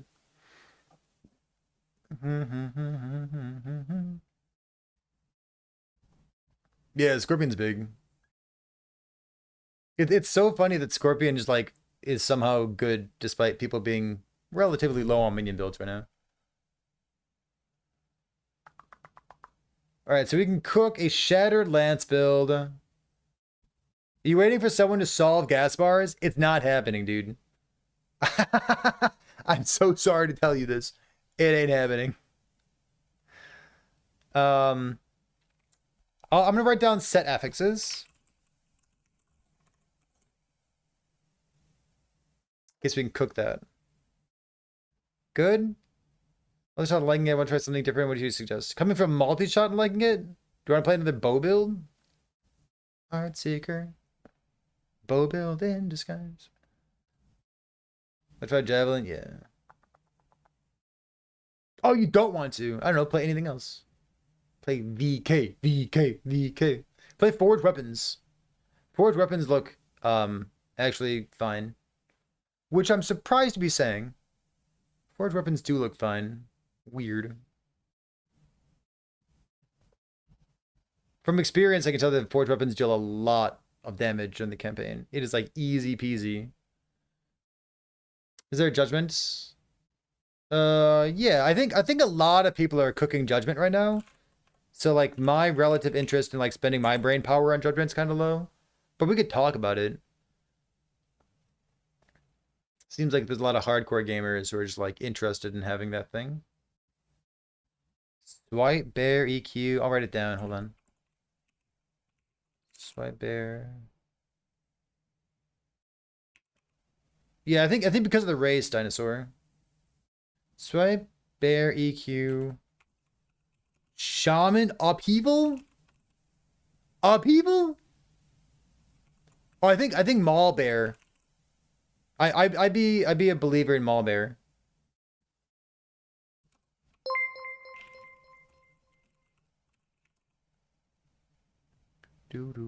Yeah, use my Nexus link, dude. Exclamation point Nexus. Go get a capybara.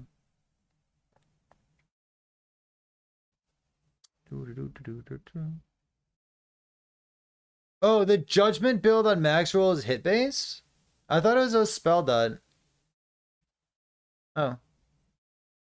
Is the curve one better? I have no idea. Haven't looked at any of it. Oh, the hardcore one's dot. Okay, gotcha. Yeah, that's what I would have expected. Like Aura dot's really good. VK with hammers around you, I like that. Set sword's actually decent because the fight cold damage. Yeah, almost probably. I like the idea of the maul thing, like swipe plus maul.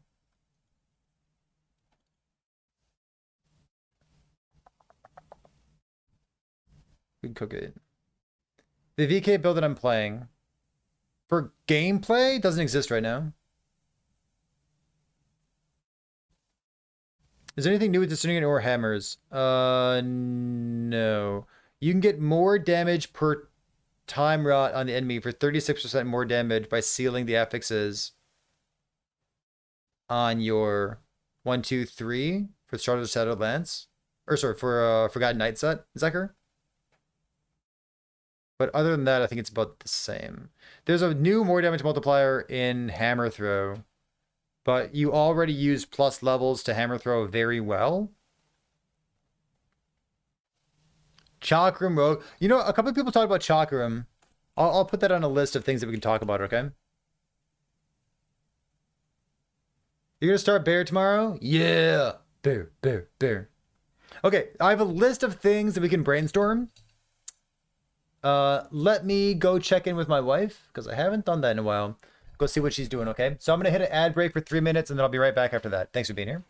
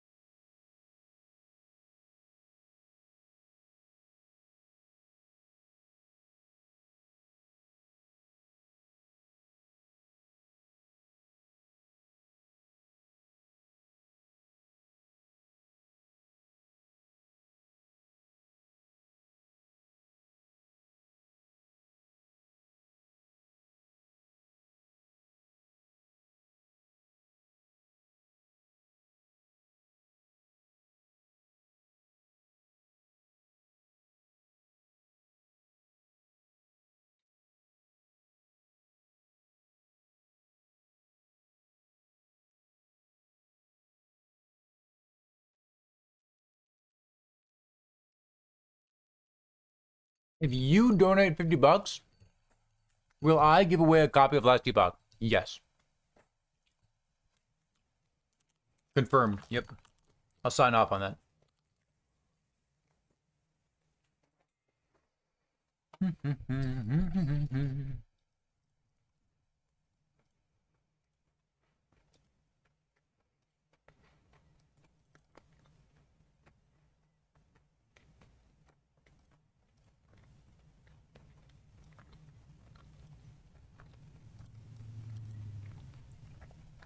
I need a thumbnail.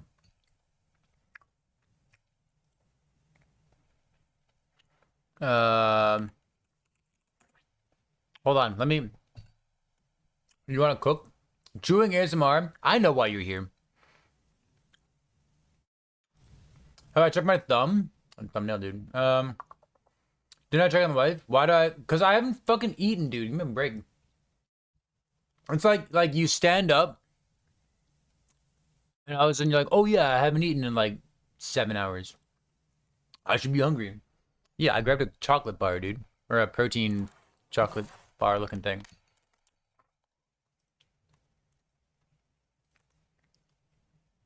All right, you ready? What's the video called?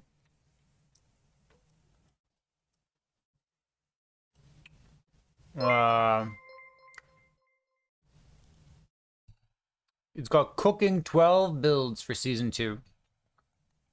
Are you ready? It's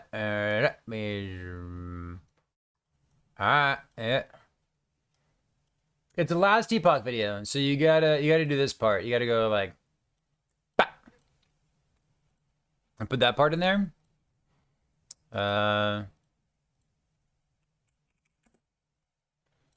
But you put that thing up there. A bit, and then you go. What's a good color? What color do you want? Purple, pink, white. Boop. Is that a good color? That's ugly. White. Ah. My thing work? I think my thing works. Do do do do do do do.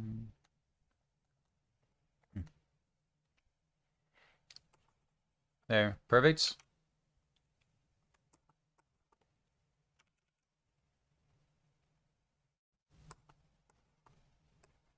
There. This is my new YouTube thumbnail game.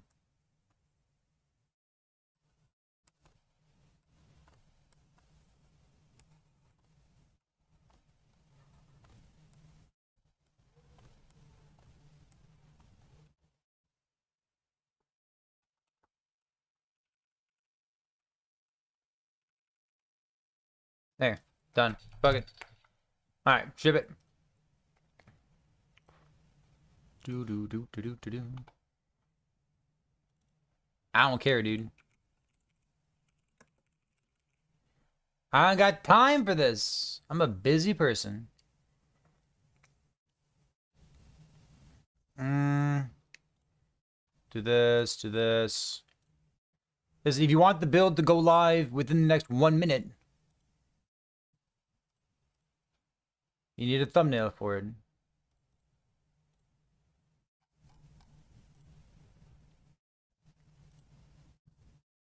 There, done.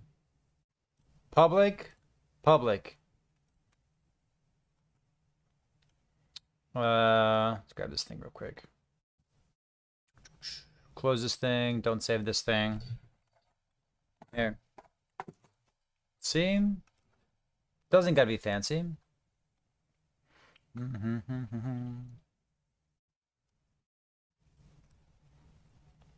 Let's make a check, man, real quick. Oh, wait. 10? Wait, 11. Exclamation point 11. Exclamation point 13. Exclamation point 14. Exclamation point... Oh, I've never done an exclamation point 12? Holy shit, I'm a genius.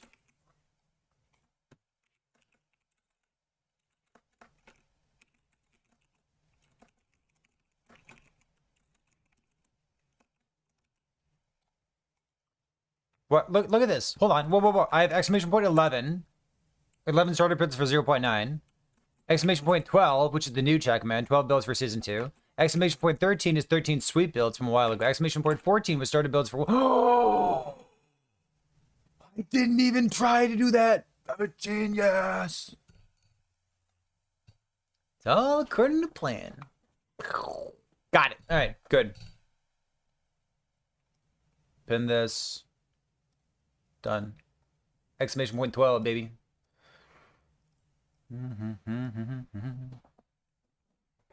Good. True. And then we go like 9, 8, 7, 6. Fewer and fewer builds over time. All right, chat, we're going to do something. Something. We're going to do Shattered Lance or something with set affixes or Chakram. What do you want to cook? What are we looking at?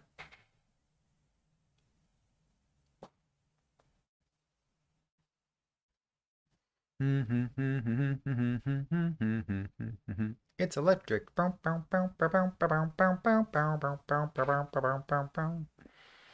Summer subclasses. True. It's cool. Chakram. Whichever one's the most clunky. What? All right, chakrams. What? So why are people excited about chakrams? I think people are excited about Warpath because it might not be garbage. I think people are excited about Judgment because they want to win $5,000. There's some things out there that people like people are excited about Tornado because the mana won't be so garbage. Like, really? That's what gets you excited? Not a garbage build? Maybe I tried too hard. Just having a build that isn't a pain in the ass. That's really what gets you going. All right. Chakram. Let's center ourselves real quick, okay? Deep breath.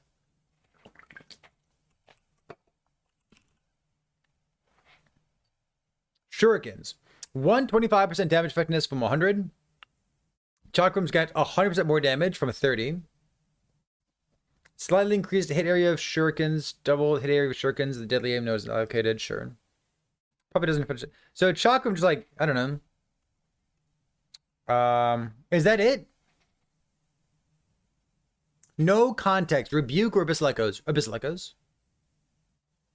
If you need Rebuke to stay alive, I hate it. I'd rather Abyssal Echoes. If I had to choose a build purely off vibes, what would I play? My league starter that I'm going to play. The Smite thing.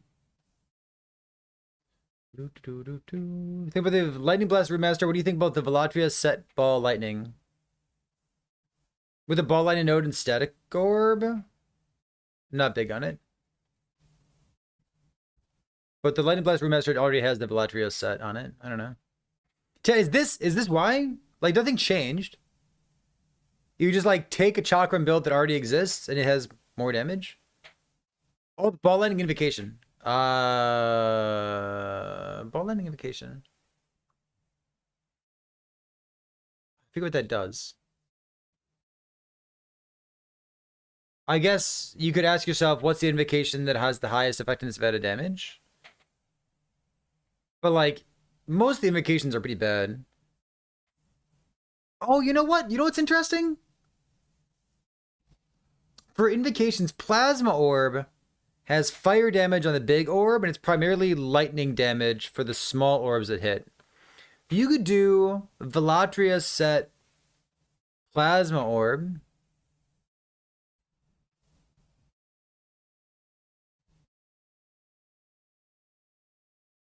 But doesn't it still scale up dexterity? Because, like, you're still stuck using that fucking body armor fundamental criterion.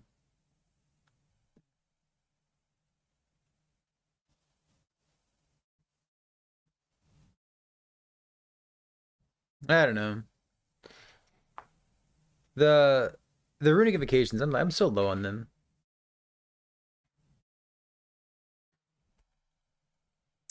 Shurikens. I think you just take like a chakram build that currently exists and you just like play it like this.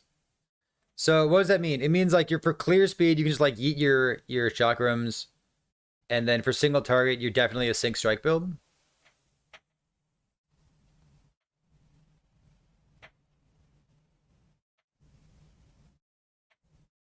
Maybe you disregard. Well, it's more damage. So maybe you don't need to like min max it, but like it's still like a new more damage multiplier for you. You could have like all attributes and some extra stuff, but maybe not like Tier 7 every slot. In the past, I really like the Plasmor build that used like Dexterity and Morning Frost, but maybe get flat from something else. I don't know. Yeah, I don't know if there's anything like interesting to cook with shurikens. It's just better than it used to be. And this is kind of why I'm surprised that people are like excited for Tornado. Like it's the same Tornado build. They just like have better mana, I guess. If you're building it differently, like that's neat. Yeah. What about Shattered Lance? I said Shattered Lance was cool. Let's go Shattered Lance. Almost Pie. You in chat?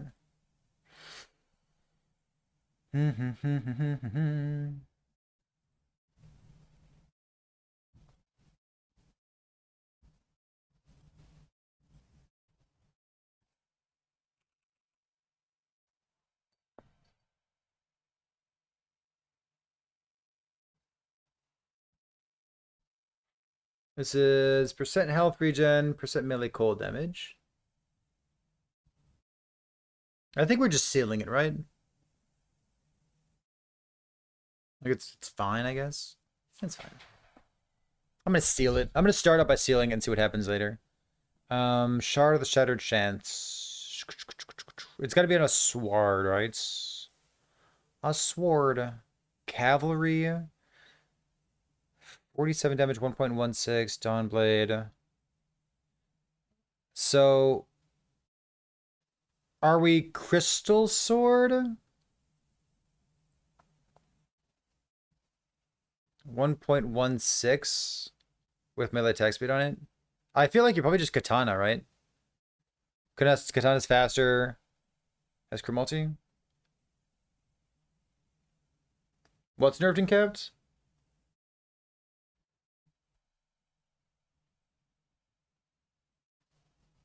Shadowlands. Yeah, it's capped at 1500, right? Don't play DPS Mana Strike. Don't do it. I don't think exclamation point Nexus works on YouTube. But I can link this. And this link should show up in the YouTube chat as well. Druid seems the most solid. Yeah, I agree with you there. Dog was tanky with EQ dot, which is kind of interesting. Was EQ dot just got a huge nerf, right? Like bug fix and nerf. Beastmaster, you couldn't solve the base crits.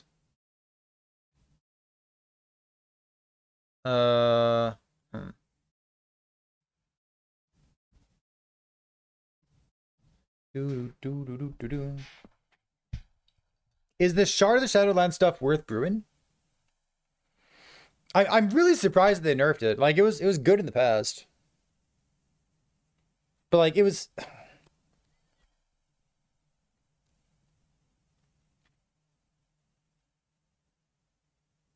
like it wasn't OP.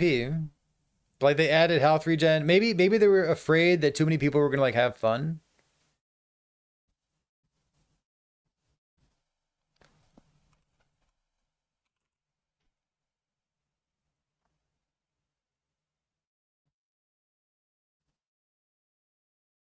It sounds like Jonathan thinking. Yeah. Getting a real relic is a big upgrade. So, let's see. Kelvar, you're in chat. You have a Werebear Swipe Fury Elite build somewhere in your notes.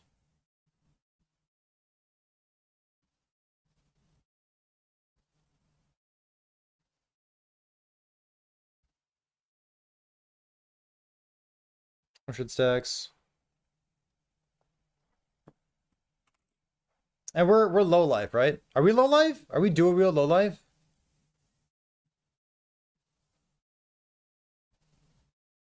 I guess we're health regeneration.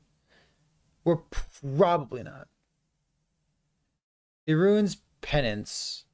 Converting to cold.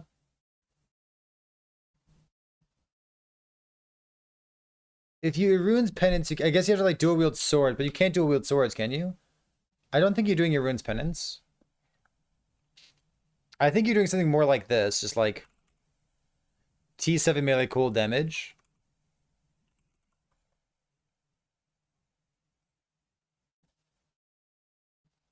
Like to get as much as much flat melee cold as possible. Let's shard for this. Like we kind of want something that converts to cold, like shard melee gathering storm sounds garbage. Physical melee area strength. Okay, so it is dynamic.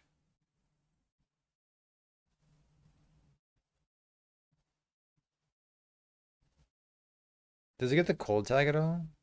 No.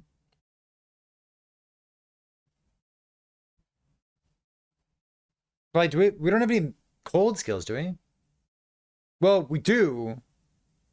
Technically.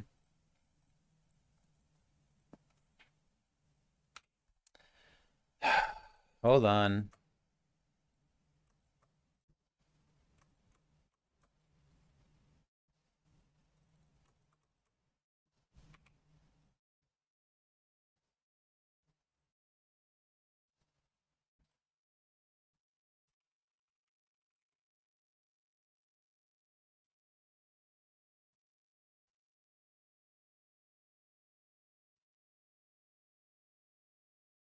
More damage over time.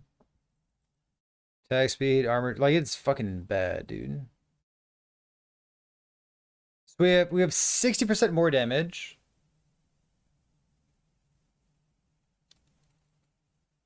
And then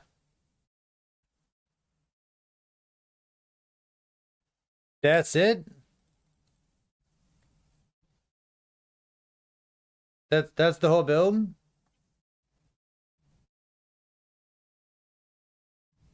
You can get a lot of crit. Yeah, but you have one more multiplier.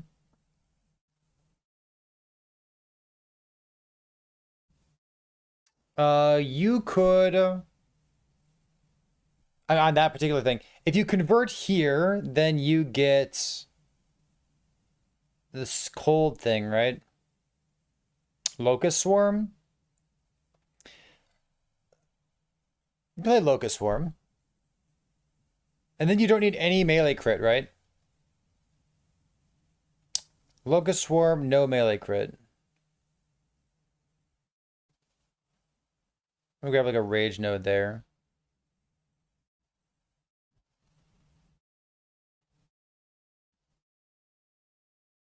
Melee physical damage. But the melee physical doesn't convert, does it?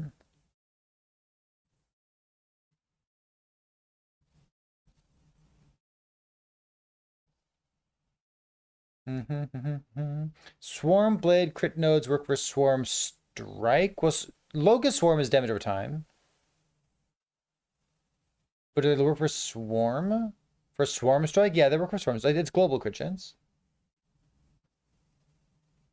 Crit Serpent Strike looks like garbage. Locust Swarm is a playstyle. I'm definitely not an enjoyer of it. Yeah, it's super clunky. I literally just played it, and like I know my opinion is up to date. Yeah, I don't want that. Is it sort of actually offhand? Kind of squishy though. I like dual wield. What about what do you call it? Respect this, respect this, respect this. Upheaval? Is upheaval a real skill? We'll see.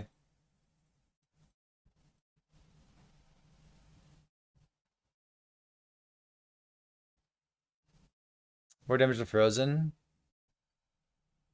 It gets a lot of more. Why is upheaval bad? For single target damage. Sure.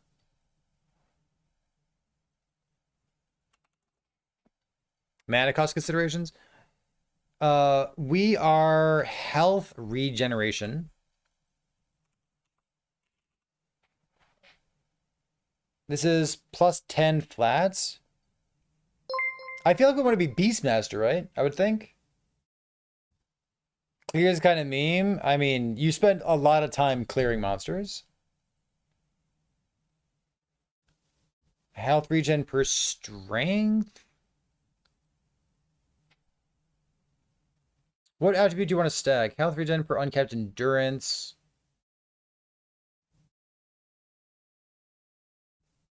What does upheaval get? Damage per strength, damage per attunement.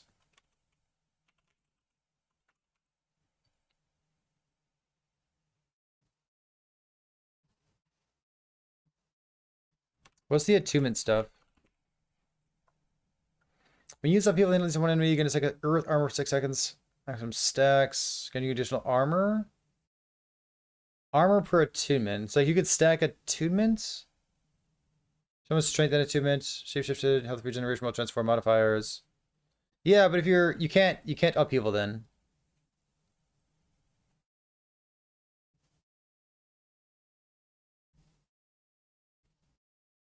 Yeah, I think this is probably a Beastmaster build, huh?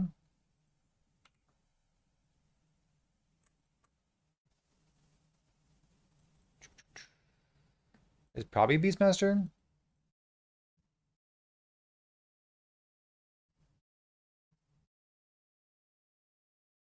.5 leeches health. 12 health, companion health stuff. Mini movement speed. Regeneration. What's this? Increased health regeneration per strength. Boar, attack speed. Boom, boom, boom.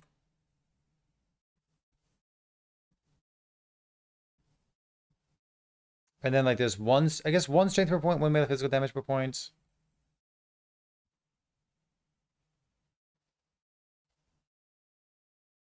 Trim this, trim this. It's not so good. 6, 7, 2. Physical damage, cold damage, health, while transformed. This thing. 5, 5, 25. And what's the regeneration stuff here? Regen. Health regeneration per uncapped endurance. But like we already have enough percent, right? And in the storm, regen. Cold damage, winter, shred. And we're stacking, what, strength? We're stacking strength, huh? Melee cold damage, crit chance. Okay, so I don't know what the attunement or the upheaval skill tree is going to look like. Alright, can we dual wield? Shaman over cold penetration for 3 strength and frenzy totem nodes. Melee cold penetration per 3 strength. That's not bad. You gotta get there though. I guess I don't really need these points, huh? Like I could like, these nodes are so good. I got 22 points, which is actually not enough. So maybe I just like don't take these points at all then. Maybe go nothing in Druid. Attunement, these things here. Attack speed. That's flat damage there, percentage damage. Let's see, it's regen. Strength. Attunement, endurance threshold. We're doing strength, right?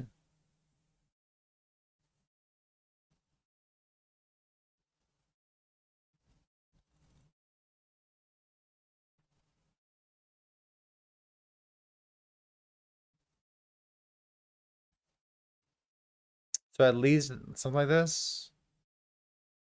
Some chance endurance. Stun avoidance, attunement, endurance threshold.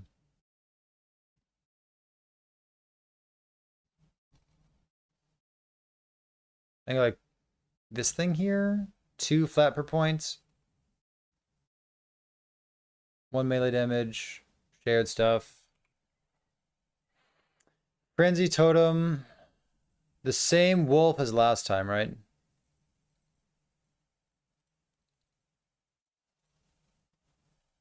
This is per attunement, but we're not gonna have as much attunement as last time, but I still think it's probably okay.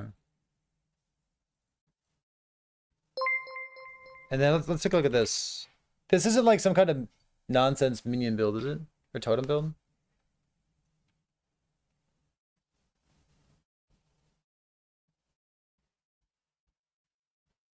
The minions count as allies. Yep. Think about buff serpent strikes, so some utility. Yeah, Elvin, it could use some love for sure. What are the more multipliers here? So mana cost, no.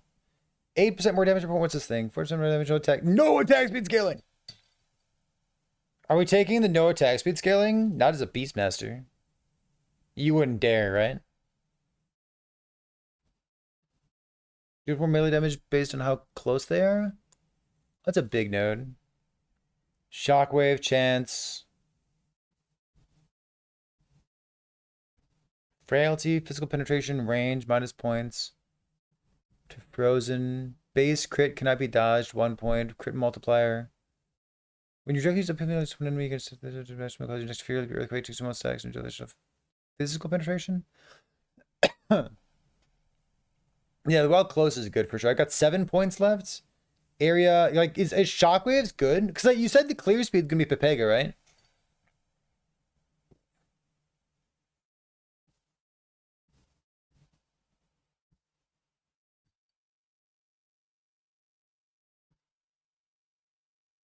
I think Paladin would be better. If you want damage, I have no idea about like the damage versus defense comparison. But yeah, the damage on Paladin's definitely better.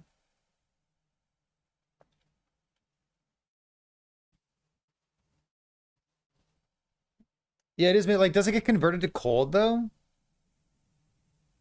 Like, it doesn't say that it does, right?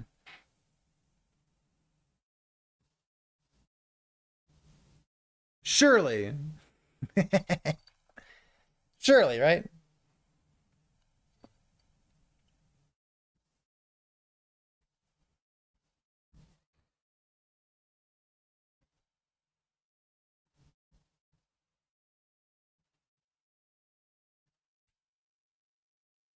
Because the AoE is small?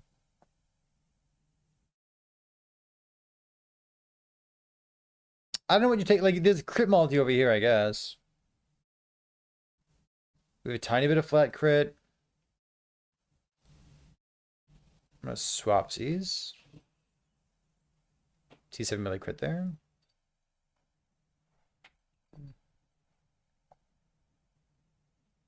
The third line? What did you just say to me?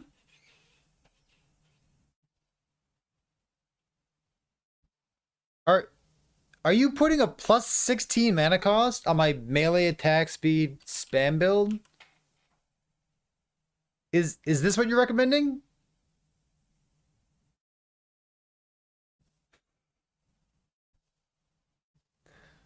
Okay. I Ooh. Where's spam? Well, that's my build though. I'm spamming, dude.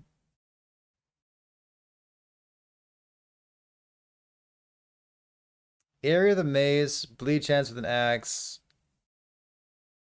Cold penetration with the staff. Nope. This is cold pen. Pen's good. Make it wider. They're really good.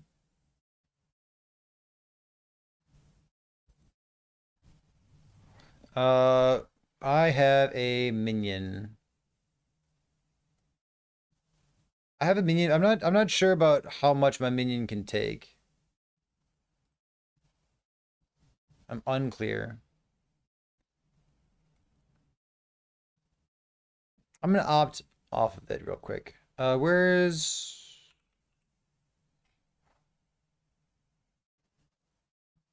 I guess I'm a strength stacking build.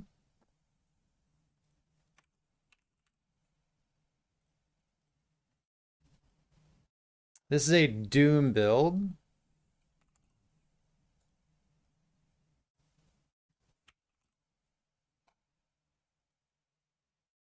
Foot of the mountain, sure, I'm on board with that. I can't use Twisty. I can use Bear.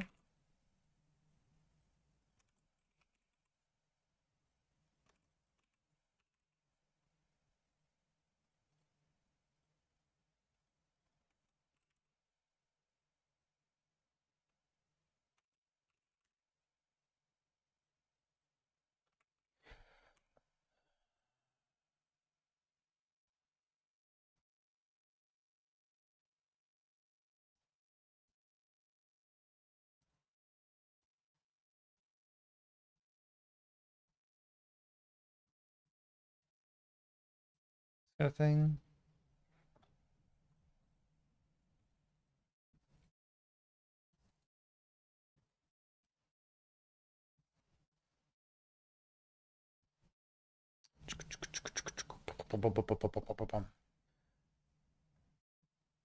Cleanse. I guess if we can heal that guy. Let's go here. I want this. Double set affixes. It's the set build. How much leech do I have? I'm a Beastmaster. I have enough leech. 145 mana regeneration. 142 endurance. This seems fine. I don't know. It's good text here. And we know that we need some kind of fortify, right?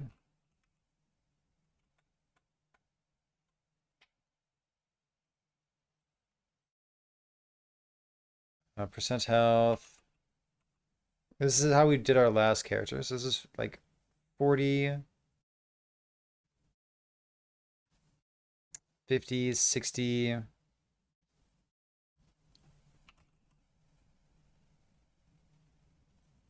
70, 80, 90, something like this. And then we need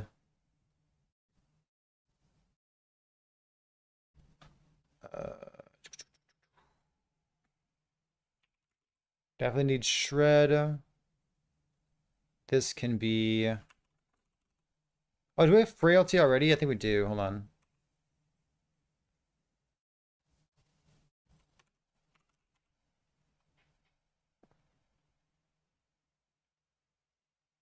I'd rather put it here.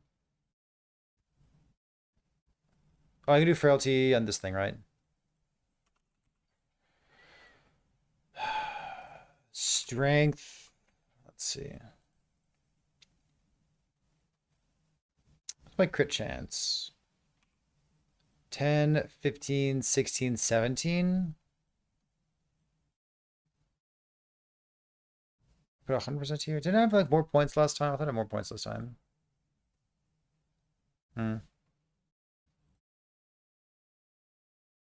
Red ring.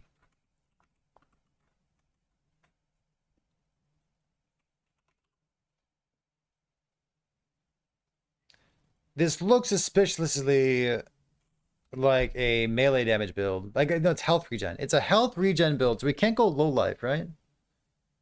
Right? Oh, you want to go tier 7 bear?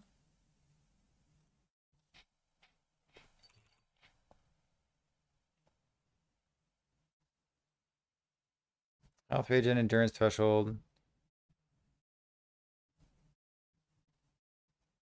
Health regen per point of strength. How about... Whoops. Oh, shit. I lost everything. So... Wait, where's bear? There it is.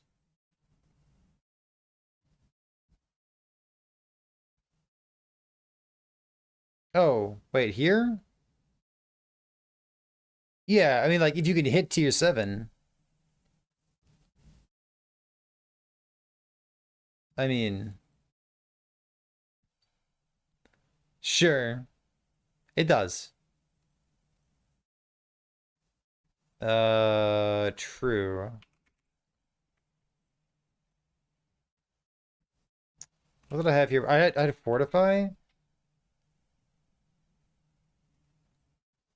Kind of makes fortify harder to hit. Yeah, how rare they are, true enough.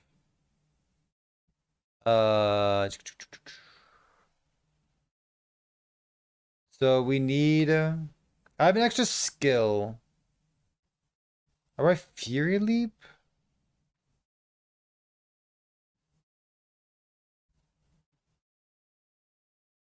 Am I Fury Leap? Maybe.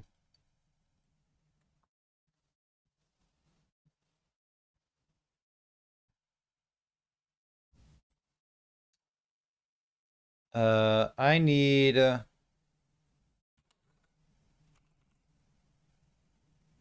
does it call Fortify here? Um,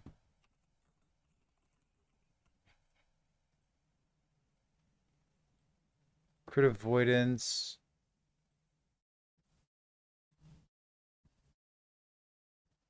Reduced bonus damage. It's like 5% here, 5% there.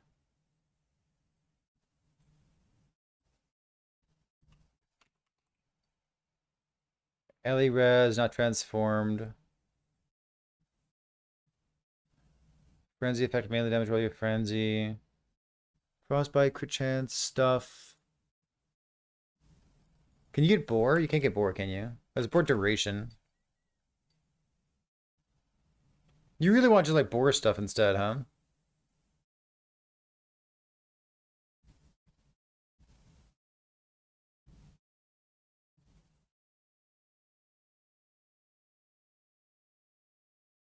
Can I go no life in my gloves?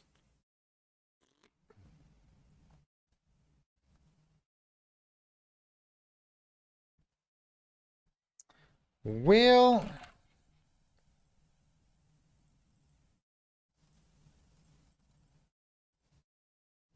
do I go strength?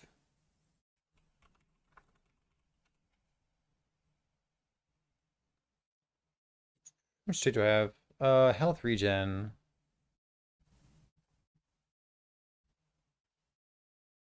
I have 500. Oh, yeah, I should probably put. God, wait, your life. Holy. Would be crit avoid.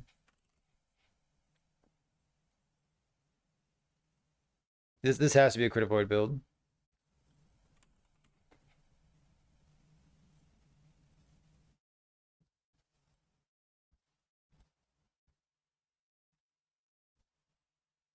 Because I need regen everywhere, don't I? What the fuck? Let's see.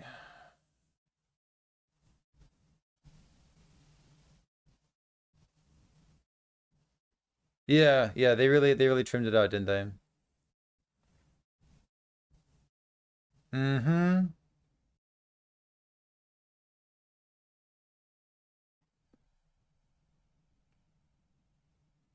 You want shattered chains. I'm gonna keep shattered chains.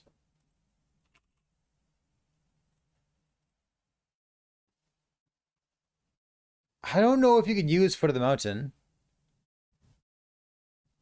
What's the mana cost? 10? 4? I think you just need mana regeneration.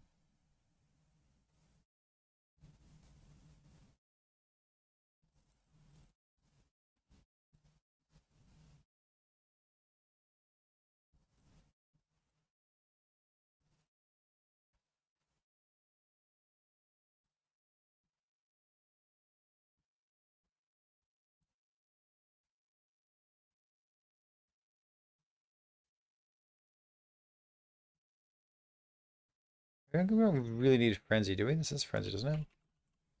No, it doesn't. Okay, so Frenzy there.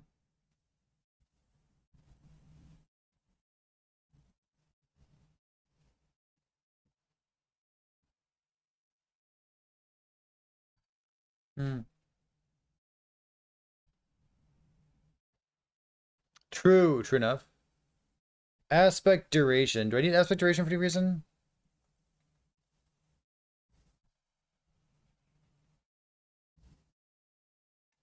Why do I need aspect duration?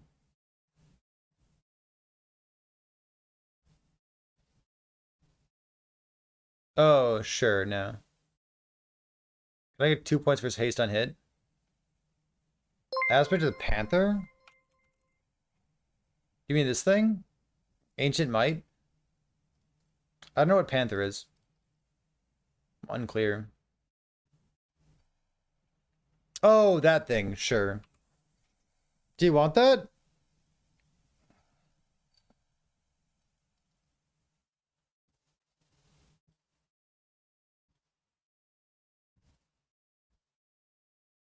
%5 increased melee cold damage per 10 health regen, up to 1500. So that means I need 3000 health regen, right?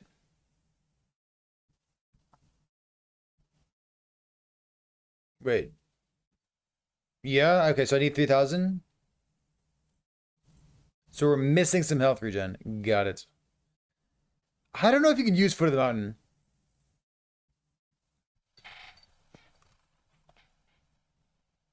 Because, like, you really need movement speed on them. Like, you need, like, 2 LP. You kind of need 3 LP. You kind of need everything. You have a problem? Well, I've got a problem, too. I'm looking upheaval. What's your problem? It almost seems easier to stack 1500% increased damage. Well, I mean, like, you also get, like, survivability, right?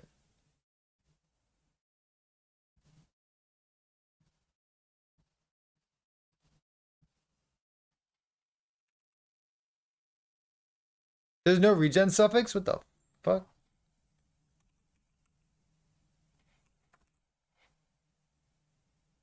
Like, strength is giving you percent increased damage as well. Health regen. But, like, you don't have any fucking life, dude. Like, 163 strength is cool. 10,000 armor is nice. Like, your Warcry build. You have regen and leech. But, like, you know? What's your crit chance again? I forget. Say 17?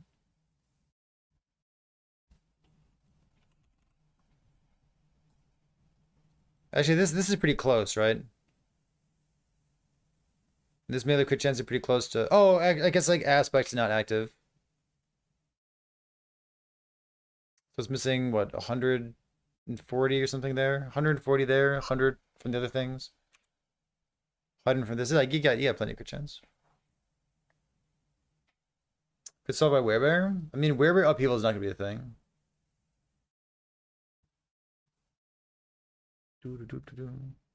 Time to sleep for 13.5 hours, baby. Battle Mage and Devilberry, tank it to hardcore. I would tank it up hardcore. It's tanky enough. I don't want you to season start that in hardcore. Kind of skeptical. Cool idea. I like it. I would play it. But like in hardcore, presumably you want a more solid build than that one. Presumably.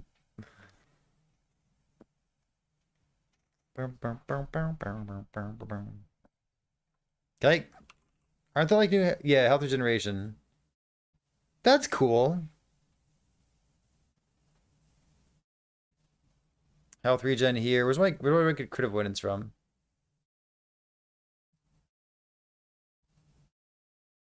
14. But if it was a hybrid health.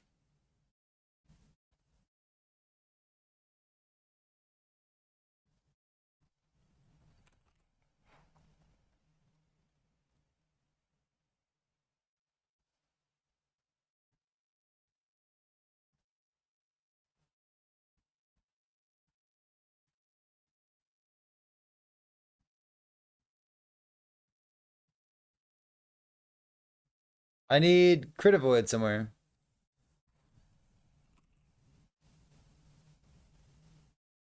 Like, do you actually just not build fucking life?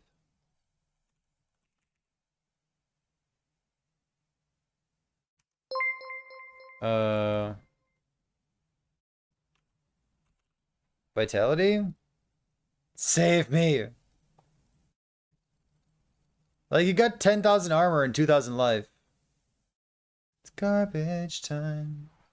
Bum, bum, bum, bum, bum, bum, bum, bum, bum, bum, bum, bum, bum.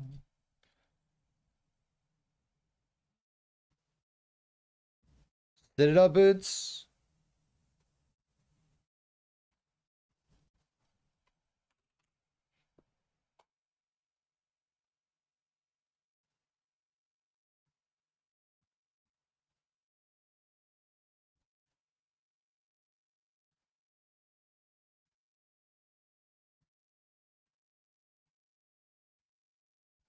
I hate it. Yeah, like, what? Look at my health regen. It's itty bitty. The health regen well transformed, huh? But like, while you transform, all you get is swipe.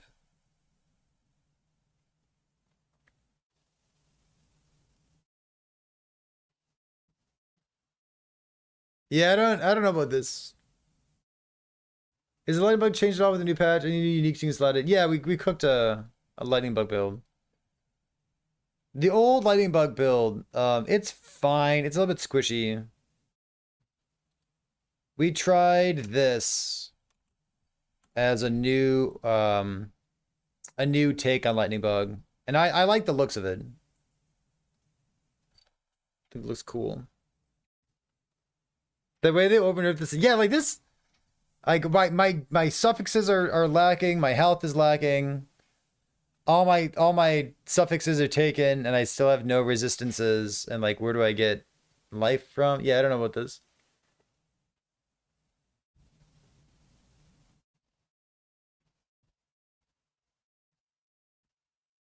They're class specific now. What are we talking about?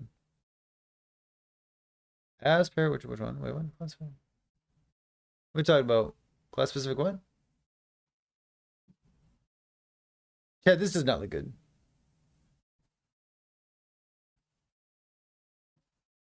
Does any other class get like it's really all your health regen stuff is in Primalist.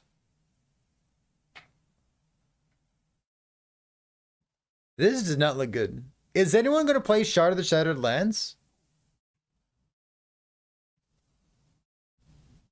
Like maybe Shard of the Shattered Lands with like the Locust Swarm build, like it's clunky. I personally don't like it. Um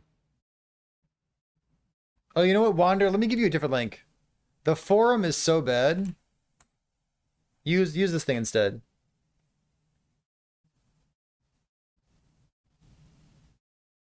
Yeah, I don't know about that.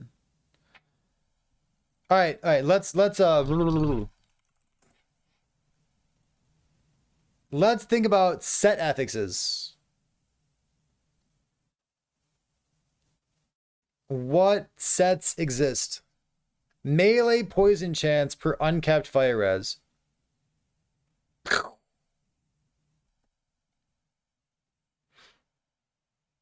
Erasing strike generating void essence on crit now is a cooldown. Oh, check letools.com. Wander. Sometimes stuff sneaks into the data, but it's not in the patch notes. Like ninja nerfs. You're cooking on Ruby Fang Cinder Strike. Monka? Monka? What else exists? Sanathia, +2 curses. From mobile? I don't know about Twitch drops on mobile. I have no idea. Oh, I want to do avalanche boulders? We could brainstorm that for a bit.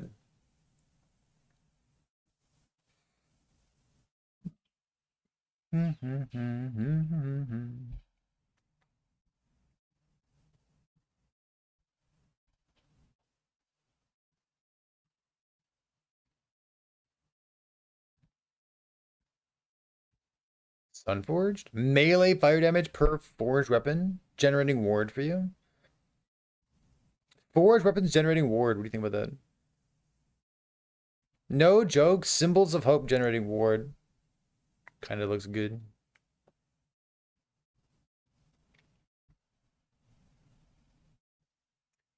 There's probably Bellatrix for lightning damage per intelligence, probably something there. Yeah, I think it'll be like meta defining. I think that'll be a popular option.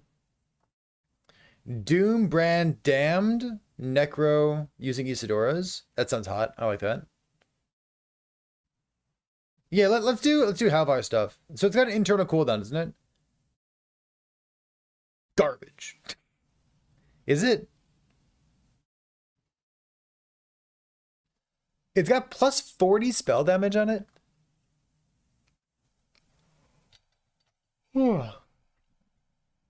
Yeah, I didn't know it had a cooldown. No.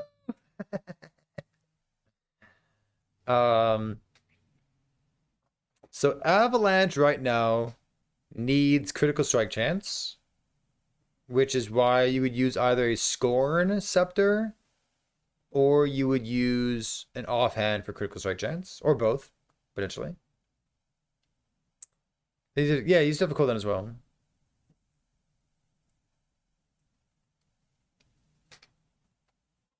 We equip the spell.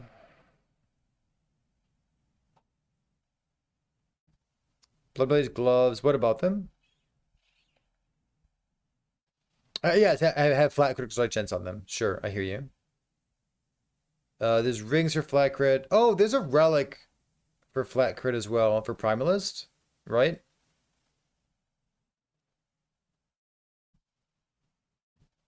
The shards give flat crit. I don't know. It's boot, right? I need 1, 2, 3. So relic, boot, staff. Fuck it. Relic, boot, staff. We're here to brainstorm, baby.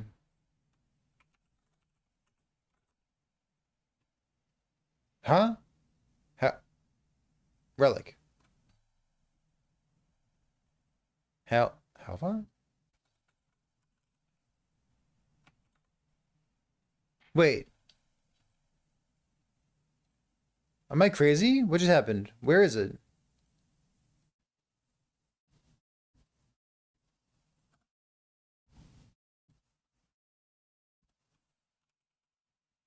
Helvar.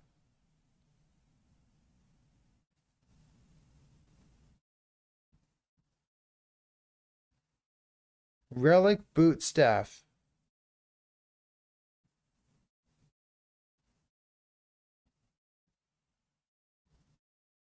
This is a relic. Helvar.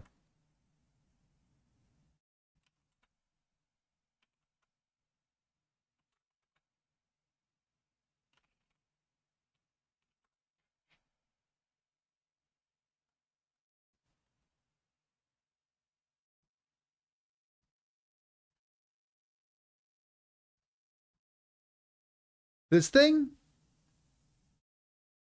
Oh, what the fuck? Why is it called that? That's so strange. Sure, you got it. What? Where the fuck is it? Boots.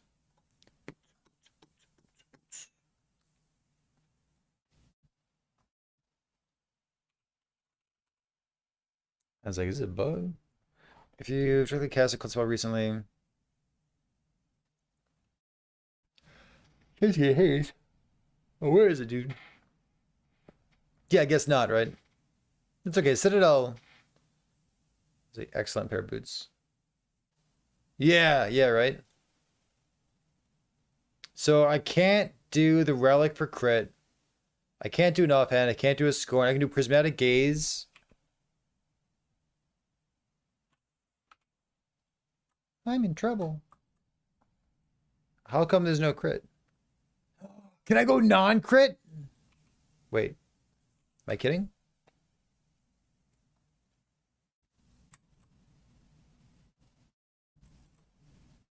Probably cold damage, right?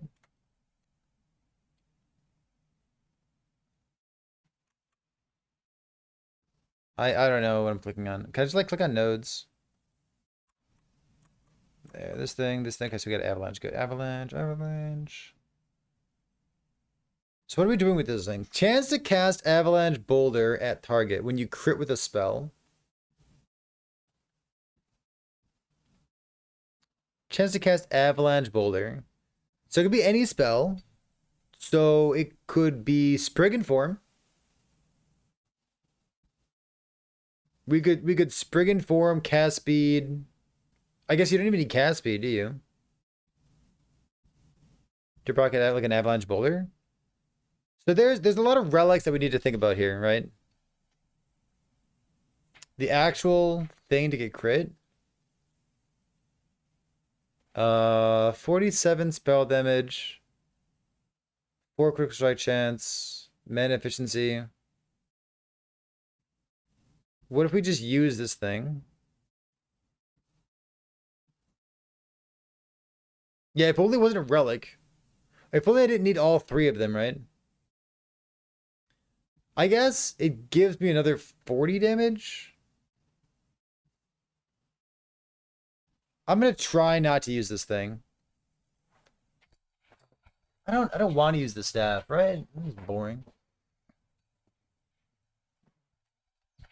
Shaman. So what are the like avalanche things?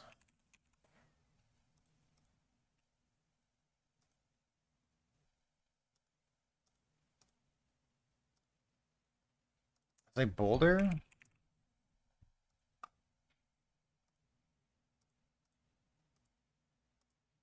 Isn't there bolt? Am I crazy?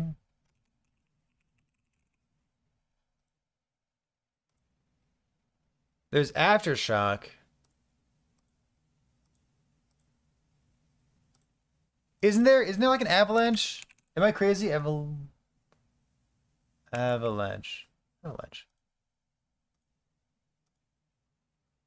I thought there was.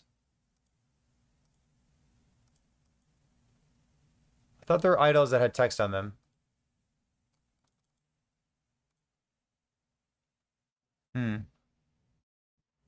I could check. This is terrible. Resources, items, skills, elements, minions, items. Flat spell damage.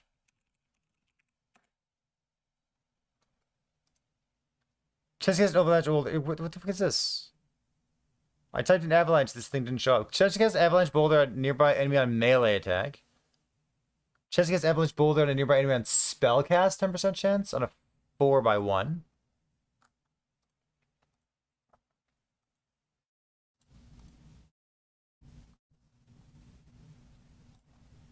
Melee attack spellcast? Maybe?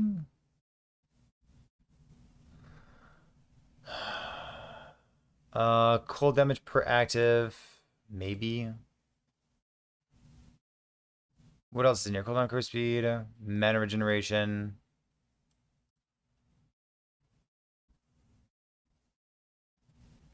Is it too much to ask for flat critical strike chance? Anywhere? I don't know. There, random text.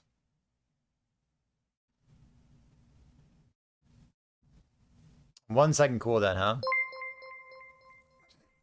Hey, Frozen, what's going on? We're looking at the Halbar set. What up, gamers? How have you been? And what are you playing, dude? What are you cooking up? I see a lot of people who are like actually playing the game right now, which is wild to me. This set looks fun. The set's got a 1 second cooldown. But like, it's a powerful effect. So, I don't know. It's been a while since I looked at the Avalanche skill tree. It's a really nice skill tree.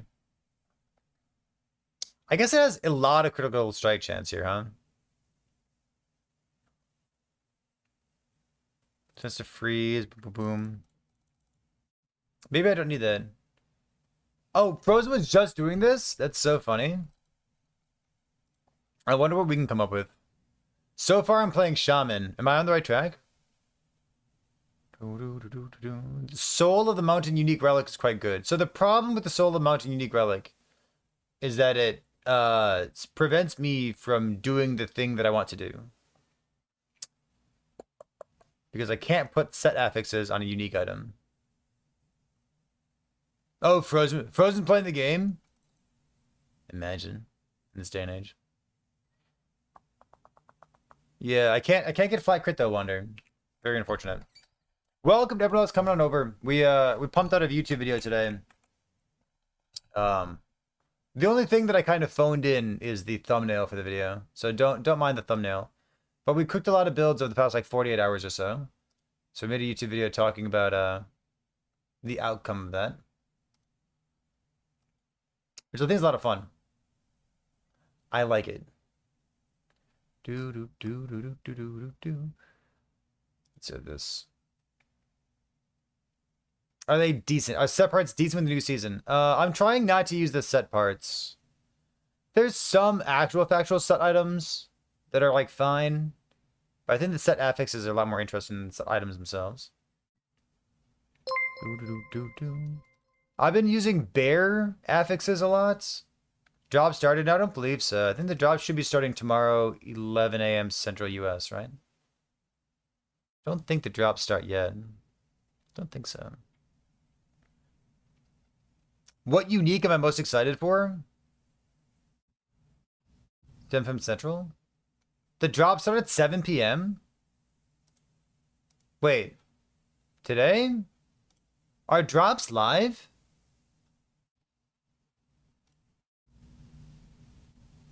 Oh, tomorrow. Got it. Alright. I'll take your word for it.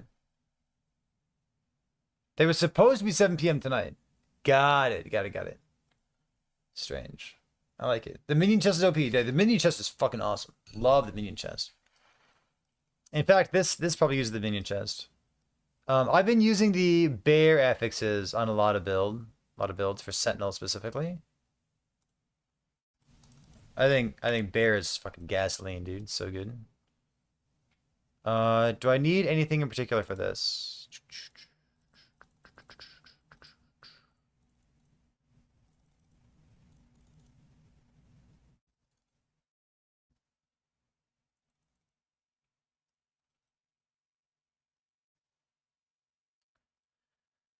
I don't know if I need that, but I'm gonna put it in there anyways, just in case I do. So what's Avalanche doing?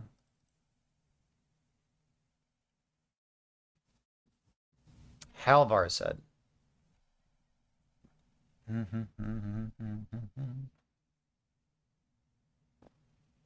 Twitch drops are live. Has anyone in chat received the Twitch drop?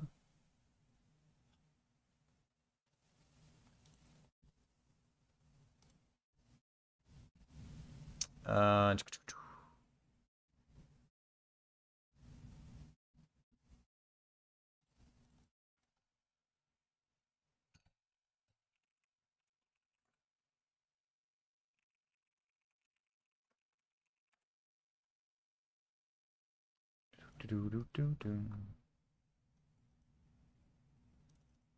You've been here the whole time? You don't have any Twitch drops? It's not on the jobs page? Okay, I'm gonna assume that they're not currently live, which is fine. We're still playing video games. This is a video game. Trust. I've played enough of POB to know that letools.com is also a video game.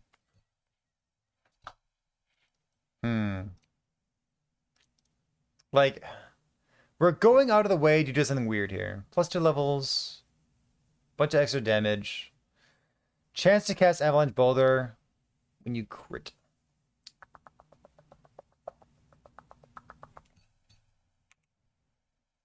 Is it just an Avalanche build? Is it just Avalanche? I remember last time I did this, I really wanted more critical strike chance than just this. I felt like I had to like juice critical strike chance.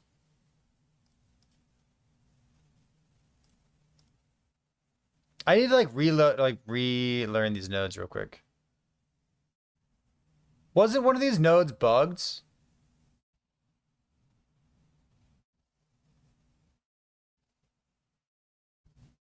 What was the bugged node, Chad? Something like gave you a bunch of damage.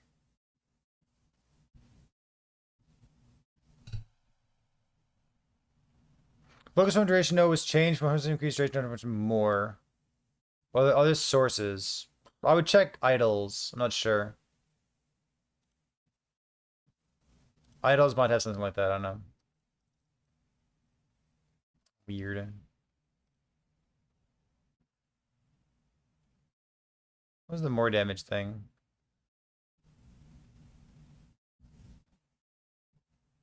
Every third large boulder gets an EQ.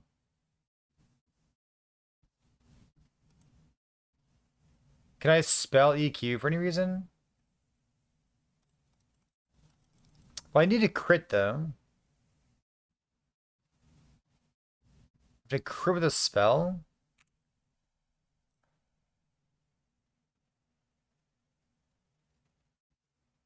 I have to crit with a spell. No, that is kind of weird, huh? Maybe like each one's multiplicative or something. Kind of doubt it.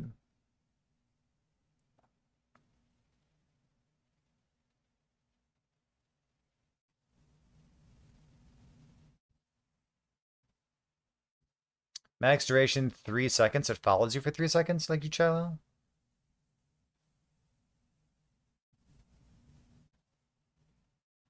You sent me the drop information on Discord. Everybody's wrong. Holy shit, dude.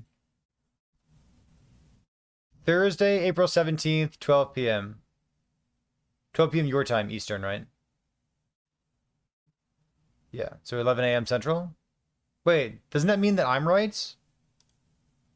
Wait a minute. Hit damage after totem.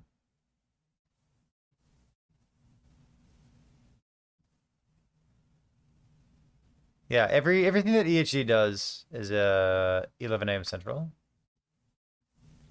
Oh, it's in his time zone. Like nothing's going on at 7. Unless you're like Australia or something. Or frequently. I feel like when I crit this spell, is there a spell that I want to crit with?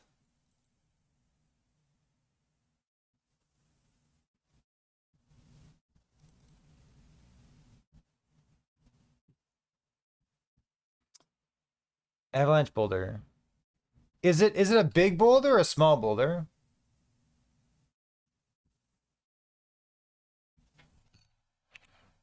This kind of sounds like a Gathering Storm build, doesn't it?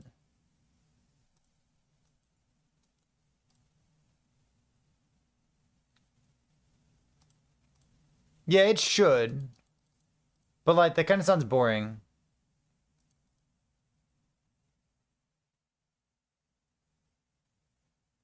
It's not that it's bad, it's just that it's boring.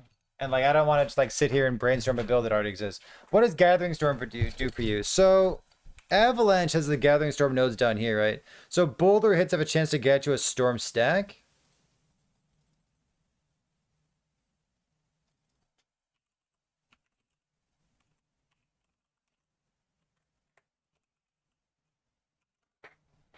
And that's kind of interesting.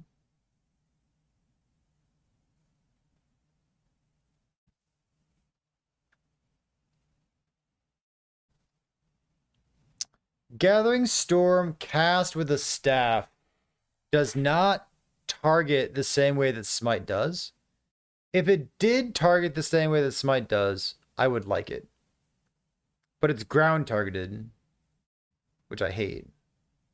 What do I do about that? Chance for small to be large? What's that? Small boulders have a chance to be large. Large area, channeled stuff. Stun, impact on large boulders have a chance to create upheaval. Upheaval! Physical damage. Fissures. Cause the fissure open underneath and deal physical damage over 4 seconds. Those just stand at maximum 1 fissure at a time. The staff node's miserable. Yeah, like it's not. It really feels like it ought to have the same targeting as Smite, right? Like I understand why it doesn't, because like Smite is one single enemy targeted, and Stormbolt's hits an AoE. But on the other hand, I hate it. So change it. Yeah, so like you could spec Avalanche as just like a thing that has a chance to give you a storm stack. But then like You're a Gathering Storm build.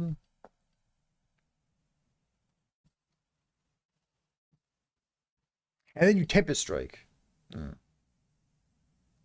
It is, it is. Listen, chat, you should leave the feedback, because I already have, that the targeting for spell or staff Gathering Storm should follow the same target as Smite. Forge God minions or Smite Paladin? Ooh, I like both of them. I like both of them.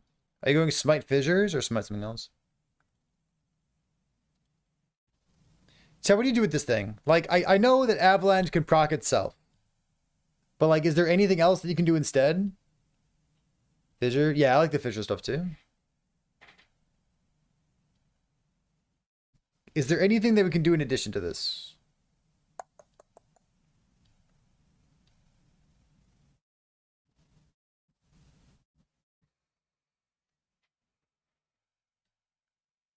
Just using it for 40 flat?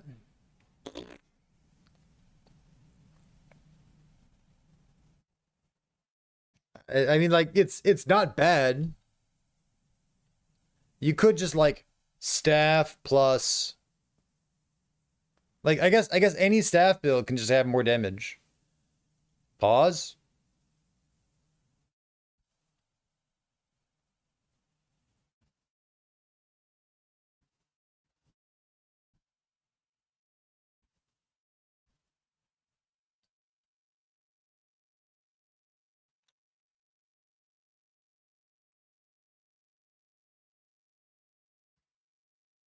Hmm. There's an opportunity cost there. Non-zero opportunity cost. Is Spellquake Bear? Well, I don't like this. This seems like it just like it's a normal avalanche build. Doesn't seem spicy. Spellquake Bear. Remove this thing. Remove. All right. So we're talking about the new thing, right? Or the buffed twice per 5 seconds instead. It's a mace. Mace.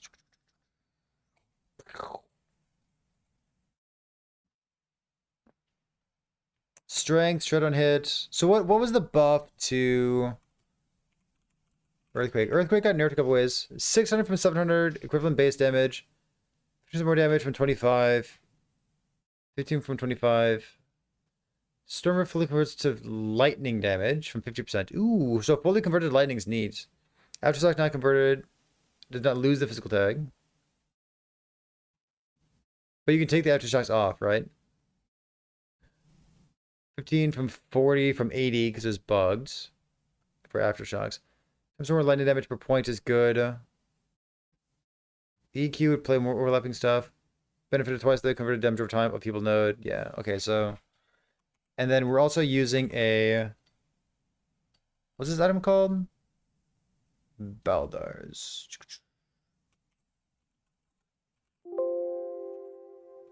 Bouldars. 2 per 5 and 1 per 5. Okay, so that's the patch note stuff that we're working with. We can go low life and get double damage. How do you feel about that? So the spell node is new. Expends storm stacks, but we're not generating storm stacks.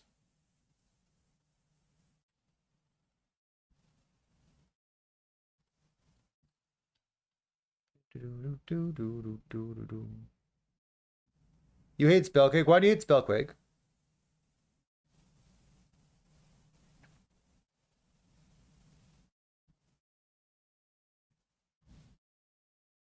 Listen, by default, if I were going to play EQ, I would play like Beastmaster Crit.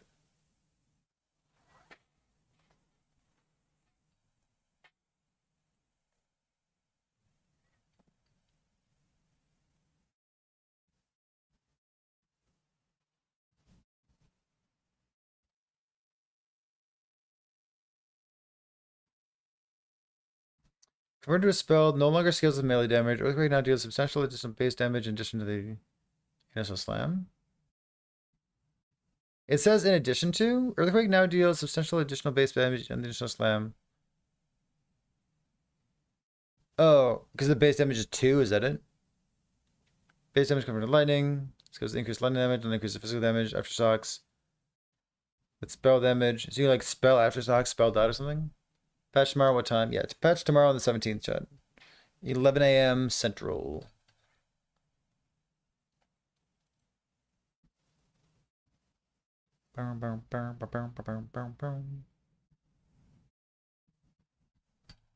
Active variation. Well, it's just like what you just like swipe to generate mana, right?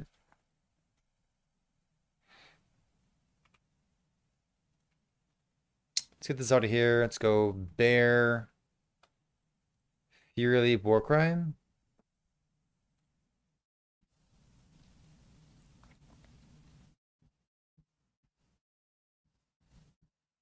Do I need Fury Leap specs?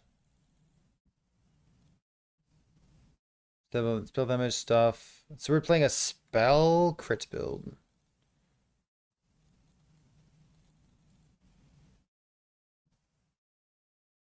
Can I do vines? I would love to have vines. It seems like such a weird thing to say.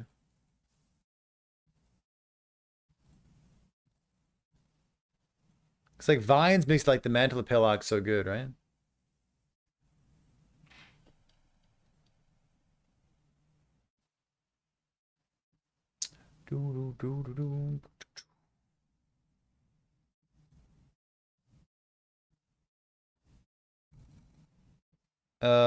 We want this.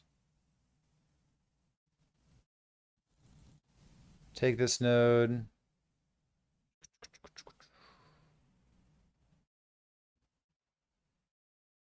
You're dead? What is this?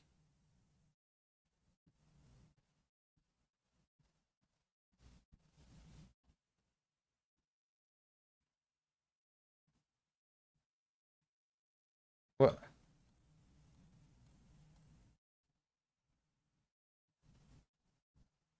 Who's that? Oh, wait. Why is he?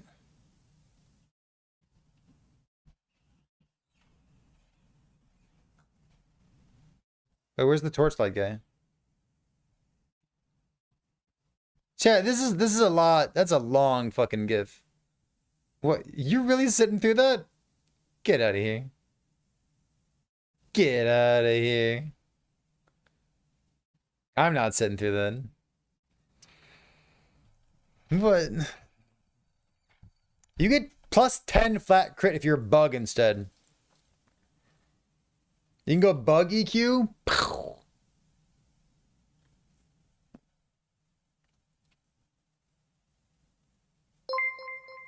I guess I can spec swipers too. Global more damage. Kill threshold. Global attack speed. Global melee damage doesn't really do anything.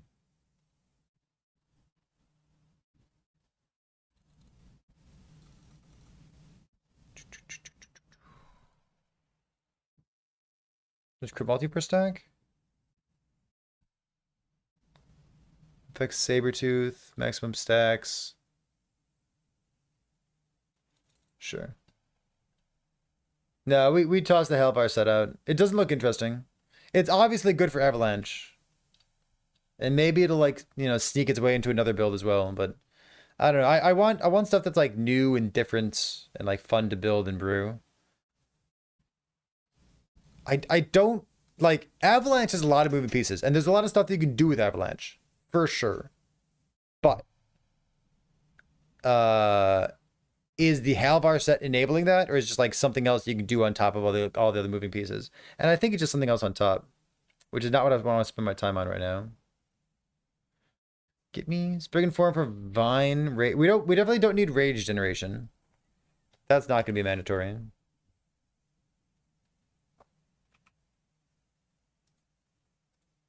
I have no crit, huh?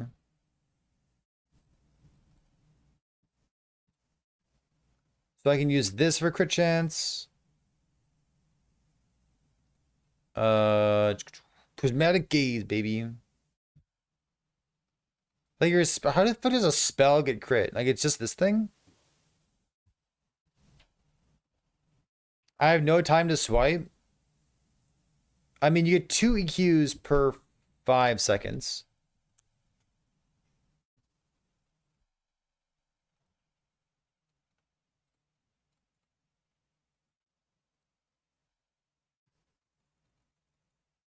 That's still 15% more.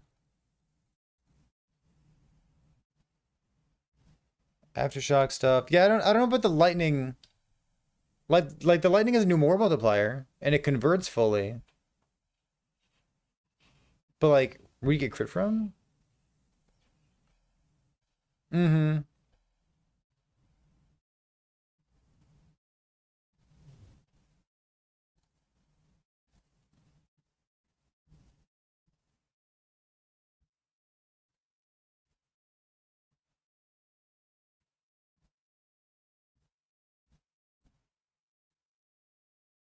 Boom, boom, boom.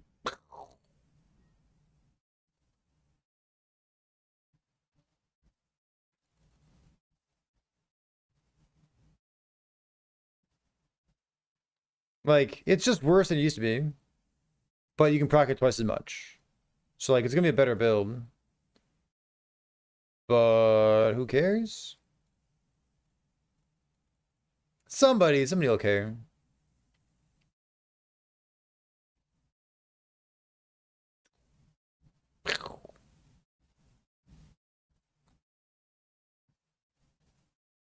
Spell damage per strength.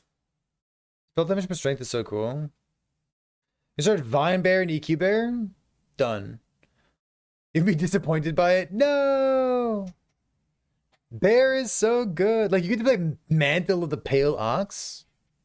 You can play Ox Bear. Spina Malatros. Eh.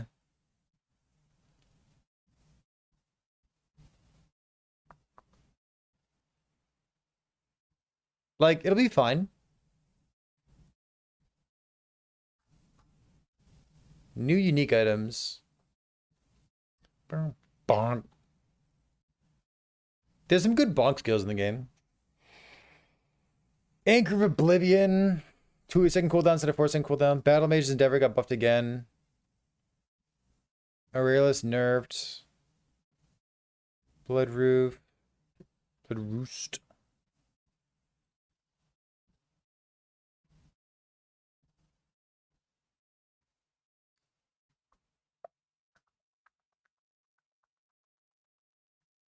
Eye of Storms. What is Eye of Storms? Increase lightning damage per active Maelstrom. 6 to 8. Now it's 6 to 15.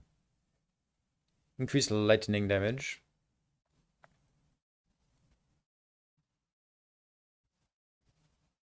Cast Maelstrom every 3 seconds. Allow them to trigger more than 1 Maelstrom every 3 seconds. That's cool.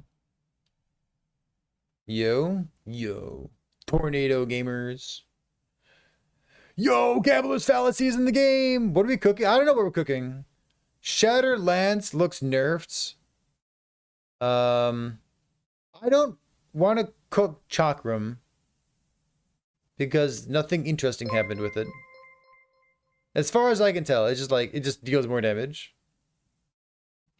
Yeah, you need 3,000 regen. It kind of just seems easier to build percent increased damage, and it does.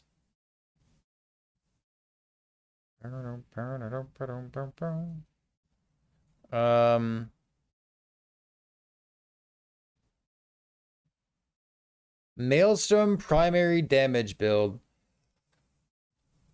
I think the Maelstrom primary damage builds would be Maelstrom over here can target minions.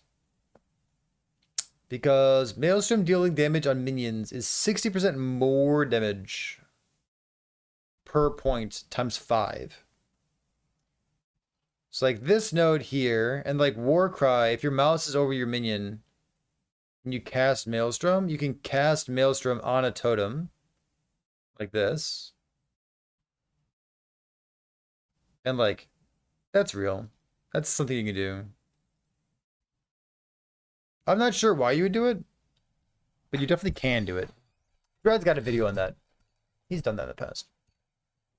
It's got real actual factual damage. I'm just I don't know. Day 1 season start. Oh, black hole. Black hole, son. Shoot a black hole?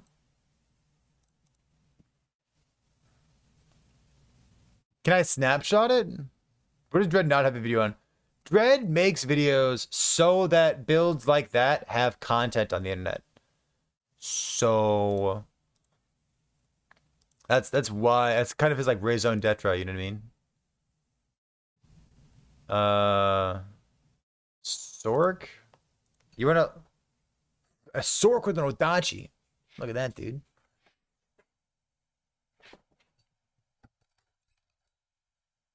Get your loot filter prepped. Make sure that your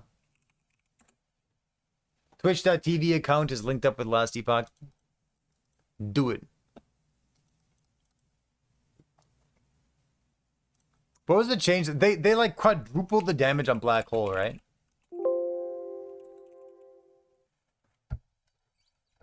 Double the damage here. Duration. Cooldown recovery speed 30 from 20. More duration per point. Double the damage. Is that good? Huh. Pardon me. What that gear? You know what? Fuck it. Get out of here.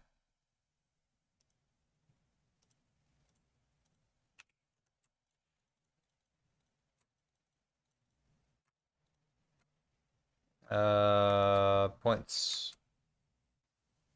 I don't know what kind of damage Black Hole does. It's all the way up there. Oh my god, it's so far away. It's so far. What? Is it a spell dot build? There, done. I don't know what this thing does, dude. Well, so it's a singularity. Significantly more damage, but only one black hole can be created at a time. Physical damage converted. Black hole. Creates 2 stars.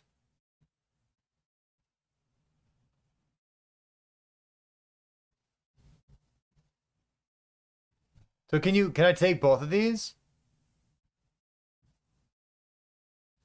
The fire res scaling ignite black hole. Does Dread have a video about how he wants to play black hole? Oops.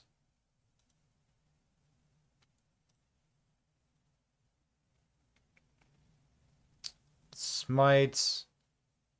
Tornado Werebear. I like Tornado Werebear is like still gonna be like one of the best things in the game, right? Ignite Dragon Song. Frostclaw. Frostclaw. I love it. Ignite Tornado stuff. The Smite Fissure. I've got Smite Fissure and Smite Devouring Orb, gotcha.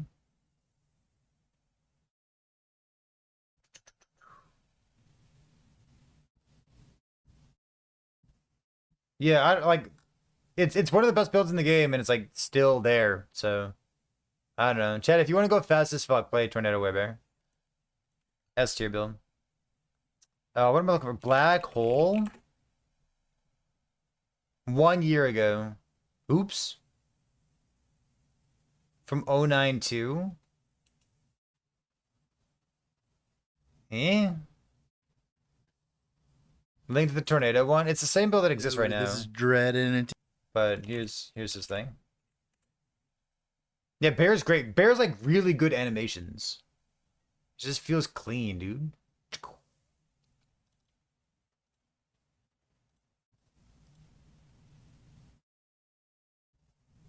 Yeah, like if you're racing to like level 100 for some reason, Smite Werebear, or sorry, not Smite Werebear, Tornado Werebear is super fast. It's also like a known quantity, right?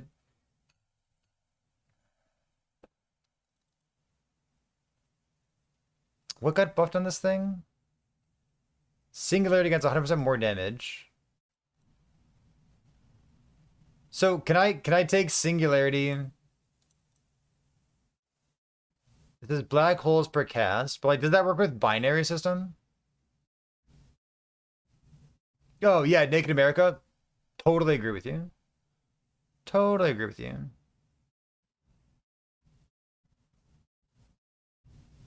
Creates 2 stars? Is a star a black hole? It's a different noun. How's that work? Time dilation. Cooldown increase speed per point from 30. Rift. So rift. Stability, time dilation.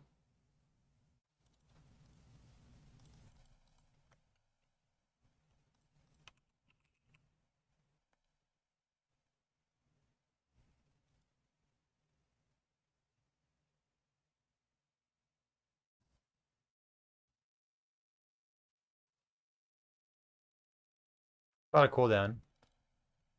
Stability. This thing isn't buffed as well. So if you're building it like this, your build's buffed. Is that good? What's the Weaver tree TLDR? Here's my interpretation of the Weaver tree. Enhance. Good. The Weaver tree has these little boxes for imprinting things.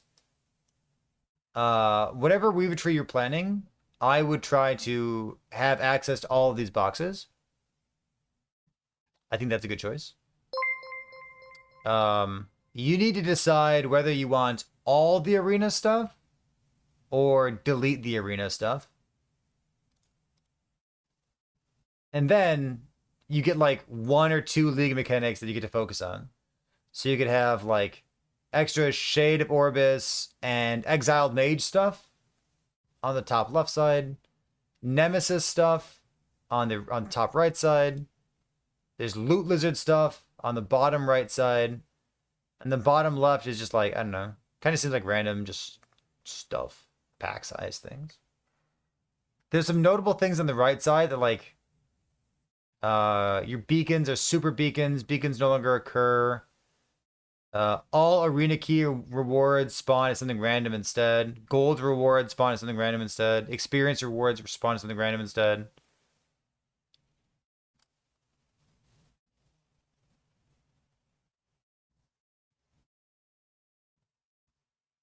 If I glyphs, they spawn as a different random thing. But like, if I take the glyph one and the arena key one, can the glyph one spin into arena key, or does it spin into something else? What's a Weaver tree? Homie. Sork. I've got 9 points left over. 10% more damage. Reduce cast speed. Do I care about pull strength? 15% more damage per point. What's this thing? Damage to rares and bosses. Black hole seeks enemies.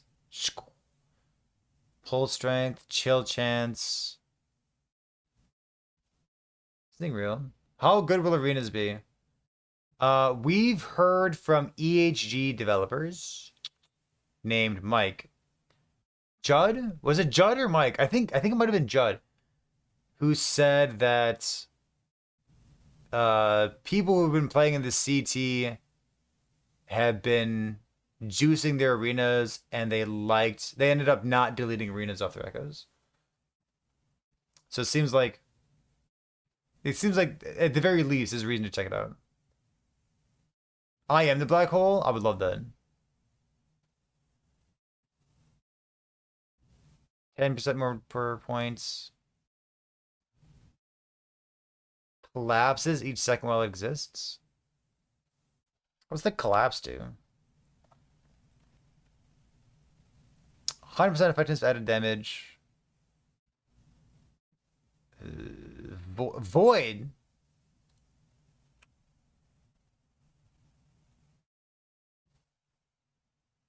void? Crit chance of 6. Why is it void? Why is it crit chance of 6? Why anything? Does it mean black hole exists? I don't know, dude. I'm looking at it for fun. Duration, cooldown, recovery speed, minus mana cost. What's the mana cost? 35 minus 40%.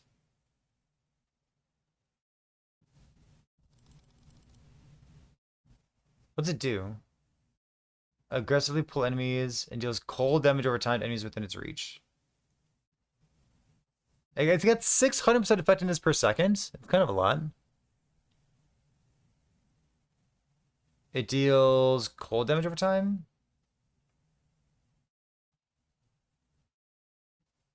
The binary system is 100% more damage. Let's see here. Fire damage deals more fire damage. Converted to fire.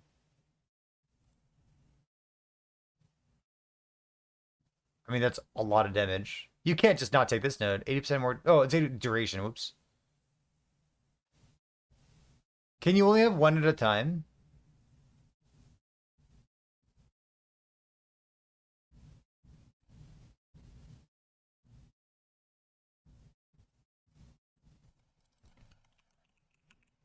Create? What's this thing say?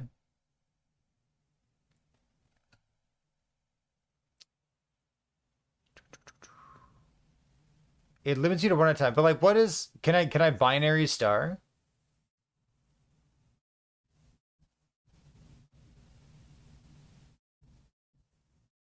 Ignite chance per second per 1% uncapped fire resistance.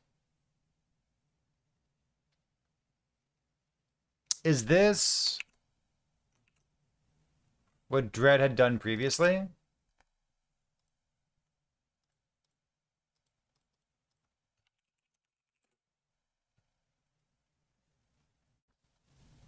This thing from a year ago?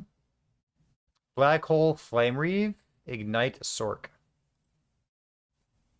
That was so.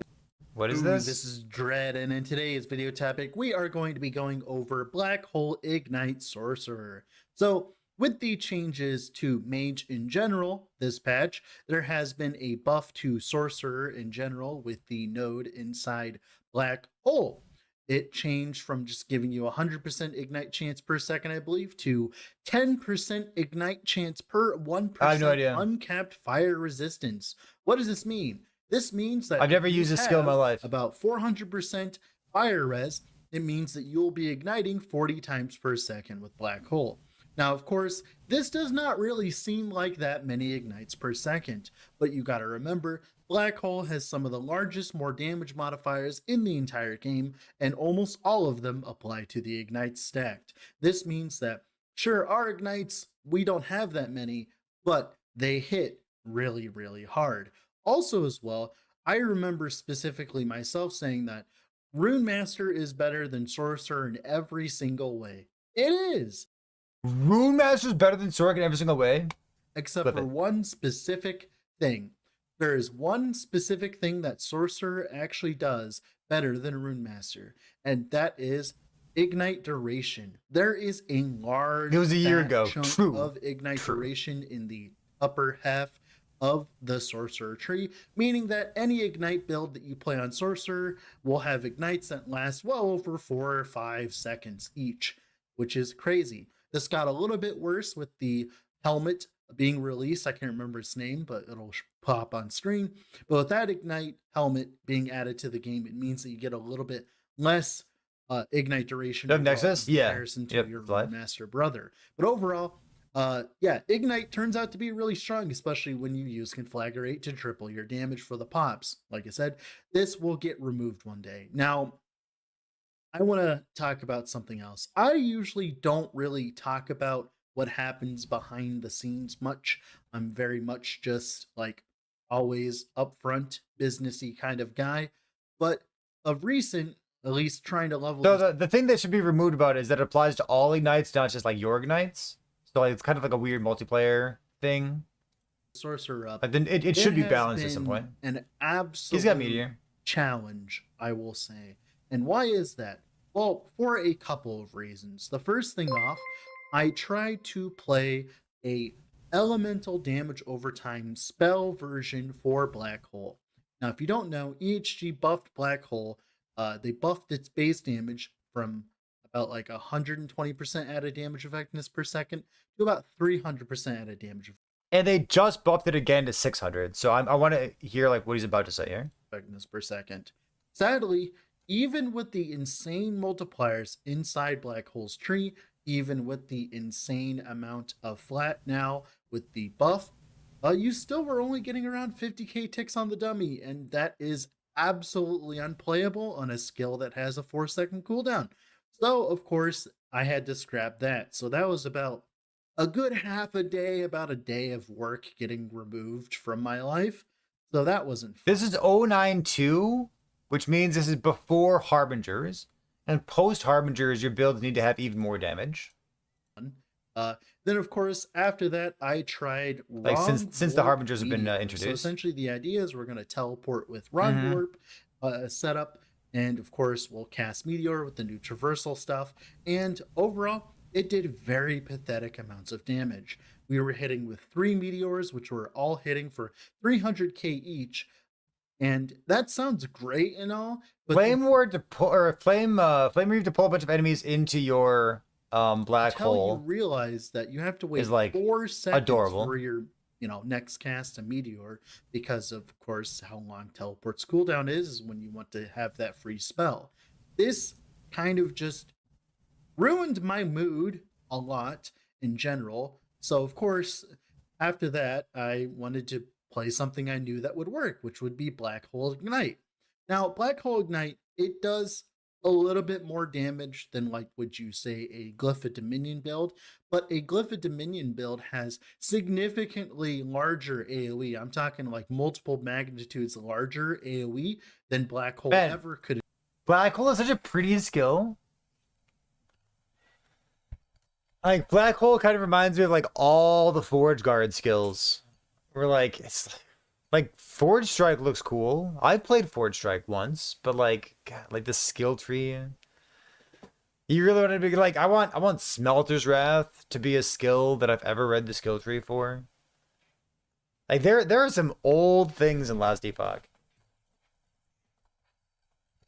But like Black Hole's real. Like, look at this thing. Look at how pretty it is. Problem with Black Hole, and that was so bad. In fact, when I was playing with it, like the AoE was so unbelievably bad. My clear was so unbelievably bad that I was about to just delete my sorcerer. But my dear friend, we have found a the Flame Reave. Yes, we have. That is because of the fact that recently, like I said, with sorcerer, when you grab.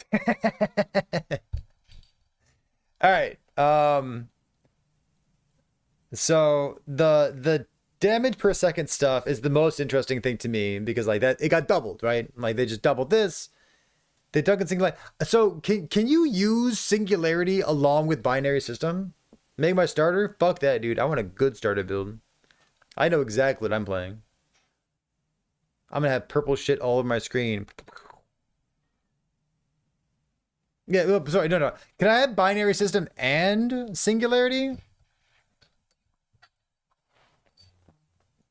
Yeah, I think the answer is no, right?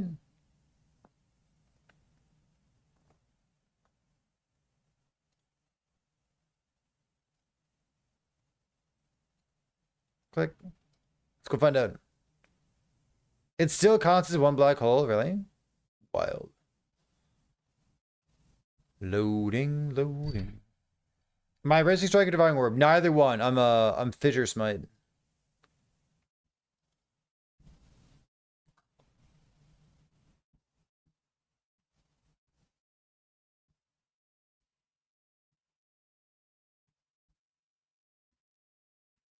Does he go over it?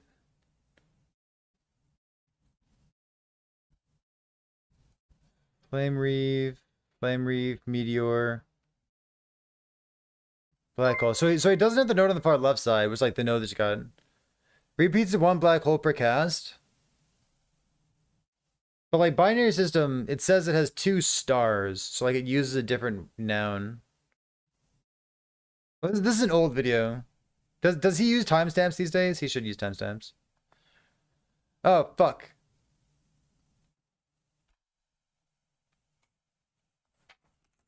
Speaking of timestamps, hold up. You're coming with me, Chad.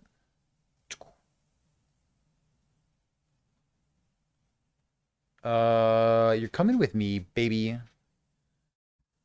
Content.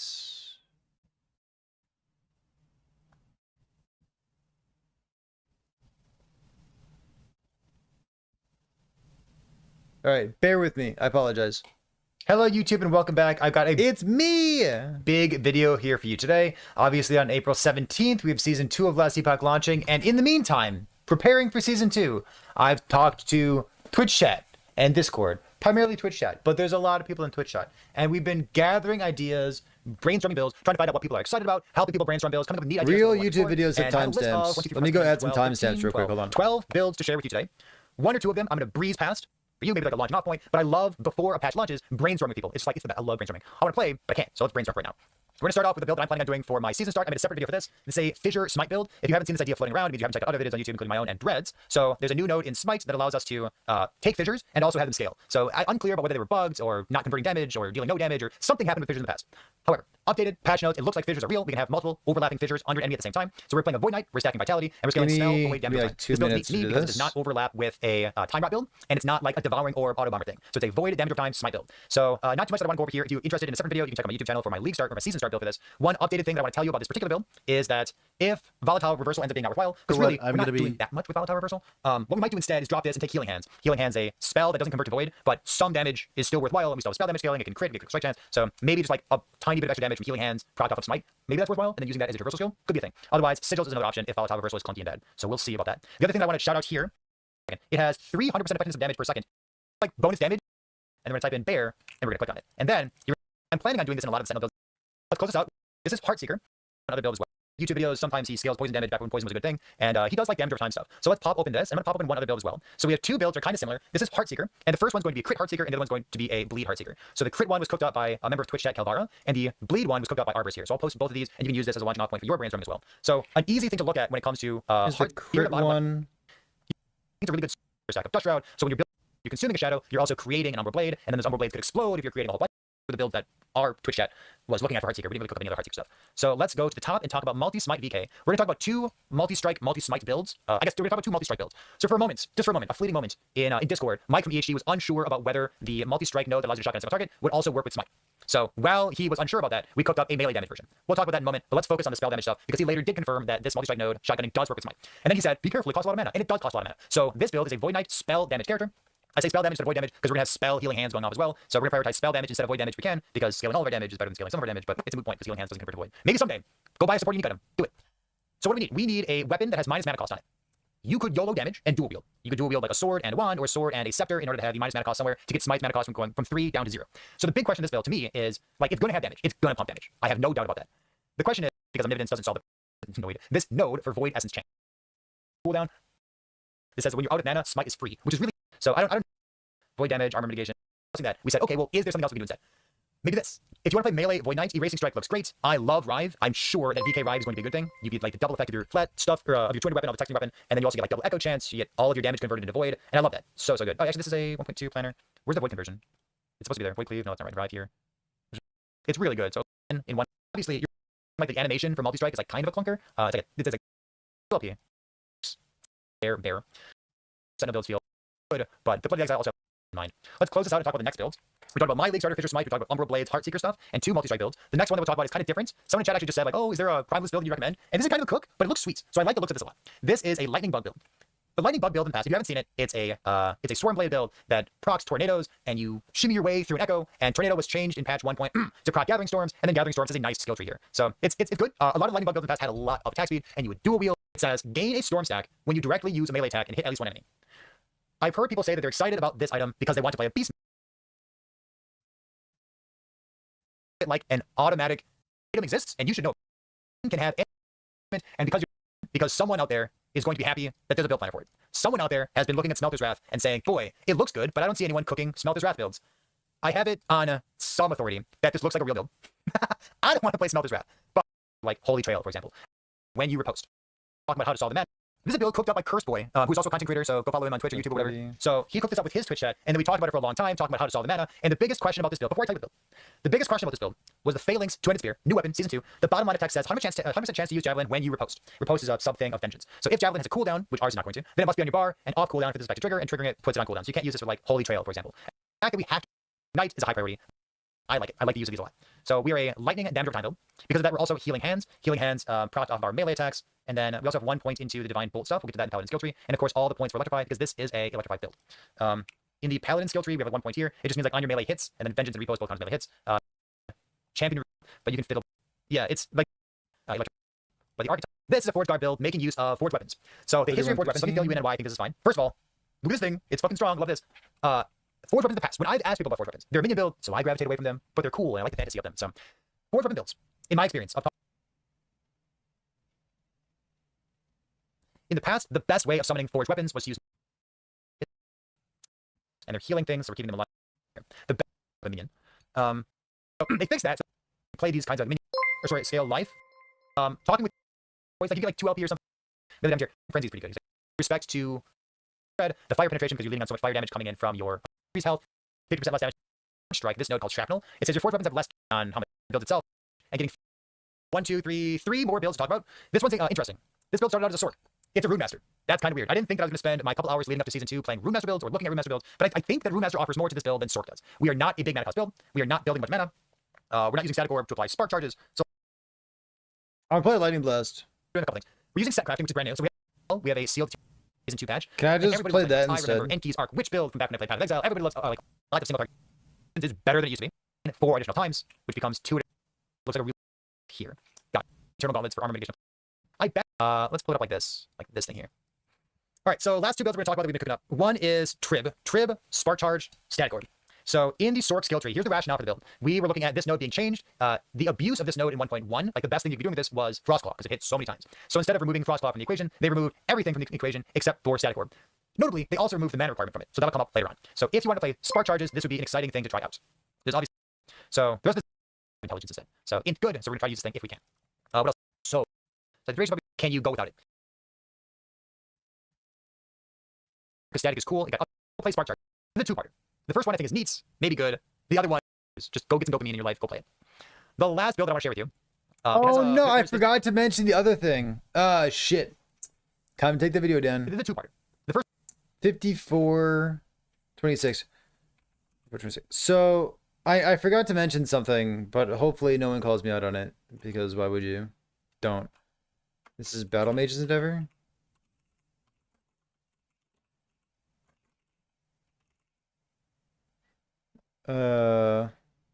Sure. Forge weapons, Phalanx Electrify, Smelter's Wrath, Forge Guard. This thing is a Forge Guard. This thing's a Forge Guard as well. This is Rune Master. VK, VK.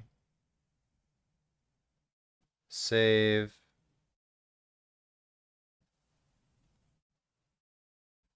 Still Battle Mage's Endeavor. Okay, right. So the other Battle Mage's Endeavor build that I forgot to mention.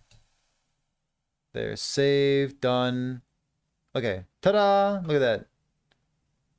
See that? It's got stuff on it. This thing. So, what's interesting about this? So, Battle Mage's Endeavor, I said in the video that it was like kind of a twofer, but I forgot to explain what the twofer thing was.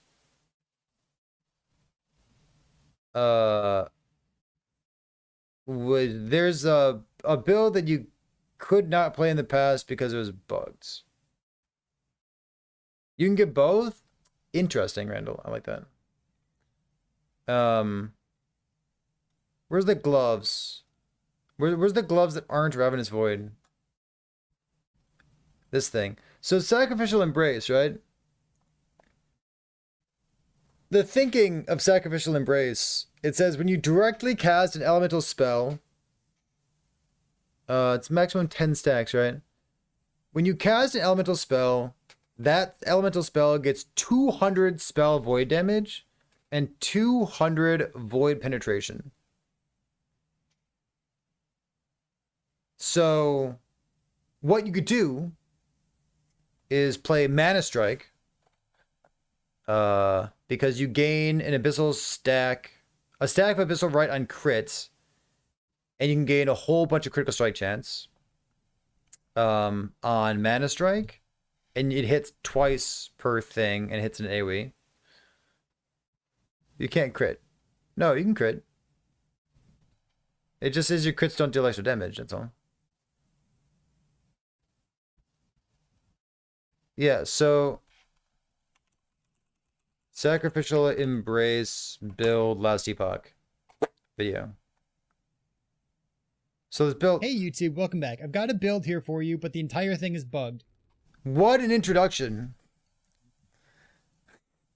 I've got a video for you, but it sucks. I'm gonna share the build with you because in theory, it's really, really cool. And I was very disappointed when I found out that the build was bugged. But it's cool enough that I want to share with you. So we this is back when I lived in my apartment. One of the Vision GL theory crafting weeks, and the unique item that we built around this time was voted upon was Dark Shardison is fucking garbage ass item. So the thinking is that you attack with Mana Strike, and then you what is this thing over here? Did I put it here? Gloves, these. Sure. And then, like, you pop static. And, like, when you pop static, it's got, like, big more multipliers on it.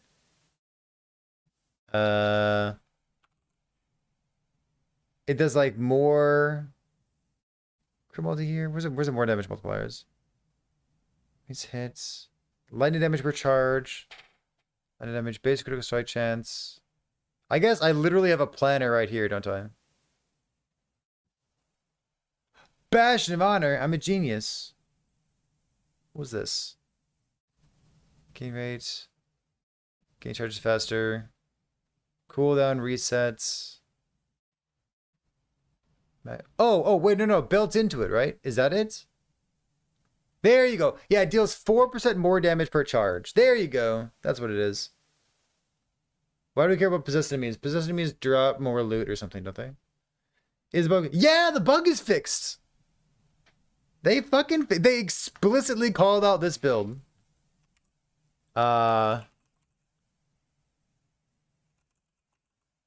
Sacrificial Embrace. It now has 30 to 66, so it's slightly buffed. It now grants 20 from 14. And then fixed a bug where instant cast skills could not benefit from several effects that required a direct cast. For example, static, when directly cast, was not able to consume the Abyssal Right stacks from Sacrificial Embrace. Like, they explicitly called out this one build. It's like, but it's cool. It's a lot of damage. So, like, you just... I don't know, like you numlock your static or something. What's the cooldown?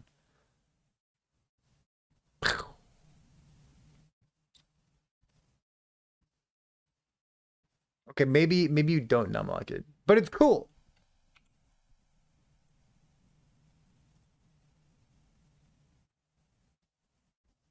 You've like giga crit chance, 0 crit multi, right? You static shell. It's been hours. It has not been hours. I haven't been live for more than 5. It's been 6. It's fine, dude. Don't worry. I guess the question is like, do you go Battle Mage's Endeavor? Is there a purpose to it?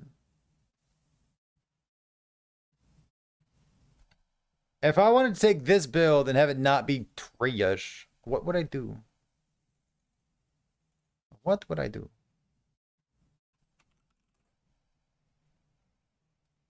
If I wanted to use my new and improved brain. God, would you go Spellblade for it? What do I need? I need...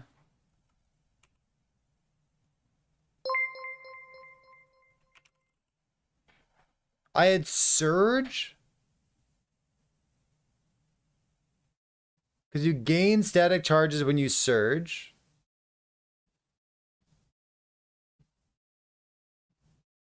Mana Strike, Enchant Weapon. So like you want Enchant Weapon, Static, Mana Strike, Flame Ward. So like, what's your movement skill? Are you Surge?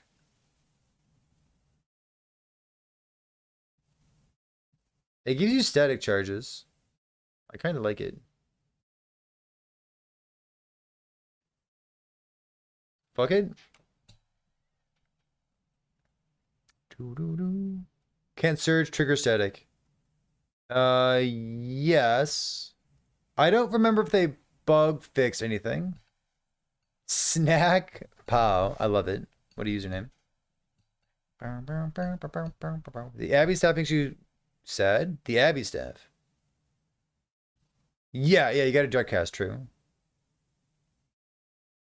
What's the Abbey staff?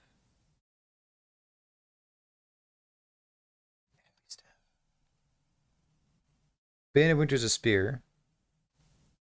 Scales of Lemniscate is not the Abbey staff. Oh, it's Celestial Doom. Yeah, it's garbage.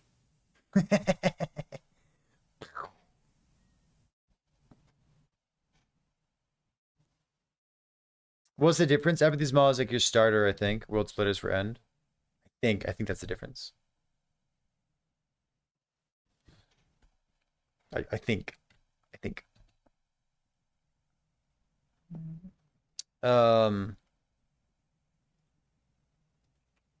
I could update that build planner.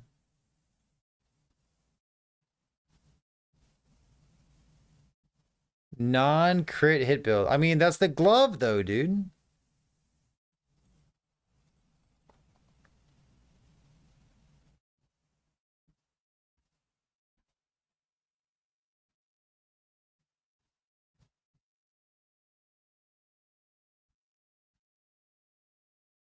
This is a garbage pair of gloves. Are there good spellblade builds? I'm sitting here like, yeah, well. If you want a good spellblade build, play Spark Charges. Shadow Strike Spark Charges. Mana Blade or Mana Strike Spark Charges. I think Spark Charges are the best thing you can do with a spellblade. There are people out there who play Crit Shadow Strike. They play ZHP Crit Shadow Strike. They have gazunga damage. Flame Reap Spark Charge. Yeah, I like the Flame Reap or the Spark Charge stuff. I think it's great. Cyborg, yeah. There are people. Yeah, Cyborg does that. BBC Multi-Strike Smite. Love the idea. Big fan of it. Not sure if it's good, but I love the idea. One whole people. Like I'm looking at this, like they buffed it.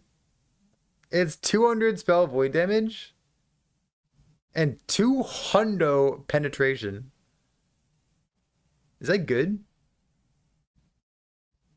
Is it possible to log in offline and have a test run? Yeah.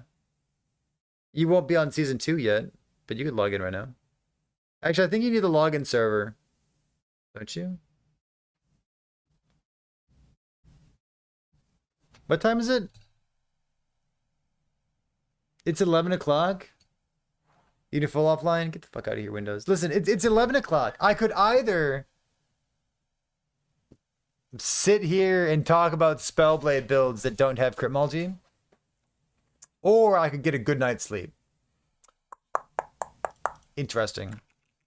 Chat, do me a favor. Exclamation point 12 is the link to the video that we posted up earlier today. Go type a comment on it for me, yeah? Go give it a watch. Give it a comments. Do me a solid over on the YouTube side. If you're already on the YouTube side, appreciate you. We're gonna go host someone. I'm gonna go sleep. I need some sleepy time, chat. Hopefully the kid won't wake up in the middle of the night. We'll see. All right, who's out there? I like hosting new people because it's a lot of fun. I also like hosting Garatha because I don't get to host Garatha very often, and I like him. Used to like his stuff a lot when it came to Path of Exile. Go see what this dude is doing, alright? Yeah, thanks for being here. I appreciate that. Get some good sleep. Get some food ready for tomorrow. Yeah. Yeah. Go let your significant other know that you won't see them for the next few hours. Is there a Javelin build? I'll link you the Javelin build that we've got here before we hit raid here. Actually, I won't link you the Javelin build because it's linked on the YouTube video. It's under the Phalanx thing. The Phalanx Javelin thing, if you want to go check that out. Like an actual Javelin thing, we haven't cooked up, but the Phalanx one looks cool, so I like that. Grotha go. Yeah, we like Grotha. All right, chat, thanks for being here. We'll see you next time.